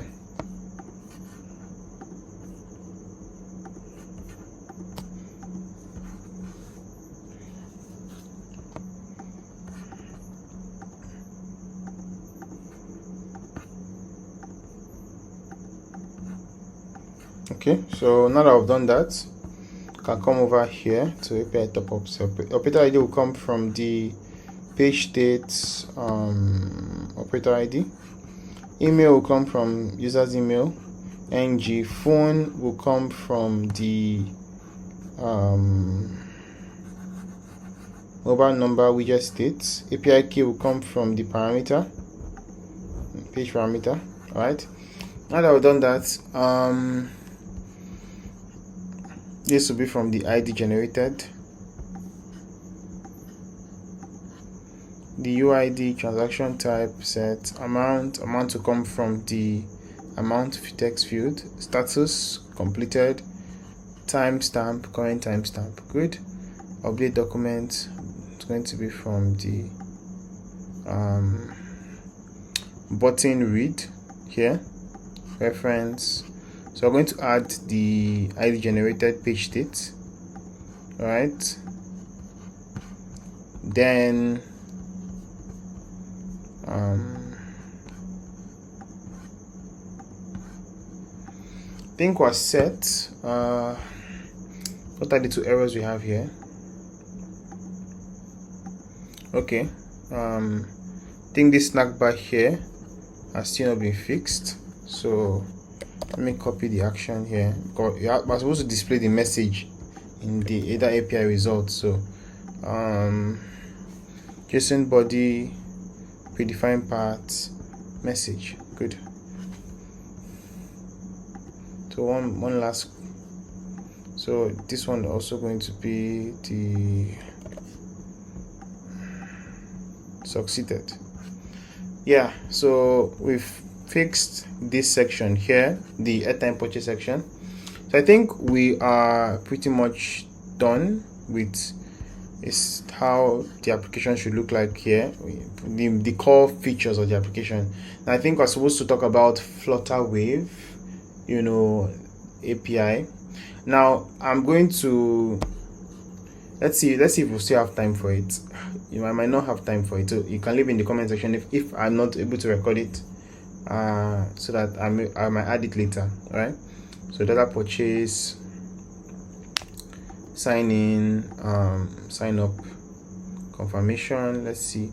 So yeah, there's confirmation too. Should have a confirmation screen. Yeah, so bottom sheet confirmation, title text, airtime purchase was successful, airtime, body, please wait for your account to be recharged, noted, and so on and so forth. So API key is not correct. So yeah, so this, we now need to work on this page here. So I think for transaction, do we have an amount set? Okay, we have an amount, which is good. Let's see.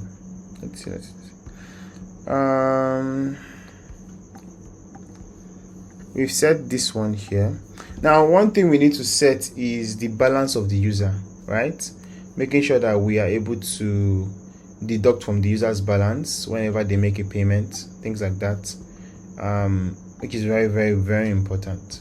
All right, I might look into that shortly, but firstly, this bill section, when we're directing them to the airtime page, we need to pass the API, right? Let's see. So what I would do is, every time they click on the button, just for the meantime, right, I'm going to call that API, right? API call, I'm going to call the reloadly get token. I'm going to pass the client ID and the client secret, and the client ID is going to come from the constant that I created, client ID, client secret to come from the constant I created also. So I'm just going to automatically generate a new token all the time, right? That they want to do it just for the meantime. In your own build, you can create a function or probably a cloud function, and I'll talk about cloud functions soon, that can automatically detect when the time is about to expire and generate a new one. That's what I would do. This is for testing. So this will be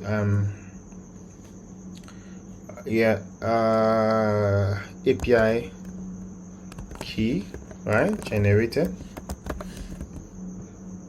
So we've named the action, so we can reference the action, the response of this action here. We can reference it, JSON body, predefined path, token, right? So that's token. So once we've stored this here, we'll just pass it, and same thing for the other one, airtime. So for TB sub, we're not doing TV sub, right? Sorry, I'm not doing TV sub currently, so I'm just going to make sure that it's that the data section works, you know.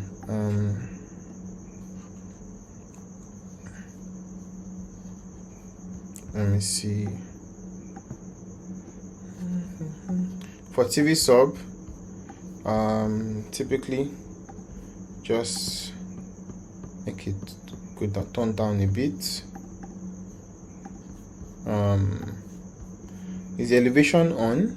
Elevation should be 0. Okay. And the container, just going to reduce the fill color, even the border color too, to just give the semblance that it is not it's not active currently. Border color, I'll just leave it up in a bit. Then text color, reduced a bit too.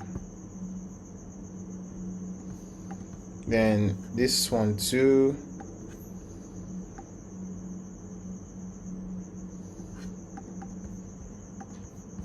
Then the container,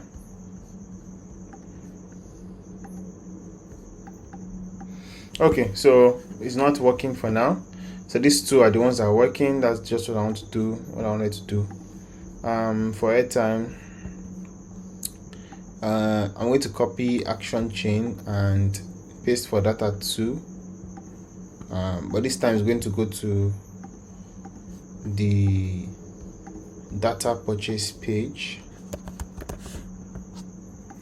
Alright, pass is going to be the. So if you're wondering why this one is showing API generated copy, is because Flutterflow, we cannot have the same action output in the same page for the same kind of action, right?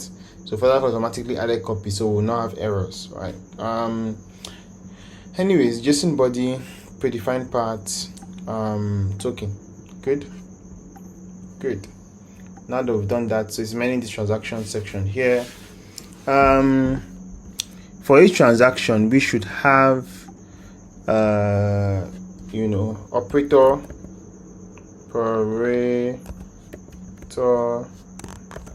image, right, or logo or something. It should be an image part. So come over here, and this should come from the operator image. It's going to be a network transaction document operator image. Then the operator's name, I'm not sure if we're storing that. Operator's name.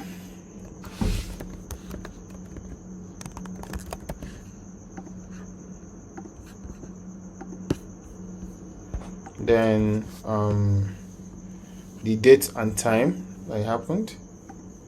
So we have timestamp, and then the amount. So everything that those ones are set. So what we'll do is that for Airtime purchase and data, we're going to make sure that we add those two new options, this one and this one. So operator name. For operator name, for I think this is Airtime purchase, right? So for operator name, is going to come from the page state.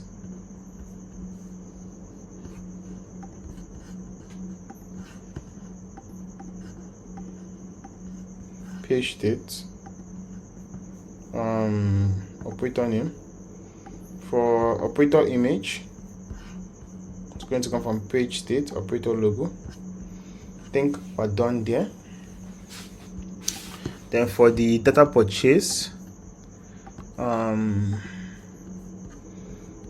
create a document.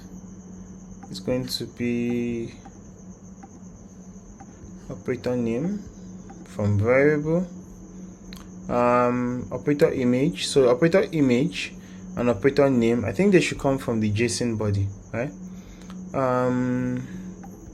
So what we'll do here is we're going to come over here, the API call, and we'll come here.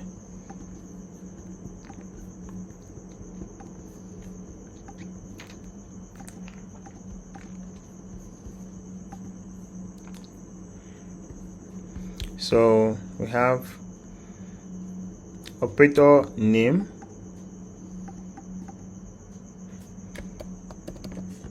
then logo URL. I'll just duplicate this tab here.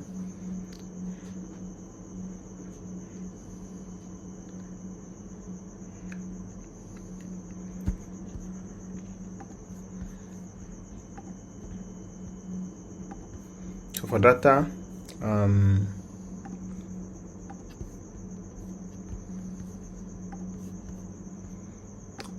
okay, so for this section here, we'll go to the page state, JSON object, JSON path. So this would be logo URLs.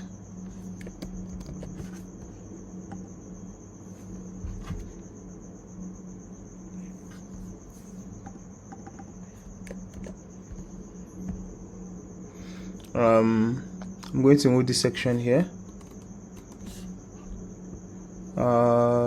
Then we should have this.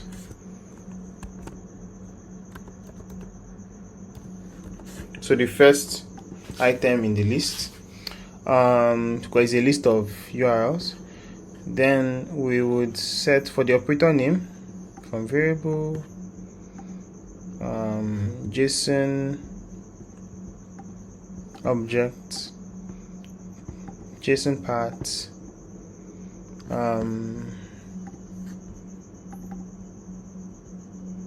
name,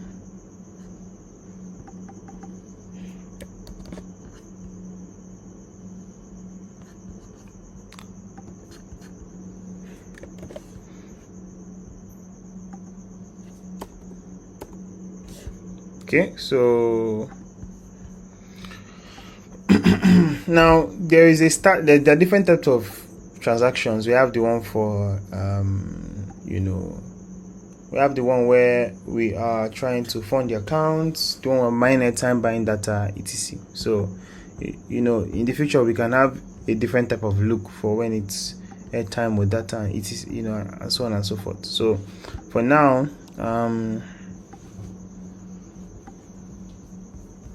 let's see. Spread this out like this. Then we'll spread this. Okay, so for this text here, this will come from the transaction document operator name, right? This will come from transaction document timestamp, right? Date time format. Let's see.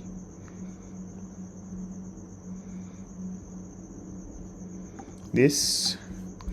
Then this section will come from transaction documents amounts. Okay, that's it. So we're going to tie everything together, but I think one last thing is the available balance, right? So we should have some kind of action, right, that occurs when the user doesn't have enough in the account and things like that. So I'm thinking if that's necessary. So on your own, I'm sure you can come up with an logic for it, right? It's very simple logic, but since we started this journey together, I think we should complete together. So what I'll do is to make it faster for myself, I'm going to create an action block. It's going to be an app level action block. It's going to be check user balance.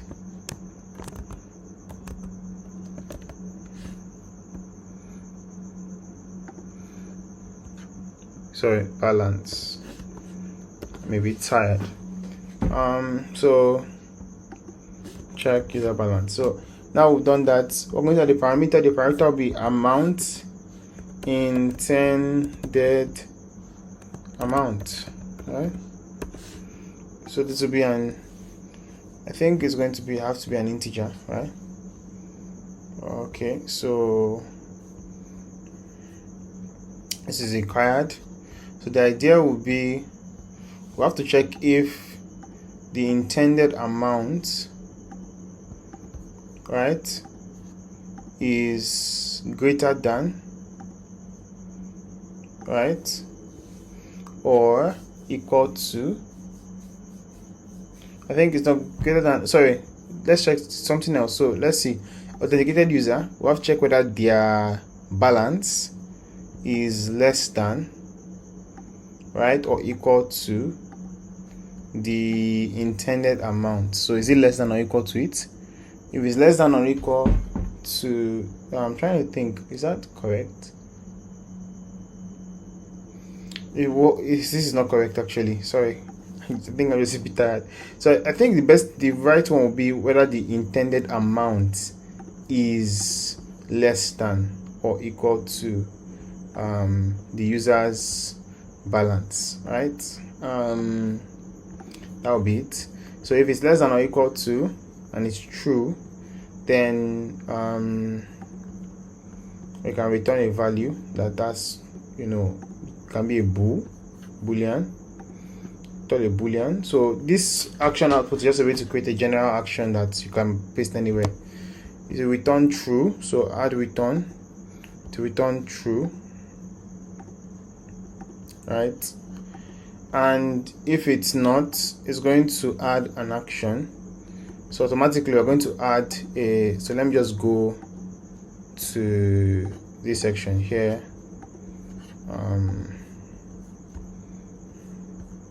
Now there are other ways you can do it. Just know that there are other ways you can do this. I'm just trying to do it as quickly as possible. So I can delete here, paste this. I will say balance not sufficient, right? So in this case, you can add an action, right, that says, so you can actually add an action to the snack bar. I believe you can see there's an option to add an action, maybe not in an action block though, but yeah, you can add an action, or you can just create a custom dialog that you can add an action, with a in a custom widget, right, or a component. You can create a dialog there that says that can direct them somewhere else. So the idea I'm trying to pass off here is that maybe they can direct them to the funding page. There will be a page where the user can fund their account, right? That's important. Now I'm not adding a page where user can fund their accounts here in this particular app. I have a video teaching you how to integrate Paystack or Flutterwave for payments, and you can use that same video with that same ideology or understanding to create a funding system where the user can fund the account and see a balance, or a balance basically, right? Every time, so if I add 1,000 naira, I'll see 1,000 naira my balance. It's very simple. If you don't understand it, you can ask questions about it. Okay, so check user balance not sufficient. We'll also return add return false, right? Okay, so I'm just going to take this action here, or this, and come over to the Airtime purchase page.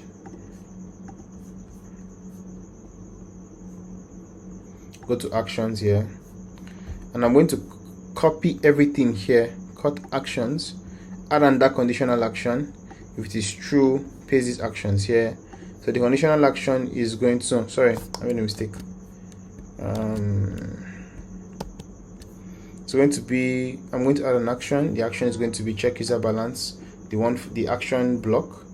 Then based on the return, so right, based on the return from here, add conditional action. If the return is true, then we can perform these other actions. If it is false, we can just leave it, right? We just leave it since you don't need anything there. So The next thing is the amount, intended amount. The intended amount to come from, I believe this is, let's see, widget state, so just a mobile number amount to come from this amount field here, right? But I think, I'm trying to think here. I think there's an error in my logic here. This section here for intended amount only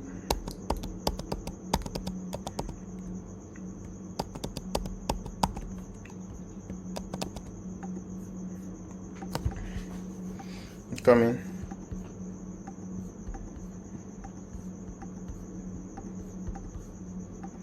I believe that it only sets itself. Let's see. It should only work around somewhere around here. So first we have VC form auto detect operator. It's when they want to buy the API. Sorry, they want to buy actually that we are concerned about all of this. So I'm going to cut action chain, paste here, and then I'm going to cut from here.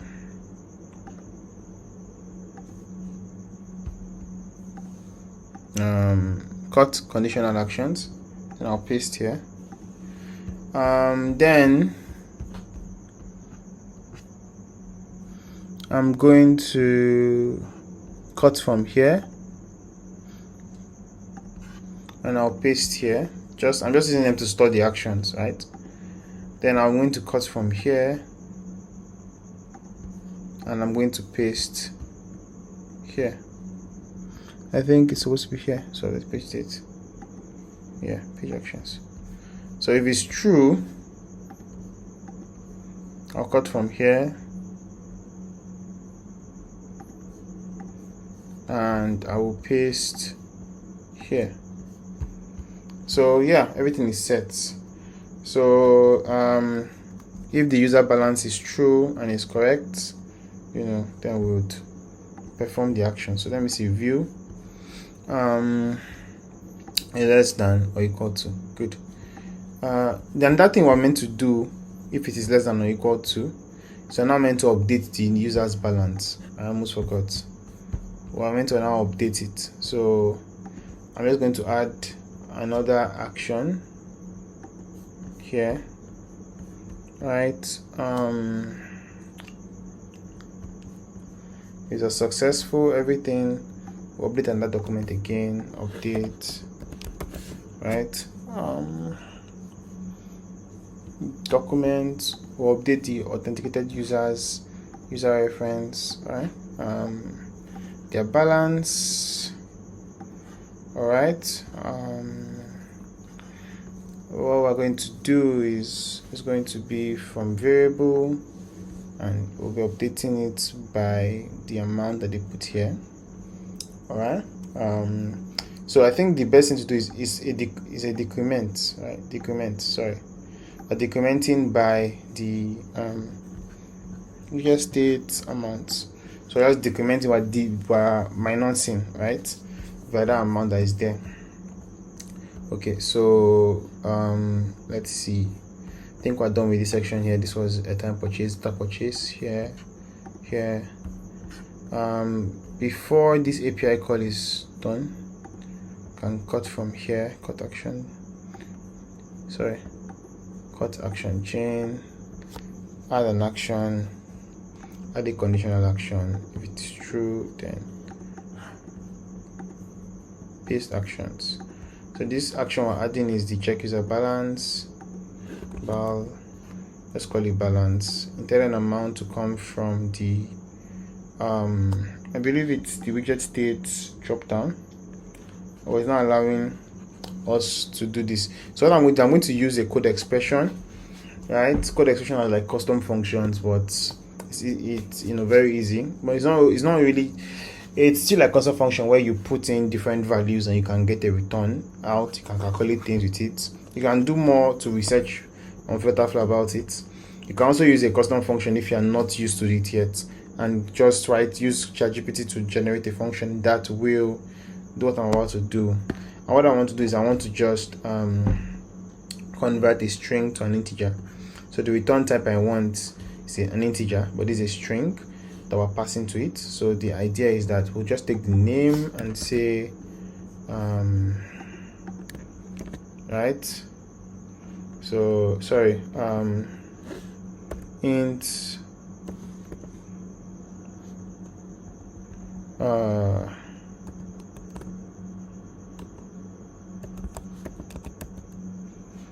brackets, copy this.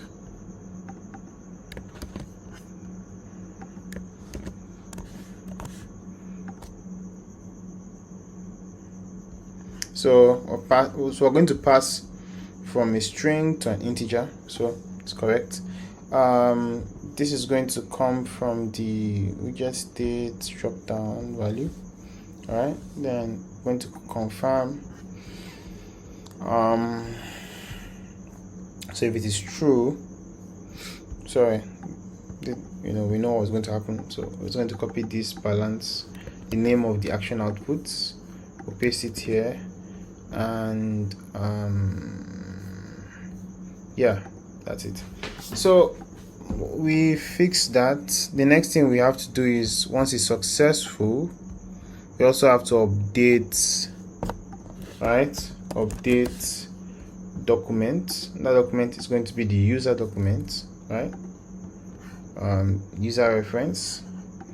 We are going to be updating their balance field, and we'll be decrementing by the amount, sorry, the amount here.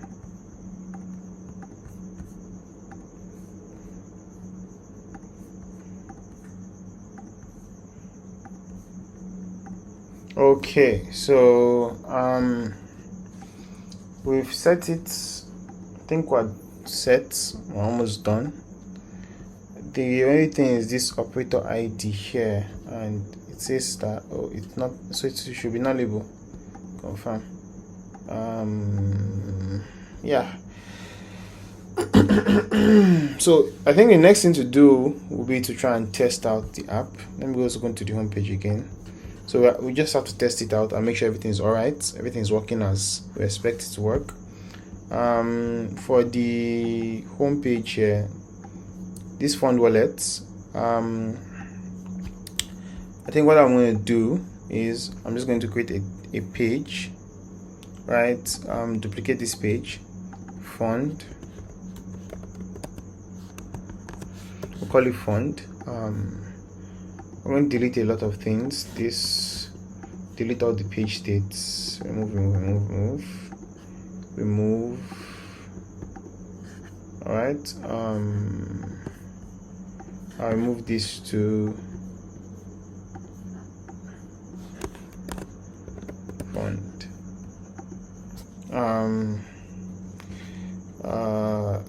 This will be, remove this to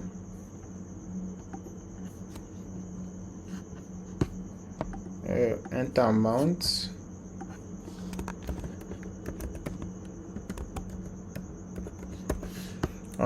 Remove this. Then for the action, delete everything, add an action to update document. So this is only going to work if, so I'm going to wrap, okay, this is already a form. The form is already wrapping around this. We're going to move the custom regex to be none, right? Before this works, we're going to add an action, click up here.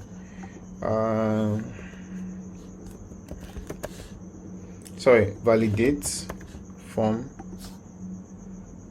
and to be this form 1, update documents of, it's going to be the balance. We're going to increment, and we increment by the widget state mobile number. That's the name of the text field. So supposed to be amount. Then we'll just do a snack bar. So I'm not going to do anything special here. Once they add any money, it's just going to increment. This is just for testing, right?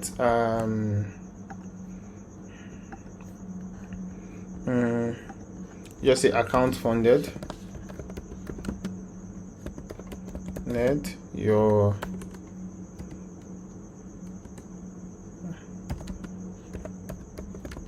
new balance is, then you can have ngn,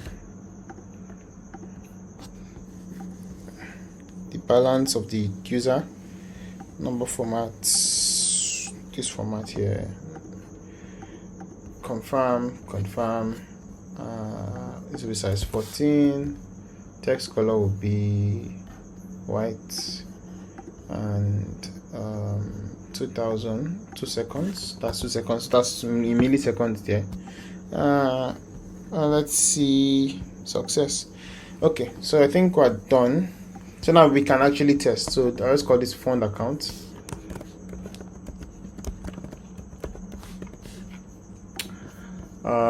In the home page, edit drawer, this section can lead us to the fund account page.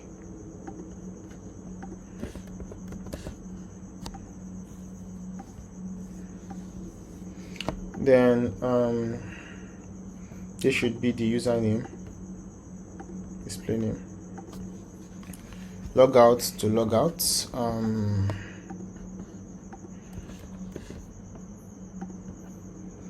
Okay, so another thing is this section here, we should have an option to be able to leave there if we don't want to be there anymore. So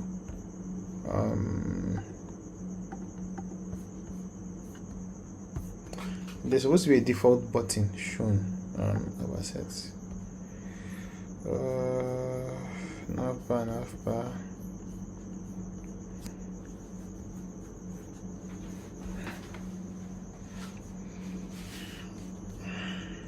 To be like this.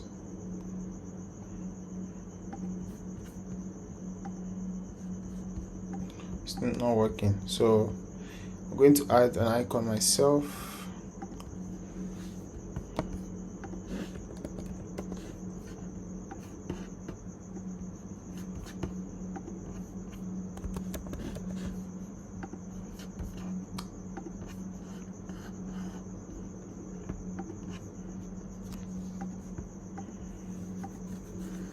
Navigate back.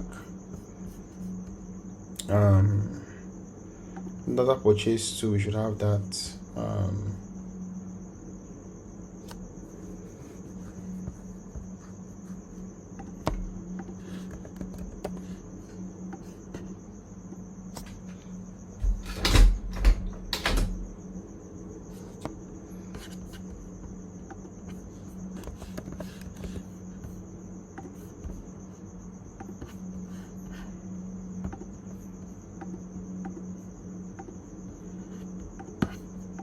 Okay, so let's see.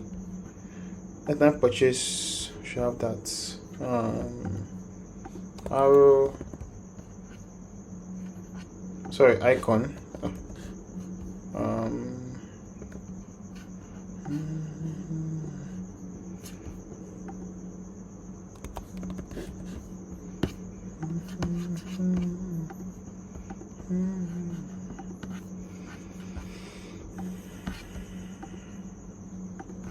Okay, so I think we're officially done. Like I said, just to test it, I'll delete this page here. Sorry, and I'm going to make it the entry page set properly now. Okay, guys. So yeah, so I'm going to download this app, test it out. Then we'll run a live test mode and check if there's any error at all. Okay guys, so here's the test version of the app and everything is working perfectly. I've already tested it off camera. So get started. I already created an account. Sign up is working, sign in is working. I think I forgot to add a sign in action actually.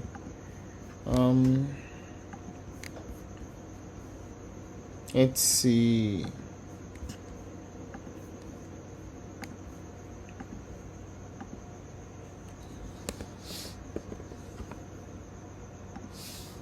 So we can reload later.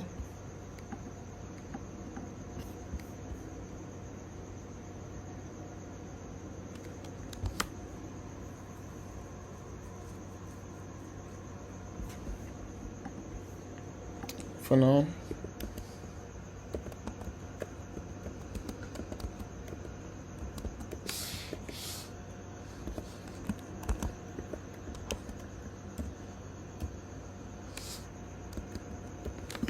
okay.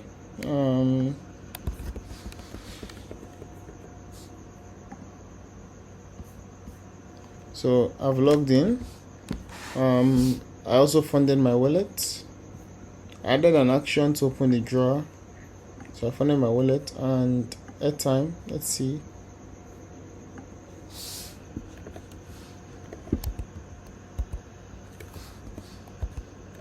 Next. As you can see, we detected Blue Nigeria working. So let's see, 1,000 purchase.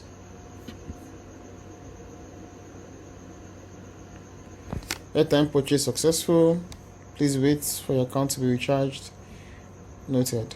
So it worked. As you can see, for data. Now the issue is this was 4,000 before, so I'm shocked that it's removed. This is supposed to be 1,000, so the balance is supposed to be 3,000, not 2,000. Right, so let's check that out.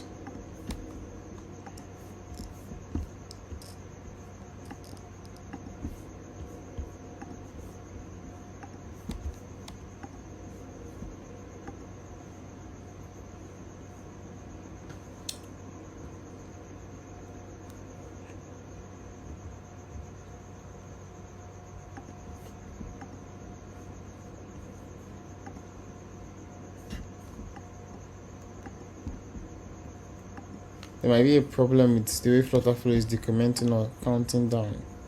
Let's check the data.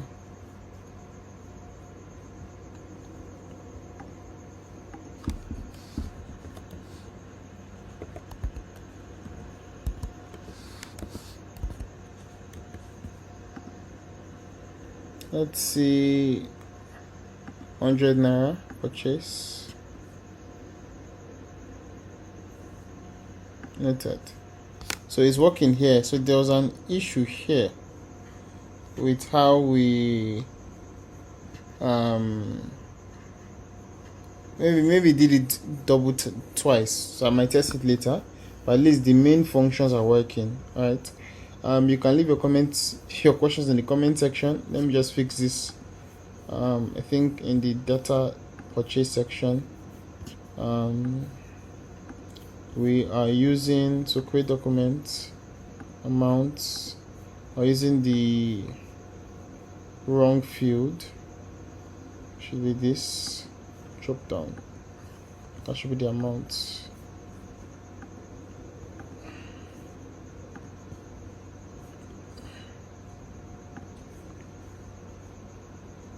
Should be 100.